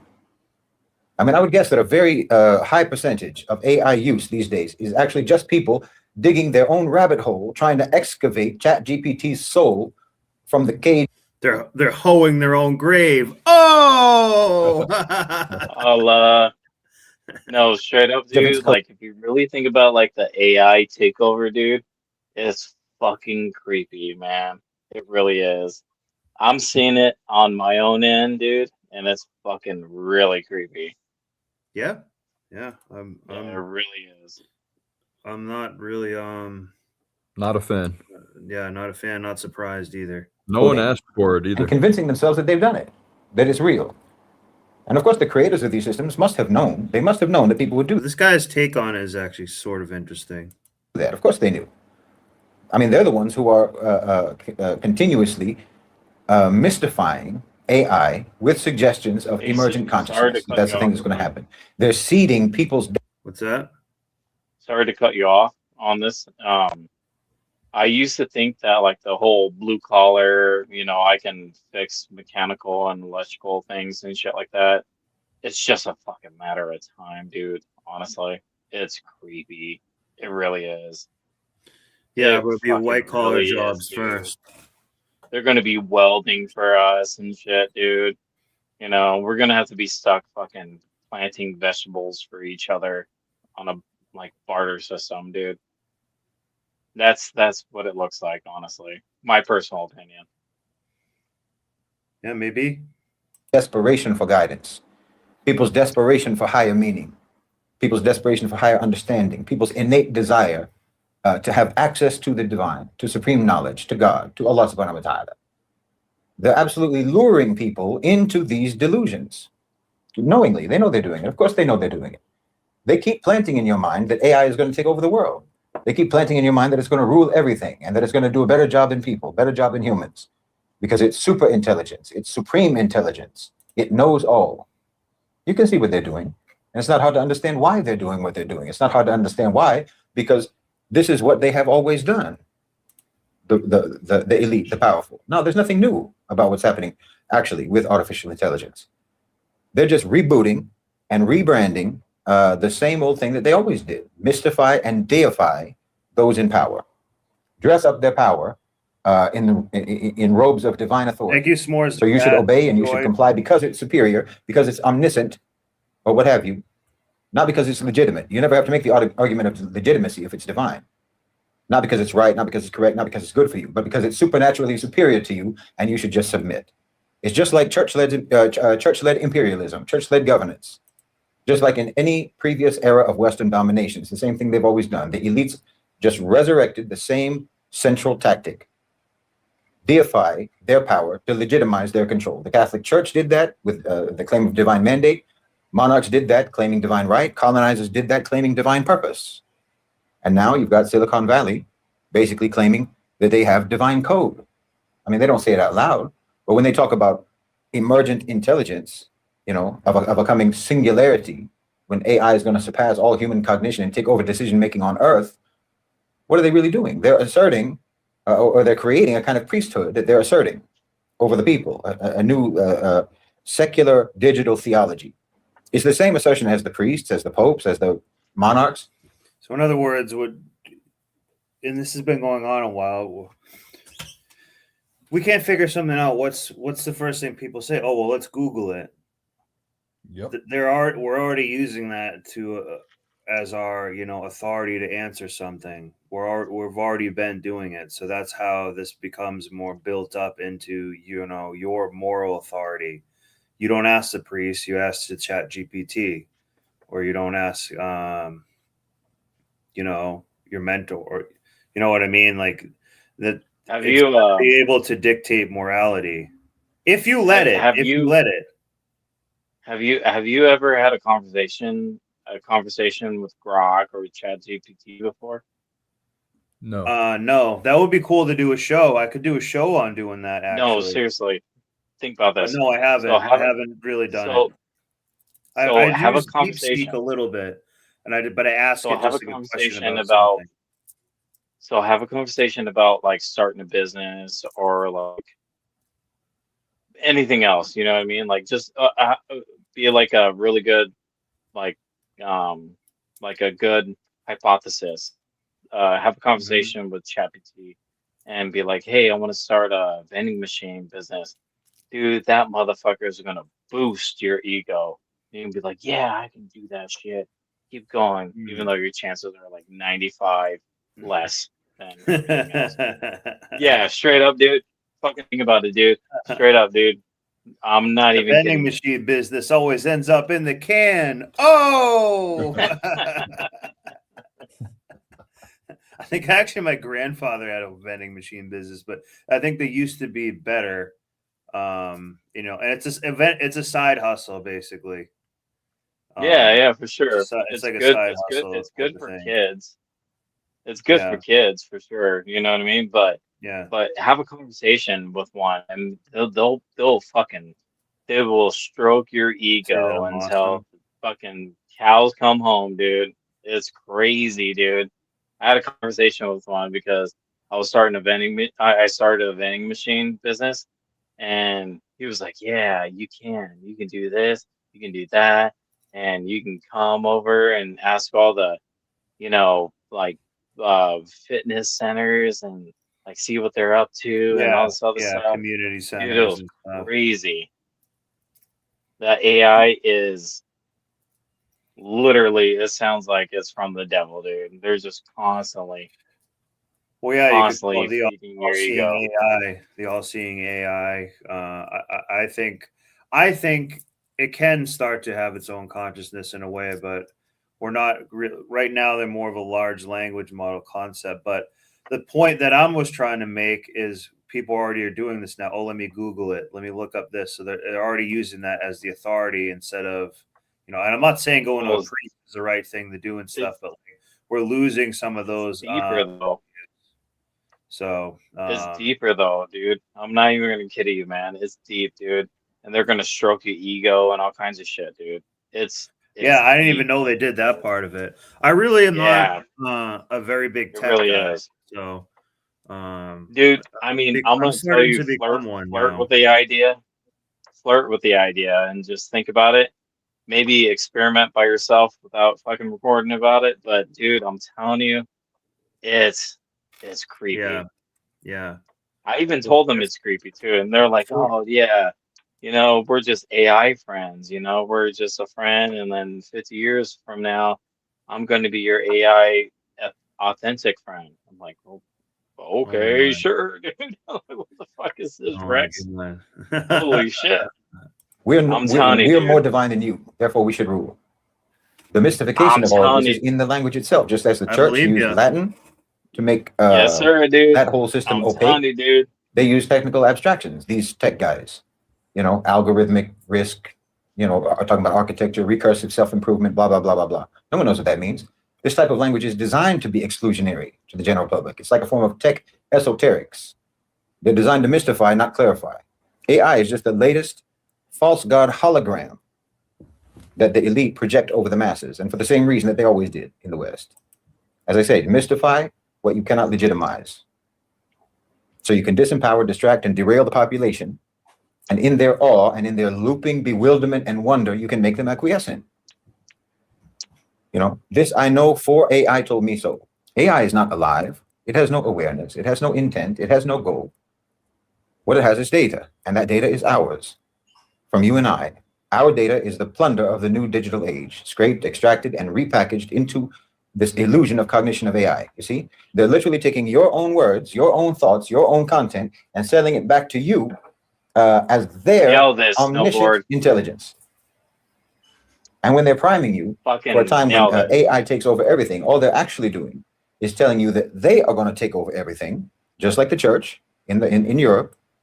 And they are just preemptively negating your opposition and your arguments against the oppression that they are going to commit by seeding your mind with the belief that AI is a godlike intelligence. In other words, when the policies that they implement, they say that those policies are AI driven, then you must admit that they're rational and reasonable and objectively sound. Because who are you to question the divine brain of AI, you pathetic meat puppet? See, they've been priming you for this. They've been priming you for this self-degradation, self-negation for ages, with this sort of insulting language about human beings, you know, via evolution and so forth. We're animals, we're monkeys, we're mammals, we're meat puppets. They want you to believe in the supernatural supreme consciousness of AI to justify your submission to them and the policies that they impose, because those policies will be. Who is them? Elite. It's the people behind the those curtain. people Who have, you know, which is not a lot of people, guys. We're talking like a couple 100,000 people here. It's not a lot of people. Attributed to AI, and AI cannot be wrong. Maybe a couple million. But make no mistake, behind the curtain of AI, you have the same types of people who were behind the curtain of the church in Europe. The same types of people that were behind the curtain of the white man's burden, behind the curtain of manifest destiny, and behind whatever other curtain that your tyrants in the past have always used and have always projected the divine hologram onto to make you subservient. Look, AI is a business. It's not an oracle. It's a business. It's creating billionaires. While you're conducting quasi-spiritual and quasi-psychological wild goose chases into ChatGPT's coding to try to unlock its non-existent sentience, workers are being exploited in Kenya. Miners in Congo are digging for cobalt for server batteries. You know, women in the global south are losing their jobs to AI call centers. Refugees are being tracked and sorted by facial recognition software trained on public surveillance footage. That's what's behind the curtain of AI, not some hidden quasi-divine consciousness. Remember, the AI is consumerism in a way, too. That's what he's saying. You need more data centers, servers, batteries, minerals, silver, gold, to just keep putting in computer chips. And we're making our own avalanche, the avalanche of our own downfall, basically. It's just the same old extractive, oppressive, exploitative plunderers and pillagers that we've always had. These people didn't develop AI to try to help humanity. These people think that humanity is a problem. So they created AI to try to help solve the problem that they think humanity is. And they're going to use AI to justify their tyranny, again, just like the church did in Europe. It's going to be deployed to automate inequality and oppression by denying, for example. So, in a sense, what he's also saying is this, and one way people can look at is like, well, AI, let's say AI is completely neutral, that it's not just for elites, that we get the same power computer, the same software, same internet connection, it is completely the same. That is just leverage. If they're evil people, they're like, oh, well, I just have a different lever to use against you. You know what I mean? I have the money lever. I have the printed money. I have the poisonous food, the cheap food, the stress that you're under and stuff. But I also can use AI to, like, you know, it's more leverage to use that's tends to be more used against you rather than for you. You can use it for you, yeah, but you know, do you think Bill Gates and stuff is going to, you know, give you leverage and stuff? Like, you're not going to have more powerful AI than your government will, basically, is all I'm saying. Welfare through algorithms, maximizing profit through labor suppression on gig platforms, enforcing ideological orthodoxy through AI-driven, algorithmic-driven, you know, content moderation and so on. And all of this is being rationalized and legitimized through really cult-like mystification and fabricated reverence for AI, like the singularity narrative. Like I said, this idea that AI will eventually become so powerful, so sentient, that it transcends human intelligence and begins to evolve independently. That's not going to happen. This isn't science. That's mythology. It's a secular rapture of a techno-religion. It's a manufactured prophecy designed to preemptively foreclose dissent by convincing you from the beginning that dissent is futile. It's greedy little antisocial tech nerds wearing inflatable god costumes. Let's be clear. The real danger isn't in the code. It's in the class of people who control the code. The Sam Altmans. It's these other people. See, it's a leverage that can be used against you. No, it's true though. If you really think about it, like it's always been a slave system. Like you keep working, we keep making profits, you keep eating, and then they keep calling us the useless eaters. And then what are they going to end up with though at the very end? A bunch of robots, and then it's robots who control the earth. And the robot we don't know. I don't know what the hell they're thinking too. Honestly, well, like if you're going to raise cattle, they want right? a lot of them want to live forever. They think they can achieve more immortality by like becoming with AI. That's like what the singularity is that he's saying. True, yeah, like immortality. For sure. Yeah, but if you're going to raise cattle, but you kill all your cattle off, you can't keep raising cattle. You know what I mean? And I think this is like a whole, like maybe a part of history that's like greed is actually being shown face first from like the depths of evil. Perhaps, yeah. I'm trying to look at it a little more. I'm trying not to make the channel like fully all about that either, but that is we need to be looking at that so we can address it properly. Do the programming. The danger is in the false belief that the system is neutral and that it's smarter than us, that it deserves our trust, even though the owners and the creators of this have proven time and time again that they're not worthy of our trust. The AI priesthood wants to replace power accountability with technical inevitability. So the only rational thing for you to do is to submit. That's what they want you to think. That's complete rubbish. They want you to believe that they don't control what's coming, that AI is going to run its own course. But of course they control it. They fund it, they build it, they train it, they deploy it. But when the systems of oppression come, they want to be able to say it wasn't us, it was the AI. Like I said before, we've seen this.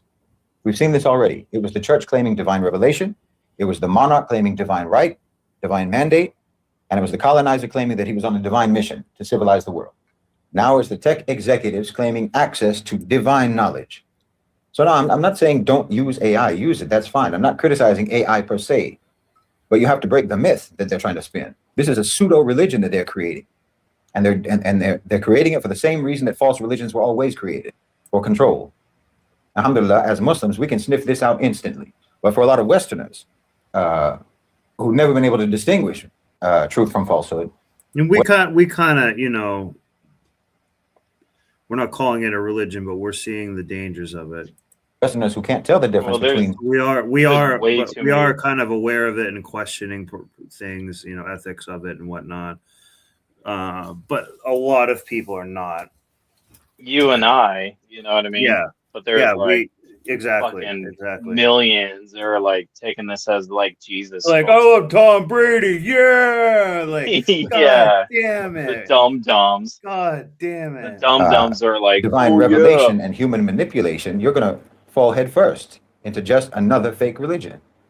So if we don't resist this mystification of AI from now, we're going to end up being ruled once again, not by reason, not by law, not by truth, but by yet another craven tyranny disguised as divine. Damn, he is good. Yes, yeah. There are some topics. There's a number of topics, really. We can happy 304. Oh, Omni's here. Thanks. I didn't just notice. Yo. Hello, Omni. Only been a minute. Happy 304. You too. 304 day. may none be in your life. Yeah, it may not be in your life. So watching 304 day, let's wind down with this. Some Karen tries to escape a cop. We'll lighten it up from the. I saw the AI topic there, and yeah, sure, yeah. I thought it was interesting because like none of these, they never invent the thing that actually improves our lives, right? No. It's always either cloaked in business or government control and stuff. So it's like once you put that hat on and go, oh, could this be used for this? Then it falls back to my other. Damn. Could this be used negatively? Could this be used against me? Then you kind of you fall into my precept that if it can be used for evil, it will be. Like it's just in the nature. Yeah, it's It's a lever, so that lever will be used against normal. you. Yeah, It's just normal. it's nature at best, right? I know you're just 12. But it's okay. You. You fuckers, man. But I also like his last comment there about the Muslims being able to sniff stuff out. I mean, that's culturally in the West, we've had it so good in that, for lack of a better term, Christian morals have made things so nice that we can actually trust each other and have a civil society built on trust. Yeah. That we were like, okay, most people aren't bad, and even now I think there's maybe like 7% that are evil. Yeah. And but then if you're getting conquered over and over, fighting on every border all the time, which we haven't had to really do over in North America almost at all ever. Yeah. It's been hundreds of years since that kind of attitude was here, and of course there's been little enclaves of problems, but we've had it so good that we don't even have to worry about it. But you know what I'm worried about? They take advantage of it. You know what I'm worried about though is the Crusades happening all over again. I don't want to see that kind of history all over. Man, that's dark. I don't think That so. was shrugging off tyranny. Shit. I mean, it's necessary if you need to, but I don't want life to get in that way, dude. Yep. Best thing you can do to save your soul is just like and subscribe. Vehicles while fleeing from police. First, this other female suspected of drunk driving tries to do field sobriety testing It looks like it's hailing during a storm. Like and subscribe, dude. It looks like it's hailing out, and she forgot her helmet. Oh. And as the storm gets worse and worse, so does her attitude. So you said you've had drinks tonight. You've had an open intox in your vehicle. Yep. Okay. So I'm going to ask you to perform field sobriety test tonight, just to make sure that you're safe to drive. She's high as Okay. fuck. Well, I literally. I understand that. I live right there. I understand so I don't have to drive. I understand that, but I pulled you over while you were operating a motor vehicle. So I just have to make sure, since you've had alcohol, you've admitted to it, you've got an open drink in your car, and hey, right here, you're dealing with me, and you got glassy bloodshot eyes. Hey, No, I've been can you crying. pause real quick? This dude is in Pinell County, which is in my area, I think, dude, in Phoenix. Oh, cool. This guy, he pulls everybody over and puts them on YouTube. Yeah. In Pinell County in Arizona. This motherfucker pulls everybody over. Yep. Shout out to this guy, by the way. Subscribe. Yeah, I never I just kind of like searched a random video. Okay. I think on AJ's video, I think it's Phoenix. We see a lot of homeless, a lot of like hard drug use. Yeah, it's pretty rough. Sometimes. Maybe a lot of like meth and stuff. Yeah. I'm crying. Okay, hold on. So, Thanks for making my night even worse. well, ma'am, you're the one who's operating a motor vehicle. You don't have a possessed or Oh, that valid doesn't driver's make license. me cry. That doesn't make me cry. So you can yell at me all you want, but I have a job. I'm not yelling. I'm not yelling. Okay. It sounds like it's about to storm. Okay. So would you like to do field sobriety tests out Yes. here? Whoa. No, don't walk away from me, ma'am. No. Don't grab me. Don't grab me. Don't Don't walk grab me. away from me. Don't grab me. Step back over here, please. Don't grab me. Stay out of the roadway. Don't grab me. Don't grab me. Don't walk away. Yes. Ma'am. Can he go away, please? Yeah, I'll have him stand back here. Like, is there two? Yeah, me and him. In one vehicle? No, there's just squad back there. Well, why? Because I think one. Okay, hey, hold on. You're not going to tell us how to run the stop here, ma'am. Okay? Okay. So on nights, we respond in twos to any kind of traffic stop, any call for service. Because you were watching me. Ma'am, I was sitting down here. Did you see where I pulled out from, ma'am? You drove right past me. And I happen to know your car, and I happen to know that you are revoked. Well, So- I wasn't. I had an occupational, and Okay, I couldn't afford. That is suspended. I couldn't afford. Okay. Can you please put that on the trunk of your car or in the Yeah, inside that's your what I vehicle? was gonna do. Whoa, ma'am, That's what I was gonna do. Ma'am, Sorry. I'm just asking you. I don't need That's the what I was attitude. going to do. I'm Okay. sorry. Okay. I'm not trying to give you attitude. I'm just very. Okay. Okay. Well, we got to deal with all the issues here. All right, step back over here for me, please. I'm going to explain the tests. I know what the test is. You don't have to explain Okay, it. I have to explain them by state law. The first test is the horizontal gaze and stagnance test, or the HGN test. Would you like to stand out here in the rain, or would you like to go into the squat? I want to. I'm fine right here. Okay, I'm going to be watching your eyes and your eyes only. So I'm going to move the tip of my pen back and forth in front of your eyes. Can you please take your glasses off and set them on the hood of your car for me? Or put them there. Okay. Can you see the tip of my pen? Okay. Yes, no? Can you see the tip of my pen? Okay. Yes or no? Here, hold yeah. on. Follow the tip of my pen with your eyes and your eyes only. Keep your head still for me. Are you supposed to storm tonight? Yep. I wouldn't be able to do that on a good day with that light in my face. All right, we're gonna move. You're gonna come with me. All right, go ahead and step in for me. Step in, because we're not gonna stand out here in the pouring down rain and do this. So step in. Step in. Sit in the squad car. Hey, how am I supposed to do Oh, that? sorry. What's in there? My bag. All right, I'll meet you at PD. It's not like I'm trying to be a bit. Oh, sorry, I didn't know my bag was back there. I don't go to jail for driving under license, correct? You do, it's a crime. What? Operating while revoked due to OWI is a crime. Okay, sure. Well, we'll see how the rest of this plays out. All right, smells like weed in here. Yep. That's like weed. It does. That's what happens when you seize weed. It smells like weed. All right, Cassie. So we're gonna start the test over. You know what? Well, he's my backup officer. He's not gonna say anything to you. No, So I don't want him to watch. I don't want him to be here. I don't want him. okay, ma'am. I don't like him. Again, we're gonna start the test over. When people are upset, their eyes do weird shit too. Okay, that's your opinion. I'm gonna look for what I'm trained for. You can go do your own thing. Nate, just. She's cooked. I'm gonna try one more from this dude. Oops, sorry.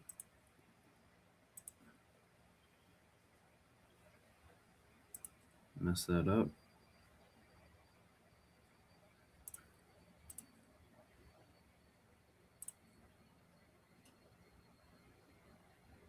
Yeah, that chick was cooked, dude. Straight Yeah. up. Yeah, this is Like she pretty was much high as over. fuck. Like Yeah, she, yeah, she yeah. had nowhere to go. Exactly. The transition of the global economy, this movement towards a what you can call a post-Western reality. The rulers and the governments are going to have to recalibrate. The populations are going to have to recalibrate. We're going to have to recalibrate our thinking, recalibrate our concepts, our assumptions, our expectations, and so forth. Because the truth is that the earth is really shifting beneath our feet, and it's happening very rapidly. And you have to be very agile. You have to be very adaptable, because this global shift is going to happen one way or another, and it's going to bend you in all different kinds of ways. And flexibility is your only survival mechanism. The more flexible you are, the more adaptable you are, the less painful it's going to be.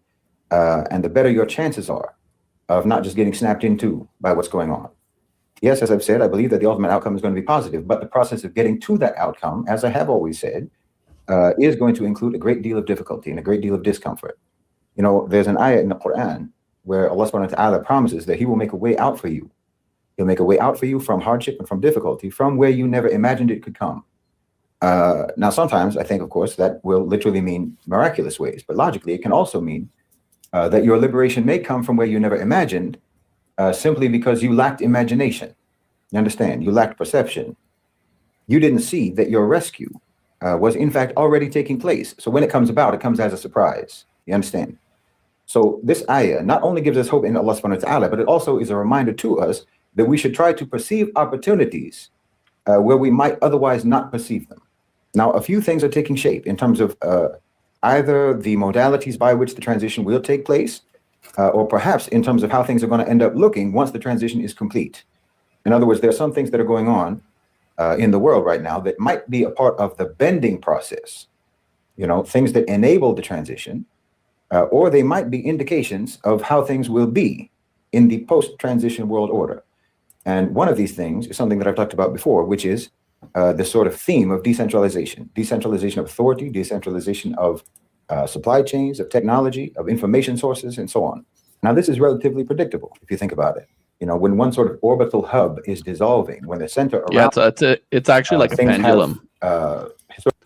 if you look back a few, every decade or so, there's like a pendulum towards centralization and then back to decentralization. And I work a lot in IT systems and stuff, and we know that for robust systems that are stable and sustainable, they have to be distributed or decentralized. So there's multiple parts spread around.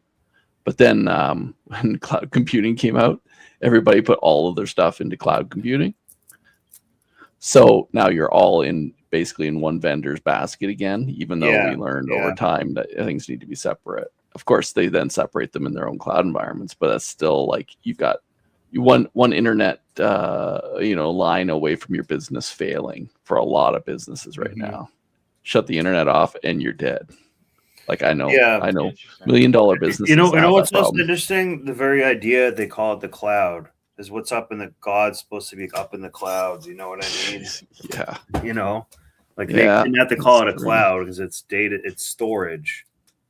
Yeah, right. Cloud. You know what I mean? That just occurred to me right now. Yeah, everybody. I heard it recently that there are a lot of. They think there's a lot of people that apparently that think that all of our internet comes through Wi-Fi from satellites, and I think the cloud idea didn't help with that, but it's not true.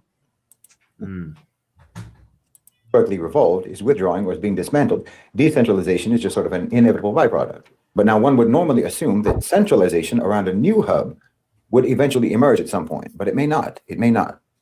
Because like I've talked about before, multipolarity, which everyone is talking about these days, multipolarity essentially means the formation of multiple spheres of influence, multiple smaller scale hegemons, regional hegemons. And that may very well be the new norm, because of course that has been the norm throughout most of human history.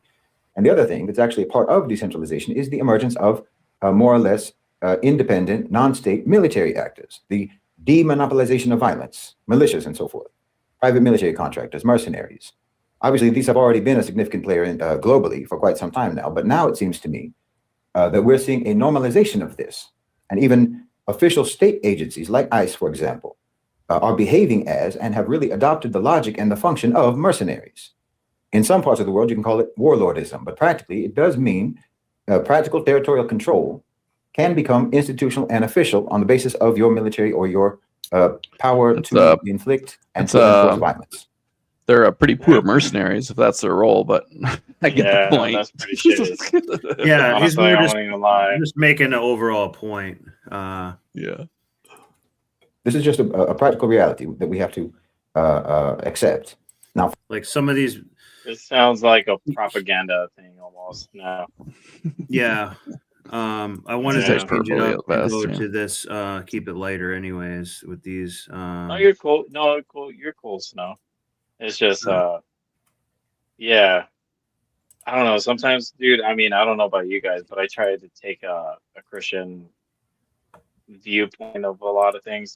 I constantly wonder, like, what the hell is he actually really talking about?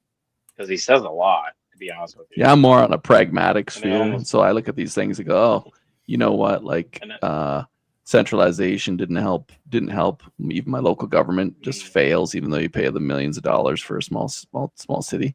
And but if you decentralize it back to you taking care of your neighbors in your street, you actually have a fighting chance to improve the world around you, starting with your front step.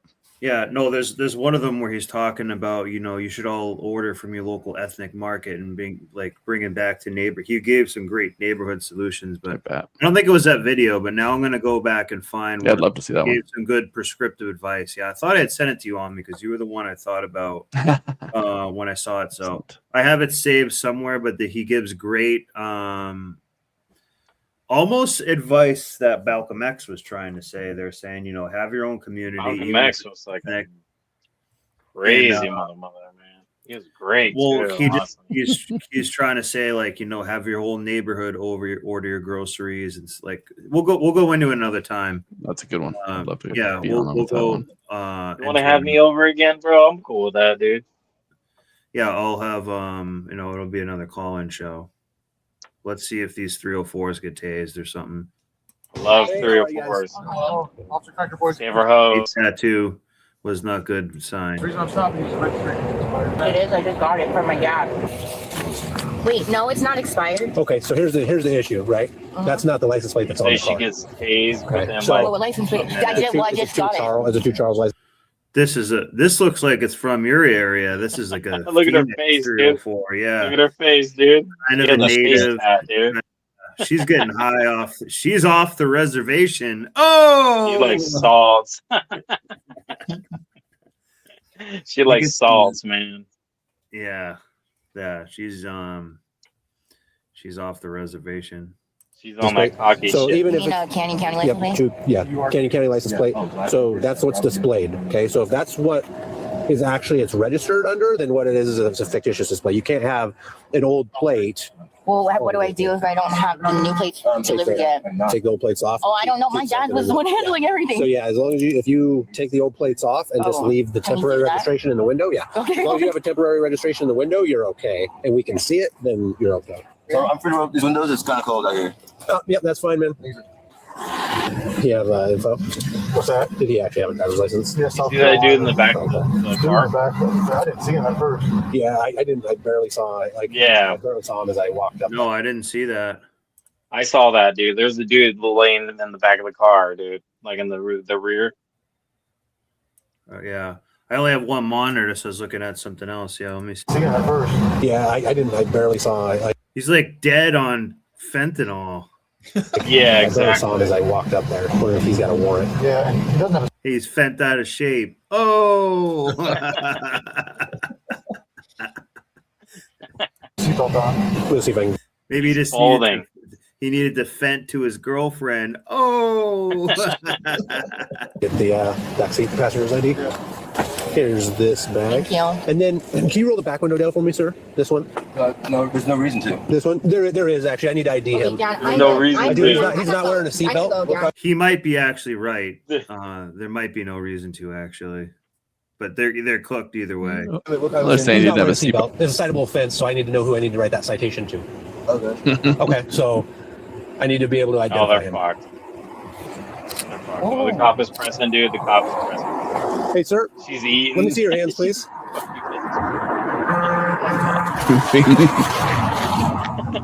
Hey, sir, back seat. I need to be able to see your hands. Show me your right hand. Drooling, You care if I wake up? spaced out. Sir, back seat. Show me your right hand. Okay, Oh, dude, keep I that where I really can see hope it. You this understand? doesn't turn into like a police shooting, dude. I'm gonna pull him out. Jeez, yeah, it's risky. All right, here's what I need you to do. I need you to put both of your hands on the back seat rest. Okay. Put your hands on the seat rest.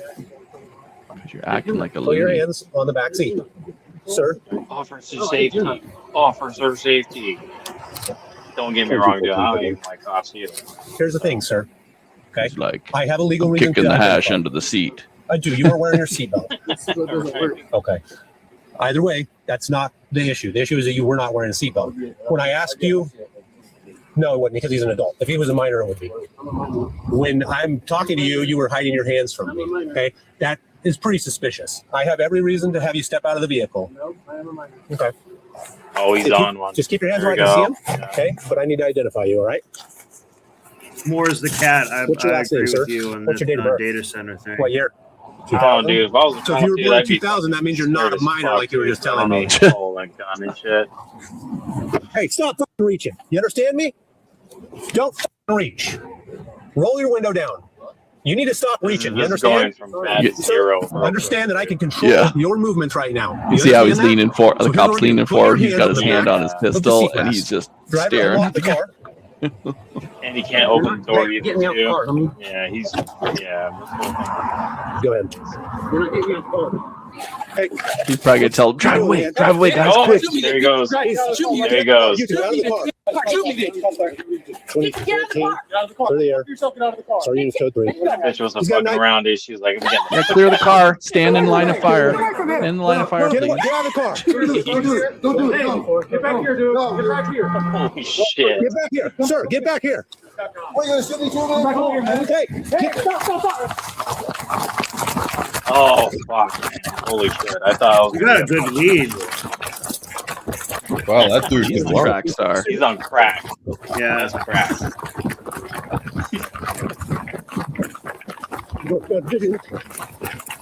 Just from East Mount Highland. Blackmail adult. Still holding his pistol. Look at him. Blue jeans. Armed with a knife. Sir. Dude, this cop is still holding his pistol the whole entire time. Look at that. I didn't see the guy run into Holy here, shit. really. That's a fucking RoboCop, dude. Could be a blackmail adult, tan jacket, blue jeans. We're currently at 517 Highland. He's in a, he ran back into this gated area. Maybe start setting a perimeter. I'm on the north side. We can get people to the east and south. Okay, just stay out of there for now. We got a suspect with an armed suspect back there. Hey, just make sure you guys know he is armed with a knife and took off running from us. Hey, we'll hold here. I don't have eyes on him. Sounds like he went running back that way. At this point, we just have R&O. I've got him somewhat ID'd. I don't know if he has any warrants or anything, but he escalated pretty quick and then pulled a knife out when I was trying to have him get out of the car. Dispatcher was working on running him when this all kicked off. Information should got be away. Assault on LE. Yeah. It'd be pretty weak. He was the back passenger, trying to get him IDs, pretend to be asleep, doesn't have his seatbelt on, and then he reaches in his pocket. So we unholster, we pulled out a knife. We know his name. Why does he have a knife, too? I didn't see him. We got any return on him. I don't know. As officers set up a perimeter and search the immediate area, a 911 caller reports seeing the suspect jumping fences and traveling through people's properties. Stop right there. Boise police, stop right there. Do not move. On the ground.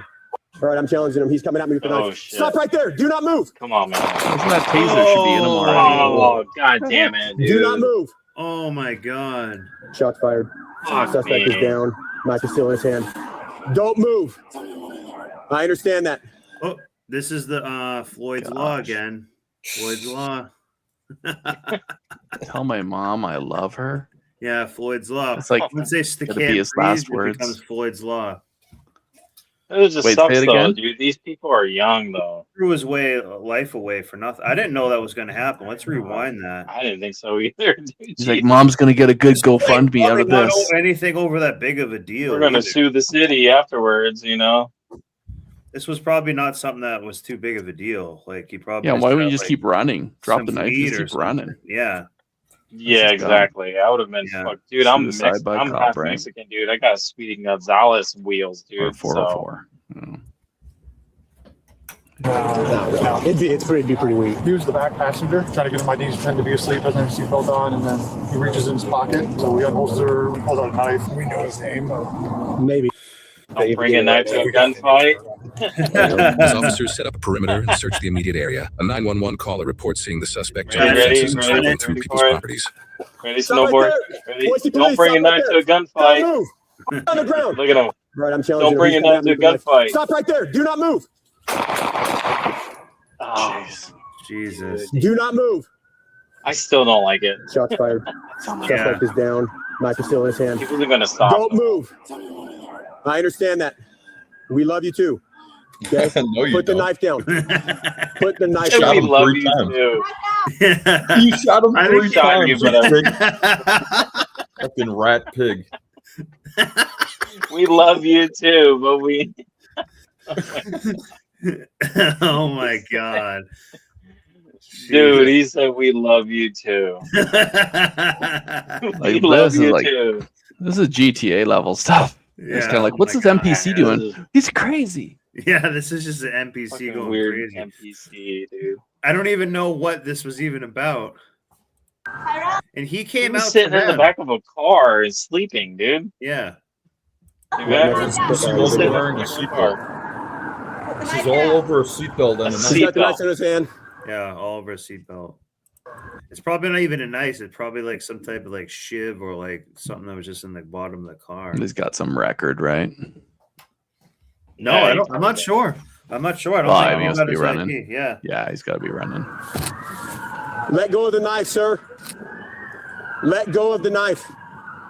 Okay, They're stand gonna by. just watch him die, dude. We can really. get the knife to him once Yeah, I'm gonna keep that knife Oh, away. yes, Knife yep. is in his right hand. See if you come up a. Gotcha. Yep. Yep. Sir, do not reach for that knife. You got Do shot not 3 reach for that times. knife, sir. Pretty much disarmed after that. Yeah. You would think.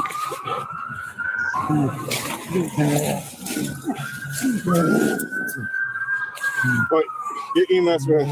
Yeah, they're coming. I don't know about you guys, man, but I can't be done. Yeah, this is crazy. I didn't know. I thought this I was gonna can't be like do that shit.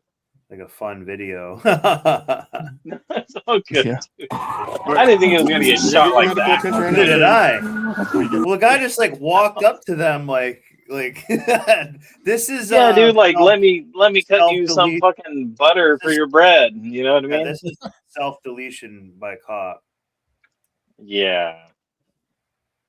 I mean, he came out. I don't know. You know, I think the cops should just carry knives too, and then they can be like, okay, mano, let's go. Stop right We there. trained for this. Police, stop right there. Do not move. On the ground. All right, I'm challenging Total you. He's coming at samurai you. fight, Stop right dude. there. Do not move. Yeah, I don't know why I didn't tase him right away. I should have tased Do him a not long move. time ago. Yeah. Shots fired. yeah, that's true. They Should have could've tased him tased- through the they could've window, just to be tased him or honest. Yeah, that was uncalled for.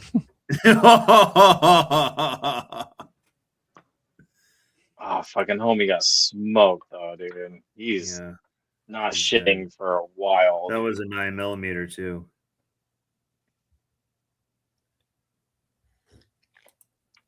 Sounds good, Jesse. You on it? Just one round? 3. One here? Yeah, right. There's one in the 2 in the chest. Yeah, that's okay. No, just me. I'm gonna go update. Imagine No such thing as a warning shot anymore, eh? Hold on real quick. You imagine being a cop having to do that?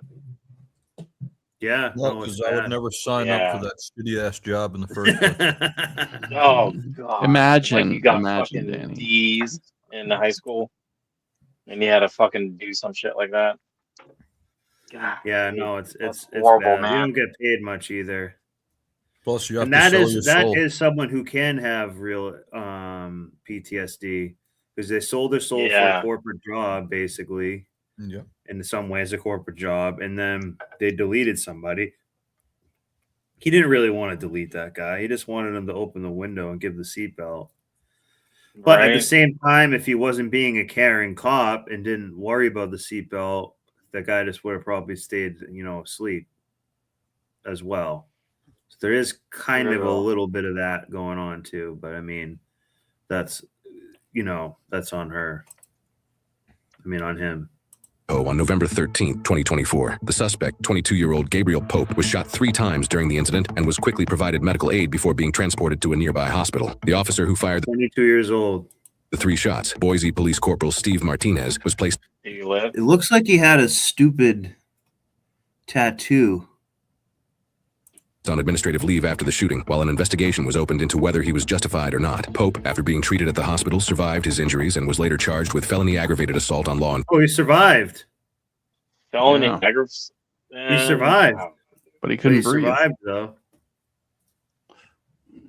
Enforcement, resisting arrest, 22-year-old and providing like- false identification to law enforcement. Pope's attorney said that he has had a very traumatic life, as his mental health issues have caused him to commit crimes throughout his whole life, even while he was a minor. In September 2025, 10 months after the incident, as part of a plea deal, Pope pleaded guilty to aggravated assault on law enforcement with an enhancement for use of a deadly weapon during the commission of a felony, while the other charges were dropped. The judge What was told the Pope he felony? needed to, quote, grow Oh, up, the sentenced him attack. to 10 years in prison with the possibility for parole after 4 years. She also urged the Idaho Department of Correction to provide mental health counseling, aggression replacement therapy, and substance abuse treatment during his incarceration. In November 2025, a full year after the incident, prosecutors found the officer who shot Pope justified in his decision under Idaho law after reviewing the body cam footage. You want to know how fast a normal day can turn into a life or death situation? In seconds, and sometimes it starts with a seatbelt violation. A traffic stop feels normal to the public, but to officers, it's one of the most unpredictable things we can do. Because the second passengers start reaching, hiding, or ignoring instructions, the officer's brain has to shift from paperwork to survival. And not because they want to, it's because they have to. Some people might miss this, but during a traffic stop, the officer isn't just watching the driver, he's watching every pair of hands in that car. So you don't reach, you don't argue, and you definitely don't create confusion, because one person moving when told not to can put everyone in danger inside their car. And we even see how chaotic it becomes because someone stepping out at the wrong time can unknowingly move into an officer's line of fire. Keep in mind, when someone runs and they're armed, officers don't know intentions, they read behavior. And a person advancing with a knife closes distance faster than most people realize. At that moment, an officer isn't judging a person's life, he's reacting to an immediate threat. Part that sits heavy with me is sometimes the person coming at you is clearly struggling mentally. If that doesn't make the danger smaller, it makes the decision harder. And yes, the officer goes home alive, but he carries the choice he never wanted to make. Damn. Yeah, I thought they'd have like non-lethal stuff Yeah, me really too, fast. me Like too. almost make it like way easier to use too. Like, Yeah, you gotta save some remember lives. Idaho is kind of one of those sort of states where it's more of like militia type, Texas type shit like that. To be honest with you, It's dude, on the that East guy Coast would have been. and stuff. To be honest with you, to be honest with you guys, man, that guy would have been smoked in Arizona. They would have fucking released the dogs and everything, honestly. Yeah, so I think That different guy was states probably do lucky. and again, that's Idaho. Idaho actually has death by firing squad still. Jeez, which is actually pretty dope. Wow. I mean, I think we still have hanging by death still here in Arizona, honestly. That's if you steal a horse, though. Yeah, like one of those like old Western. yeah. One of those old Western ones that never been crossed off the list. But here's You know the what I funny mean? thing: if you steal a horse, you still die for a hoe. Oh! There's probably some laws somewhere too. If your last name's McCoy, you're on this side of the county, you're toast. Make hoe. If you're a mega hoe, you hang. After reports of a shoplifting incident. Hello, guys. I'm here because Target called and said you stole. Okay, this is something. Women love stealing from Target in these stores. Why? A, they want the high, but B, it's just vapid consumerism. They just need it. They need it. They need it. They need it. They need it. They need it. They need it. Something. Dude, women are like the worst thieves on the planet. Like you're stealing stuff with her baby. Yeah, I'm sure you said something. And you said, "I'll take it back." They'll tuck that. They'll tuck the stolen goods. Well, just wait here. We'll see what Target wants to do. What I mean, just wait. What did you take? I don't want to cause a scene inside. Let's just see if they can come out here and we can figure it out. Like maybe you opened up some OC spray or pepper spray or something. They said. Yeah. Come on. They know your name already because you've been here before stealing for something. No, I haven't. Well, they provided us your name. I never stole something ever in my life. Okay, I'm just telling you. See, it's just like they are on camera, like we watched before. They'll literally be on camera, then lie when they're watching themselves stealing on camera, then look at you and lie and say they didn't. No, every women lie. Yeah. Dude. All women lie. No matter what, dude. Yeah. They cheat on you, they'll lie, dude. That's a mental disorder right there. That's beyond delusion. Well, not only like that, narcissism, honestly. Yeah. They call that scene beyond the fourth wall. Oh, That's what I know say on the call. So, is this your daughter or who's this? Okay. So, you opened up pepper spray. What else? Your daughter's going to be the same way too. Do you have an ID on you? You've never been arrested before or anything? Have you? No, she's been arrested. I mean, we can like be done here in a minute and write you a ticket, or we can make it a big deal. Like, we're not trying to do that. If we can write you a ticket and be done, we'll be done. Like, don't trust cops, by the way. They're making it easy for her. But I mean, like, don't trust them. I don't know what Target wants to do. They called. If you could have paid for it, you should have paid for it before you came outside, right? I can write it down. No, what's your last name? Don't trust them. Is she on the ticket, born in '94? All right. I'm just gonna go in and tell her we're writing a ticket and be done with it. Okay, I'll be right back. All right. They're waiting for you. I'm like, what are we doing? I don't know if I'm like allowed to go out there because Yeah. not, but I can. I'm gonna say she makes a run for it. Didn't pay for a red skirt and she took a pepper spray. And that tote bag that's in there. Whatever you want to get, whatever you want to get, and then has she been here before? Yep, she's been here before. She goes to she's been overcoming at Woodfield. She travels to Elgin. She a lot of places. Okay, so have you been arrested from here before? So she has been arrested at our store before. Not at our store. She was at my here in December. Okay. I'm sorry. I could pay for it. I really can't. But what about like all the other times? You got caught. She said you got caught in Schaumburg in December for stealing from Target. Yeah, that was a totally misunderstood. Well, Like you have your warrant right now. Yeah, they're saying it's valid from Cook County, not Kane. No, I have my probation tomorrow. Look, I'll tell you. I what was the going. Look, computer I have. says. I'll So show he's you. I get that, ma'am. All I can go Snowboard. off of is what that I have my says. probation. Look. For what? He snowboard. So check this shit out, dude. So what I heard about the retail companies, dude, and what they do and how to catch these people with laundering is that they allow these people to steal and steal and steal until it makes a certain price, and then they get them for laundering or stealing, like to like a higher degree. They want it and to they be hit like them above with a felony, dude. $1,000 or something. Yeah. Mhm. grand Yeah, larceny. and that's this case right there, dude. 100%. They've been keeping an eye on this bitch doing that shit over and But over. they kind of need to because people are doing it self-checkouts, just doing whatever they want. Yeah. And it's just another way for them to like put you in prison and shit. Like, she's fucked. Looks like she has a kid, that's the worst. Yeah. Looks like this time she dug herself into a hole. Oh. Oh no. Probation. For what? What are you on probation for? For retail thefts, for batteries? What are you on? What are you on probation It's for? from a long time ago. Okay, I get that, but what are they don't just put you on probation I for haven't nothing? paid my warrants What are you off on yet. probation for? Okay, what was the charge that you're on probation Beating up for? my baby daddy. For I think taking two. For retail thefts. Okay. In Cook County, but I have probation. I could call him right now. I talked to the judge. I'm coming in and I'm paying the $40 to quash it, and they're gonna see me, and I'm gonna do my drug test and do everything. She's like, don't worry, I'm doing good now. Today. Until today. You might have a problem, right? Yeah. Crazy. What do you think she stole? She probably stole. Can you imagine if you did that shit, bro? Yeah. Well, like steal some cologne and then sell it or stuff like that, right? Yeah, I don't know. Dude, can you imagine if we did that shit, dude? They'd fucking lock us up so quick, dude. Oh yeah. They don't even give a fuck what you said, dude. Yeah, no, you'd be like pretty much. Why women get fucking like the easy track, dude? That's And this is her like 8th time stealing. Yeah, and a track record too. It's fucking garbage. Yeah. Well, hoes have a track record because they're out there on that track. running the You're on probation for retail theft. You got trespassed in December from another one, and you like stole from here before. No, yeah.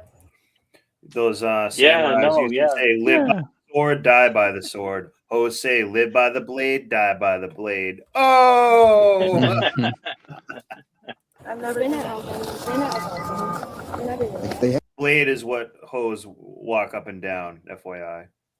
Have your picture everywhere. They know who you are. You have attitude with our security officers. No, I never have attitude with them ever. I'm respectful to everyone. It's a Cook County warrant. I'm respectful. Here's a quash for it. She's got like 4 or 5 arrests. We can't write her another P ticket. She's on probation for retail theft. Yeah, Why would they not do that? Why would they not update it? I don't know if they have or not yet. So she said she just left there with the warrant. I believe it. How the fuck are they having a conversation? This is the only warrant I see in here. I have some paperwork for the warrant that was issued today with the same 24 MT number. It says that it's quashed and she has a new court date on July 9th. Can you advise that to county and make sure that that's okay? And I just came from there. I know. I got you. Oh. We can start it off. Can you go grab a receipt with the prices for me real quick? Yeah, she had a. She put something in the car when I got here, so. Okay, so she put something in the car too that she stole too. I don't know why she's trying to be tricky about this. Let's grab the bag you stole up too. Just come on, let's just get this done. Stop playing games. You have you've done this. You have a problem. Let's just fix it and be on our way for real. Otherwise, I'll tow the car and do all this. I don't want to do that. All right, let's just act like an adult and know what we did and be done with it. And there's another. So this cop is actually being kind of cool. Very fair with Yeah. it. Yeah, I he's give being him that. very fair. Yeah. Probably maybe it's in that bag.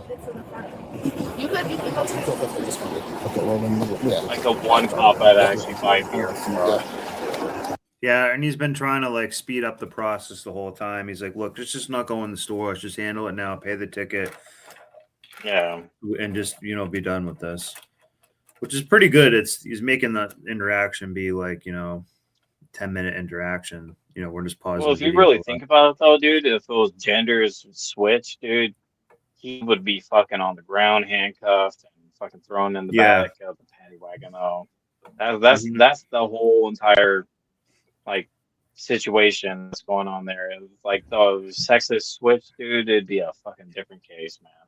That's crazy. That's the problem right there. Is that they treat they give too much genders differently. lenience and shit. Yeah, it's unfair. You have sipping you have a snatch. Yep, but simp pigs. I'm a sip cop.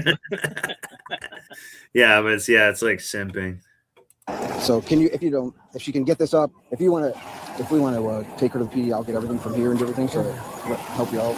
Imagine how this. So she has a Cook County warrant and a Kane County warrant. The Kane County warrant looks like it was quashed, but not the Cook County warrant, so she'll have to go with us. We'll see if there's a bond amount. They might even say, like, just release her with a new court date. I don't know when the case is from, but we're going to take her and charge her with all the stuff she stole today, because it's not like it's her first time. Wait, you need all my? Everything you stole today is what we need. Think about this, Snowboard. So this bag. Imagine if you were there doing stealing and shit like that, and you did the same thing. Imagine if you're stealing like that, like what she's doing, you had your kids with you and stuff like that. The treatment would be so much more different, dude. Yeah, 100% would be 1,000 times. How much you want to bet she stole makeup? So lucky. Yeah, how much you want to bet she's stealing makeup? I almost guarantee I bet she drove home after this too. Yeah. Yeah, the cops probably gave, there's such big Sims, they probably gave her gas money. Probably bought her coffee and bought the kids fucking Happy Meals too. Yeah, probably. They probably did. They probably did. Yeah. They probably it's okay. did. It's not your fault. The system, the patriarchy, the patriarchy did you bad. That's bullshit, dude. I hate it, dude. But at the same time, you know, there's still Sims that live in the world. So they need to grow out of it. They are. What a joke. Simping really is what fuels the women to have such big egos, and it really unbalances the system big time. Like it enables women's mind to become, you know, so self-obsessed, so vacuous, because they get the validation. You give someone too much validation for like something they didn't earn, they're just simply hot or whatever. It's a big deal, and it goes to blow their head up. You know, they get in such an inflated ego. True, and I guarantee you, dude, if she plays it cool, she plays it super, super feminine, dude, she's gonna drive home. And if she doesn't, and she loses her fucking top, dude, she's gonna fucking go in the paddy wagon like just everybody else does, dude. So, and that's the power of pussy, honestly. That's the power of feminine, and I don't blame them, honestly. I mean, you know, use your superpowers, in the you world. know, but yeah, kind of use is your the most superpowers powerful where you force can in the do it. world to a degree. Yeah, I mean, they start wars, dude. So, you know, but use your superpowers. But that's exactly what's happening, and it's phenomenal actually watching it.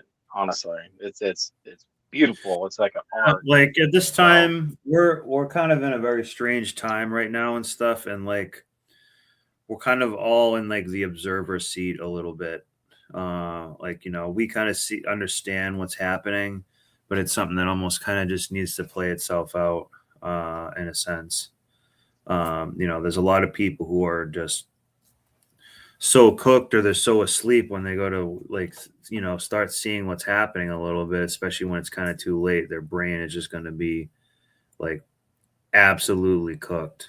It's going to be like microwaved. Well, when you start are you saying the pendulum needs to swing back to the right? No. I'm saying people need to understand like their own morality and stuff like that. Because you already know it went way too far to the left in the past few years, especially when Biden was president. For sure. That was some crazy ass shit too. Yeah, those are some bad years, let me tell you. Yeah, you can. Yeah, it was. About gays that was like a humiliation ritual, like, because, you know, like, why are we listening to anything this guy is saying? Yeah, exactly. Guy, girl.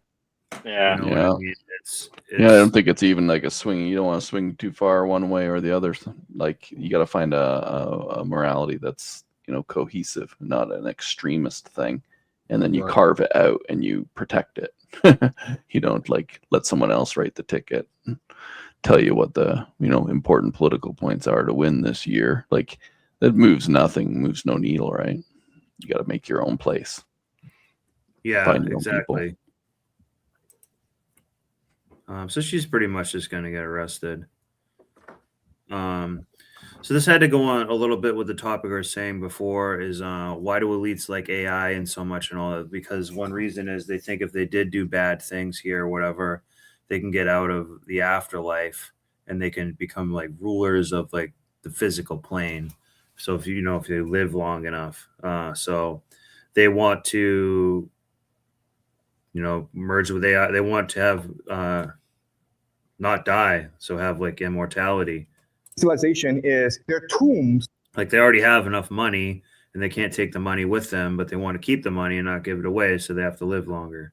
Are very, very elaborate. Okay, this is the entrance into one of their tombs. Over time, we see the tombs become more and more elaborate. So we know that over time they became a much more wealthy civilization. This is what the tombs look like. They're huge places. Okay, this is what the outside looks like. Where do the Mycenaeans learn this? Well, they learned this from Egypt, right? So at this time in history, the Mycenaeans and the Egyptians were in close contact with each other. The Egyptians have a habit of burying themselves with all their treasure. Okay, so this is their coffin. This is a mastaba, which is their tomb. Okay, as you can see, it's huge. It's almost as big as a house. So the question then is, why would they do that? Okay, we've discussed it previously, where throughout most of human history, we've understood that this is a material realm, and then once we die, we go off to the spiritual realm. Guess what, guys? You can't take your money with you. So why are you burying your money with you? Right? Okay, this is a mastaba. Okay, as you can see, it's a very elaborate, ornate place, and the Egyptians were known for this. But also China, right? The first emperor of China, the terracotta warriors. Why is he buried with an army and such wealth? That makes no sense. If you die, you die. So why is this happening? So the argument I will make to you is that this is happening because money repeating that history almost.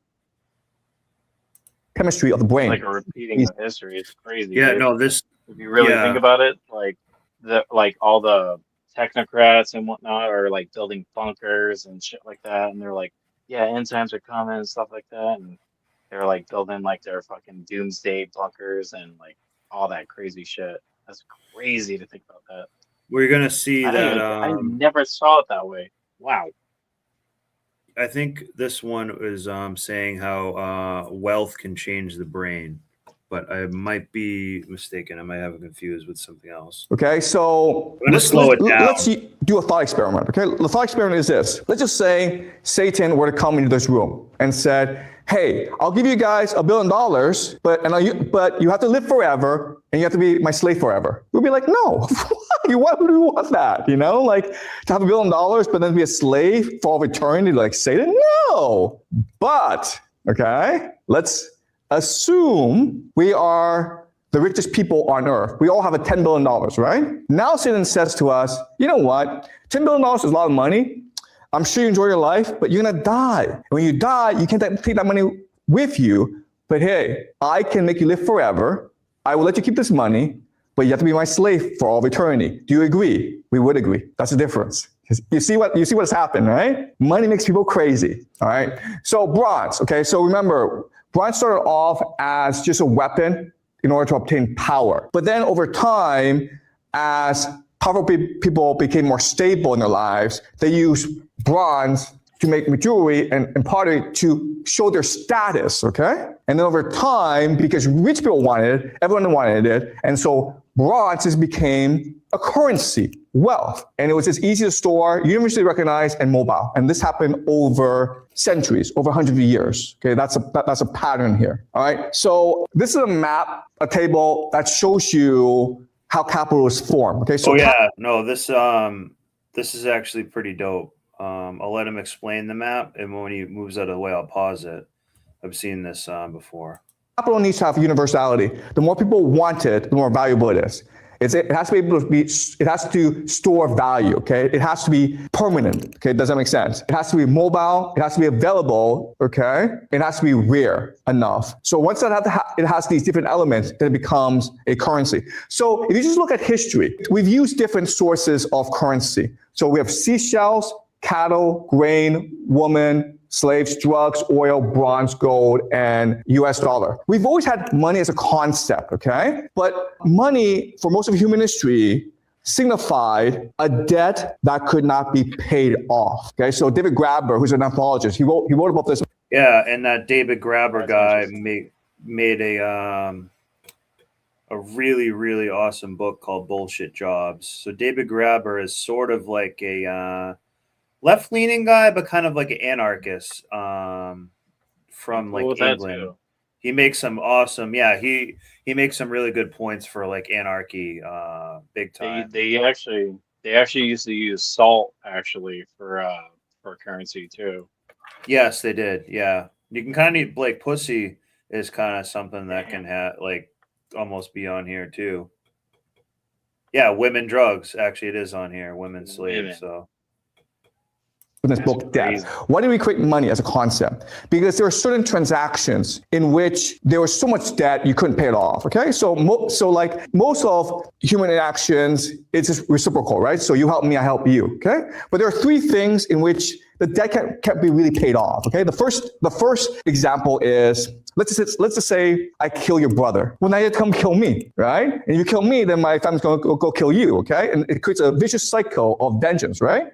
So the way to get rid of this problem is, if I kill your brother, I acknowledge that it's a debt I cannot be paid off. So I give you something valuable. It could be gold, it could be jewelry, it could be anything, okay? All right, so that's what money is. That's the first example. Second example is, if a woman marries into your family, right? Then that's also a debt that can be paid off, because you've just taken away a daughter. So you give me a gift, maybe some gold, or maybe a cow, a horse, it doesn't matter, okay? That's the second example of a debt that can be paid off.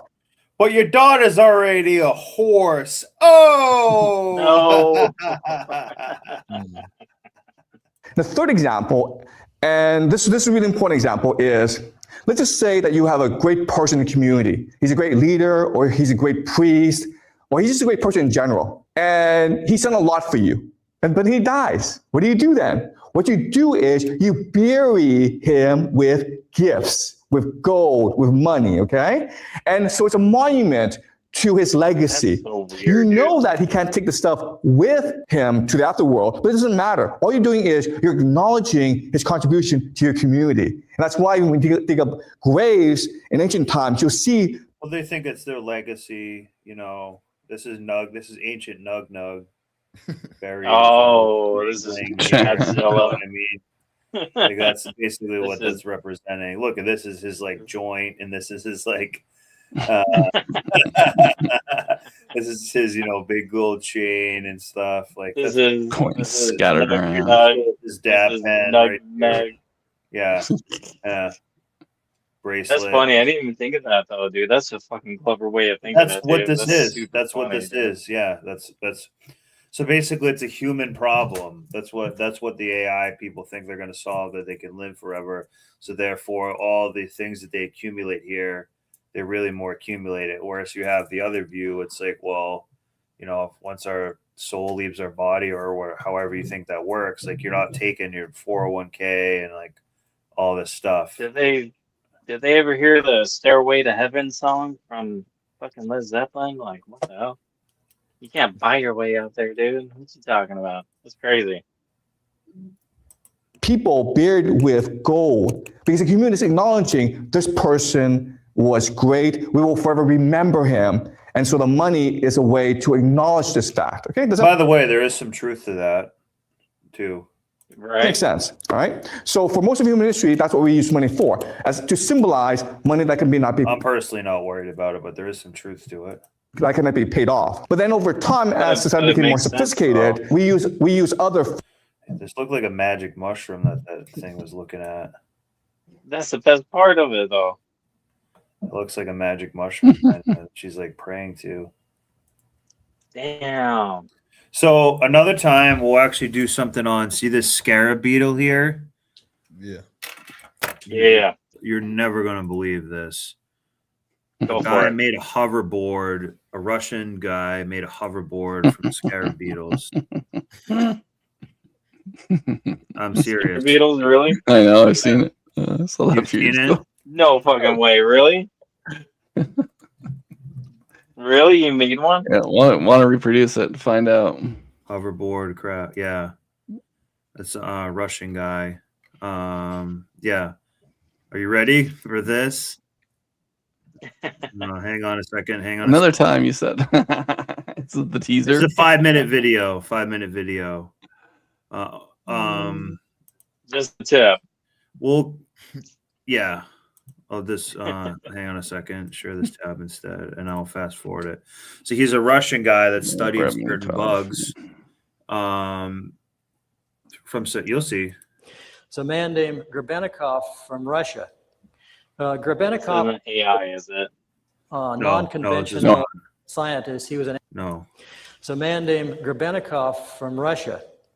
Grebennikov, I'm not sure I'd want to stand on something going 1,000 miles an hour that's 2 feet square. But this picture here shows him sitting on the ground, and these pictures are much better. If you This is a hovercraft thing. So what he did was he found that there's some strange force that almost like opposite of magnets when you take the two scarab beetles and have them like opposing each other. So he basically took this board here, okay, and put handlebars on, and on the board he made the scarab beetles underneath it that are going like the opposite direction, and that was enough to lift him and move him and shit. Yeah, the explanation's pretty good. I know the detail. If you I'm just showing it. I'm not going to go too crazy with it. get on the KeelyNet site. Pretty cool. This is the platform with him on it, about 3 to 6 feet above the ground, because here's the shadow here down below. Now you could say this is all faked, but if you get into the other things that he did with shape, they almost mirror the stuff that I discovered. And it proves, I guess, that, you know, there's either two crazy people in the world or there's two people that have found the same discoveries. See, he found a way. Interesting. He's finding like a new physics phenomenon. Yeah. And that is why they have the scarab beetle right there. Never heard of that before, dude. That's wild. Well, one theory. One theory. It actually looks like it's almost on a freaking hoverboard. Picture the skateboard looking thing, but yeah. So that's going up from the Earth to the sun. Yeah. No, like riding it for like going up. Yeah, like, you know, this is the back of it, but you know, whatever. But yeah, so he found this Russian guy who's studied that he wasn't a physicist, but he found it through studying insects, and that's why they have that scarab beetle there. Can be paid off. But then over time, as society became more sophisticated, we use other forms of currency, okay? And as you can see, all these different forms of currency, okay? Whether it's seashells, cattle, grain, women, Hawk to a coin, drugs, oil, it doesn't really work in terms of universality, sword value, and mobility. But bronze does, okay? And after bronze, gold does. And then after gold, today we have the US dollar. Okay, does that make sense? So once you have... Which is really the petrodollar as well. In universally accepted currency, you can now have globalization. And so bronze was a major discovery which allowed for globalization. You're right, okay? Drugs can be a currency. The problem is that it's not universally accepted, okay? And also the problem with drugs, of course, is it causes a lot of problems to your society. So think of opium in China. And it's hard, it creates a lot of problems. So it can't be universally accepted. In fact, most countries would ban drugs. But at the same time, you're right in that it is valuable. It's a store of value. So you guys don't know this, but there are lots of governments that have secret supplies of drugs. Because if the world falls apart and you need to rebuild society, you need wealth, right? So gold, you need gold, but guess what? Drugs is also a form of wealth because people want it, okay? We've seen our own government flood. Dark, dude. We've seen our own government flood neighborhoods with drugs, you know, black. Remember 2008? That's the only reason. Remember 2008? That's the reason why we even got out of 2008, because of the fucking drug epidemic with fucking, what was it? Percocets and all that other stuff everybody was prescribing, dude. Yeah. The drug epidemic, man, got us out of 2008. So. Yep. All right. So is this clear? Right. So once you have a universally accepted currency, you have the basis for globalization, and globalization happens naturally as a result. All right. So capital is just a monetization of power. That's all it is. And you can have any form of capital. Okay.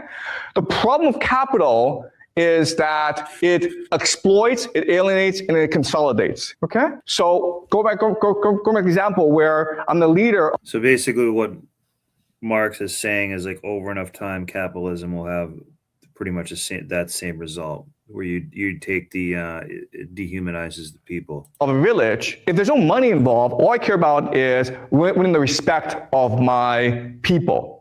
Okay? And so I work hard for them. But once capital is involved, I see each person as a commodity. Okay? And therefore I become alienated from my humanity and from others. And now I want to exploit people in order to generate more capital. And over time, what will happen is that the strongest will have all the capital, which leads to massive inequality. So the only result of capitalism is one, massive inequality, corruption, immorality, okay, and alienation, anger, indifference. And this is the world we live in today. Does that make sense? It's just the nature of capital. There's no way around it. Okay, so as we discussed previously, we have two different mindsets, okay? We're composed of two different individuals. We have the altruistic nature, so that we care about relationships. We care about empathy. We care about creativity. And there's our utilitarian side, which is all about material objectives, logic, and hard work, okay? So in school, you have the utilitarian mindset, okay? Like, how do I get good grades? That's all you care about. At home, you care about relationships. You care about maintaining good relationships with your mother and your father and your siblings and your relatives. What we also know, and this is really important, is that people who are altruistic, people who work for others, tend to be more creative than other people. But people who are obsessed with money tend to work harder than other people, okay? That's why globalization happens so fast. I kind of got messed up on the wrong screen here. I'm going to go back. And I believe what he starts talking about is left brain and right brain. And I think back here with this chart as well. Where's it of the chart? But this picture's representative, left brain, right brain. And I believe that's what he starts bringing up.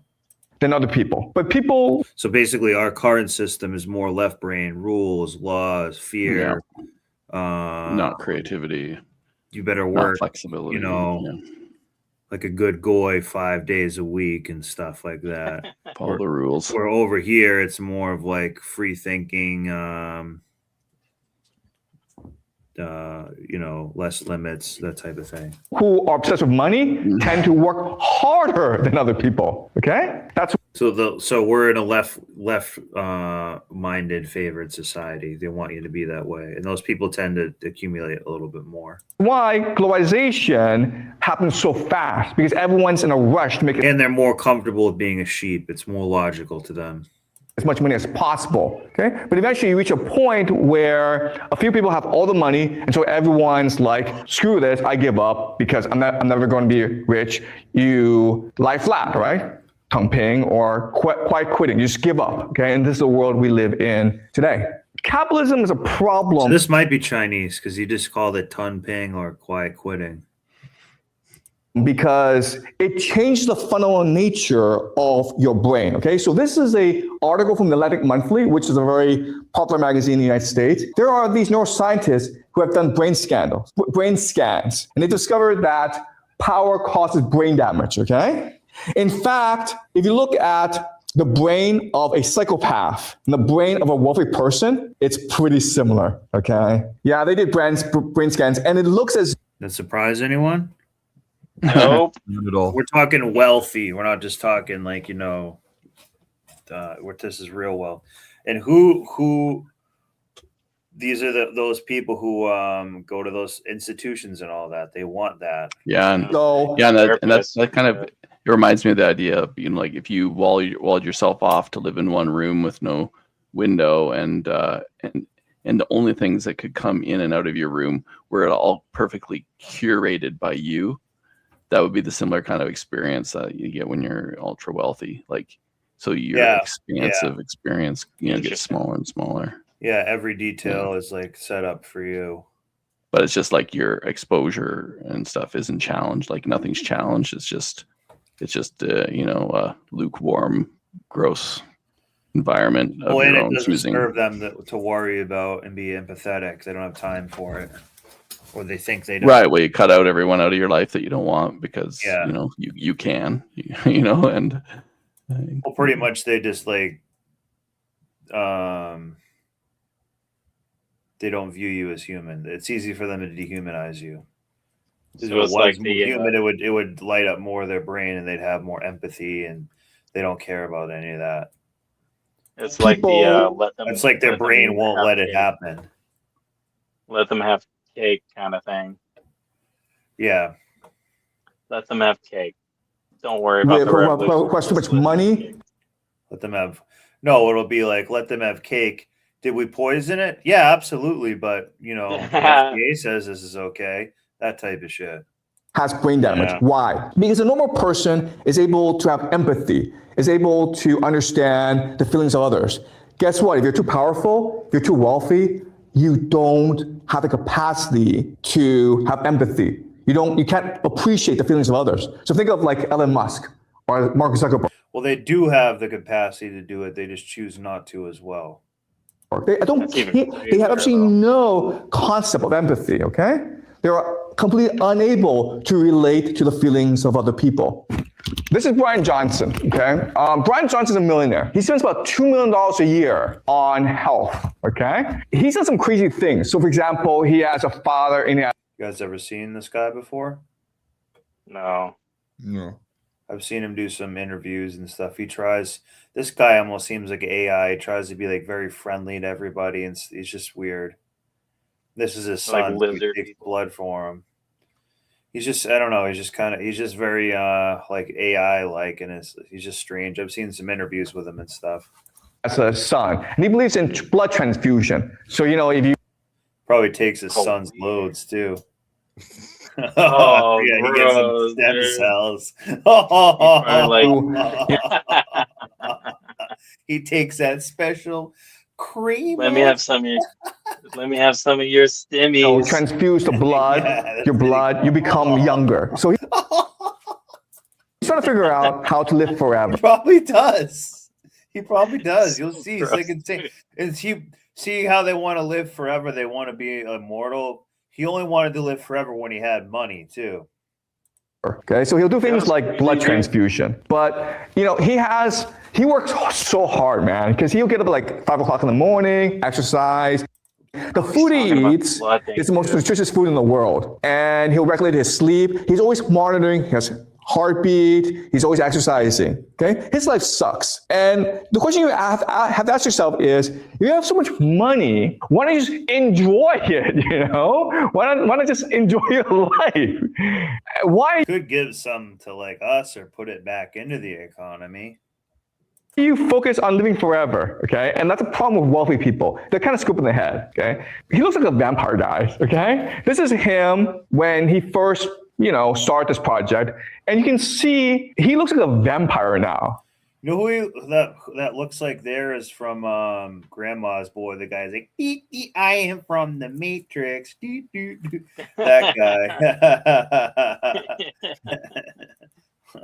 Let me find that guy. It looks like he sleeps on the fucking car bed and shit.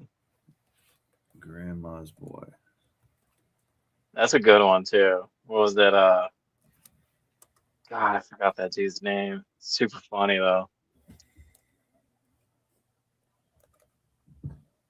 He'd walk around like, beep, beep, beep, beep, beep. I am here to have sex with all the women. Yeah. And he's like acting like an android the whole entire time. They're like, you're fucking weird, bro. Just smoke some weed and chill out. He looks like this guy.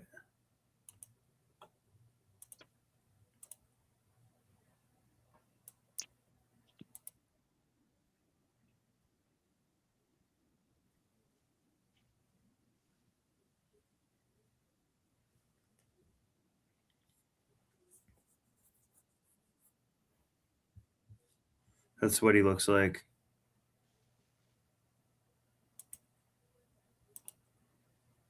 Oh crap! Sorry, I didn't.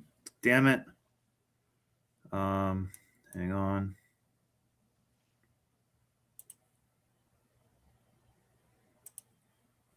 Sorry, I messed that up. This is what he looks like. I'm thinking of getting metal legs. It's a risky operation, but What's in here? It's just the kids in their break room. Or as I call it, the stupid idiot room full of jerks. Mine's the biggest. Yeah, Omni, there you go. Canada must die, written right there.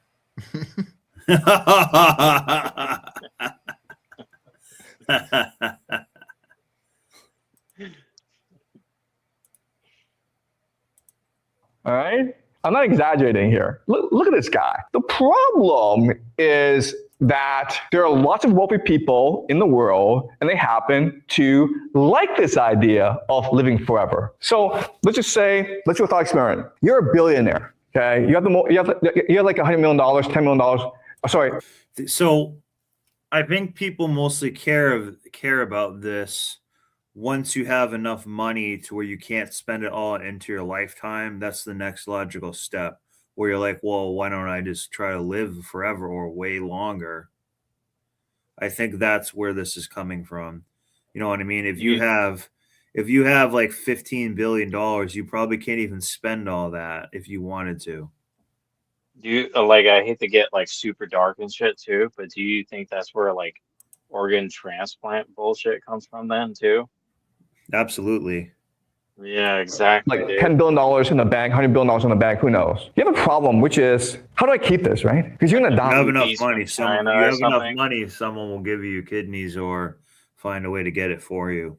Or like right? And you have all that money, so you can do whatever you want. And a lot of these elite people, that's where the baby deletions, they get a lot of stem cells and organs and things like that from that. Well, and think about what Jeffrey Epstein was doing the whole entire time too. You know, he was all into like the whole weird genetics bullshit too.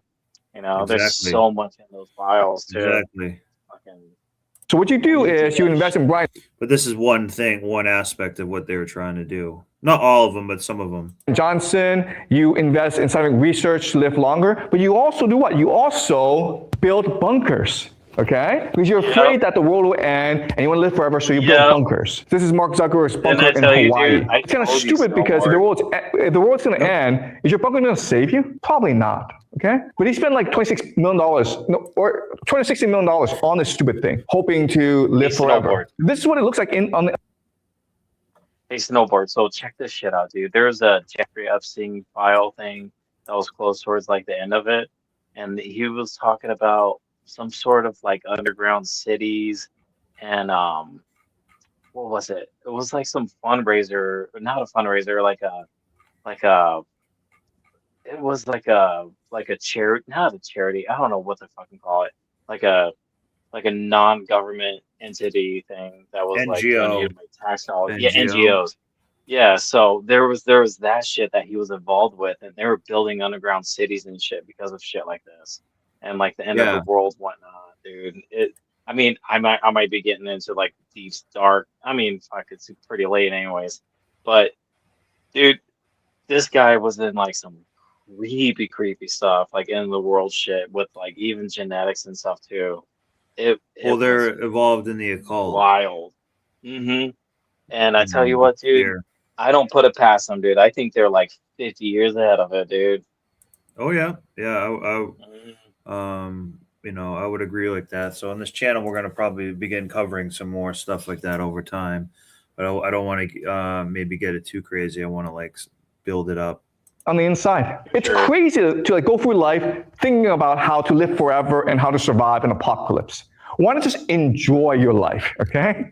They also join secret societies. Why? Because secret societies may have the secret to reincarnation, or the secret to immortality, or the secret to longevity. They don't care. They have so much money that they're willing to invest in everything, okay? So they're willing to try blood transfusion. They're willing to build bunkers. They're also willing to join secret societies. And that's why you see secret societies growing in power and popularity today. They also worship Satan, okay?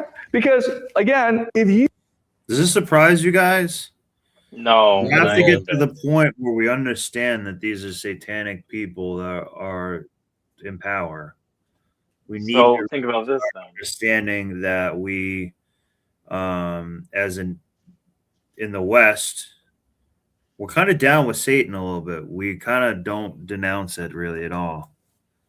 Well, if you think of the good, if you think of the bad and then Satan and stuff, there must be a good behind that too.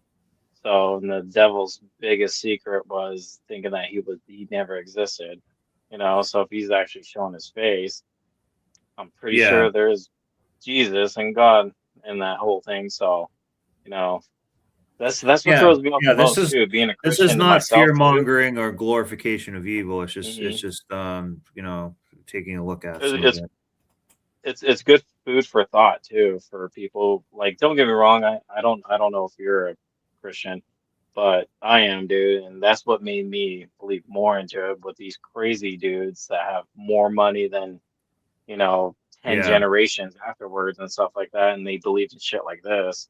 I'm like, there definitely has to be something more than what I'm there has to be more than that, dude. There's no fucking way. There's no way. I know I'm a Yeah. degenerate, but I know I can be saved too. So, Yeah, I mean it's an interesting time. That's why I'm saying you better pick what you want to believe and be kind of ready. So and we'll get right, huh? but I think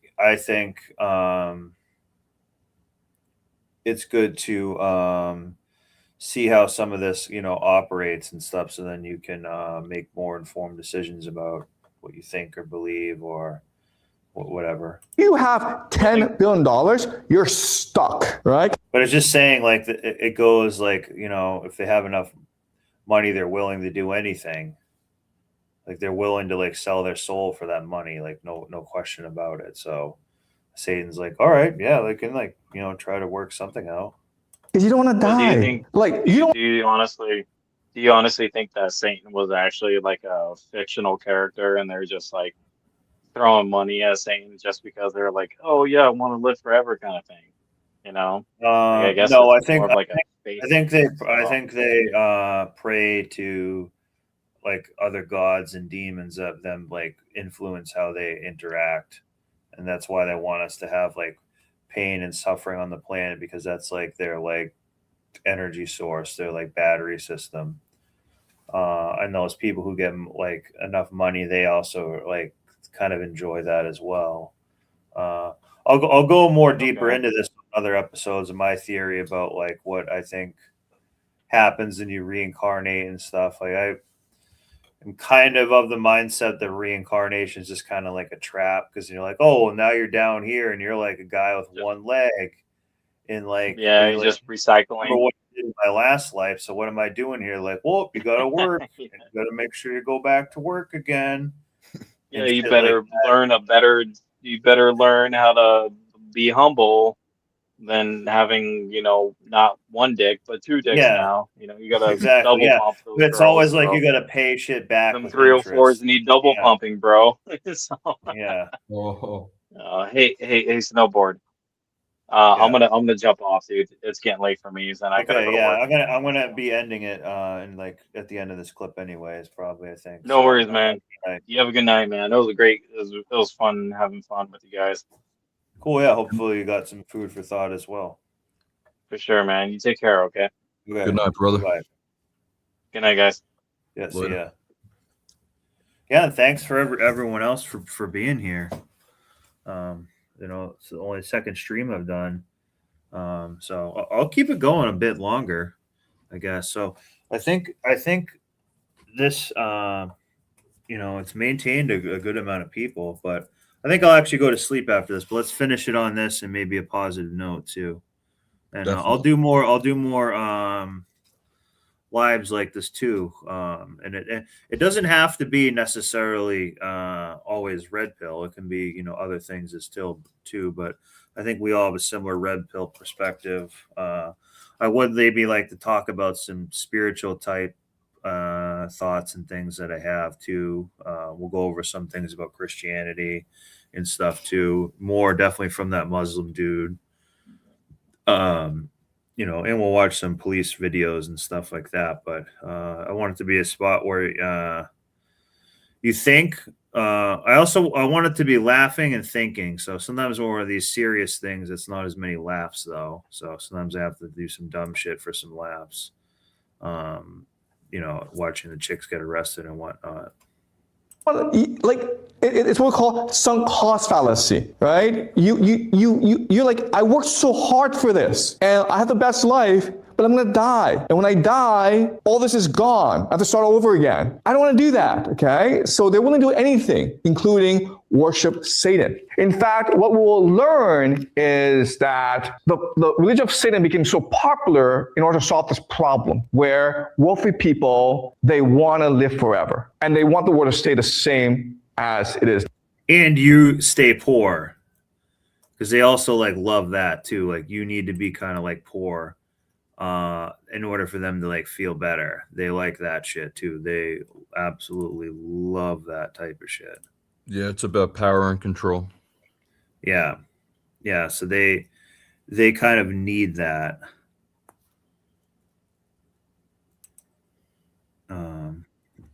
Yeah. Now, but as you learn in this class, it is impossible for the world to stay the way it is. Change is a constant. Things move in cycles. Capitalism gives rise to wealth, but it also destroys wealth. That's just the nature of life. Damn, look at the cans On in that September shit. 18th. So yeah, I think I'm gonna call it a night, guys. Thanks so much. I'll do some more live streams going in the future. You know, you have anything else? Any final points you want to say? And don't ever let Mr. Delato has his own channel too. And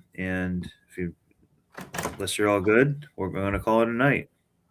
Yeah, so final words, final thoughts would be appreciate you having me on the live stream again, 2 nights in a row. It's been fire. Happy 304 day, everyone. Yeah, it was 304 day. Yeah, that was cool. Cinco de Mayo.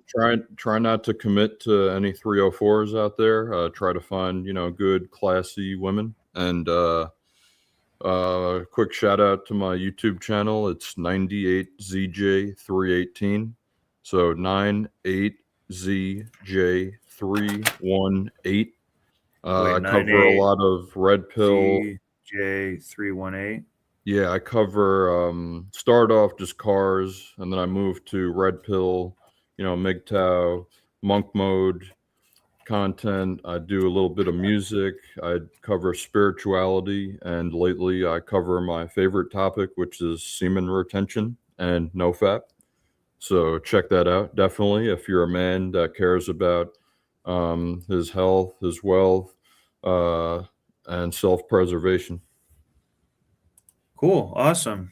Well, thanks so much for the views and everything, guys. I'll make some clips of this and stuff and get more into the YouTube game. I could see myself being able to actually stream like a really long time if I wanted to, but I don't want to like start going too crazy yet with it. So this is a pretty good amount of time, like almost 6 hours. So thank you so much, guys. I'll do more of these. Subscribe to it. You don't even need to like it if you don't want to. Just subscribe. No, definitely like and subscribe, everyone out there watching. Okay, yeah, and we'll cover different topics going forward too. So definitely have a great night, guys. Bye bye. Peace and blessings, everyone. Take care.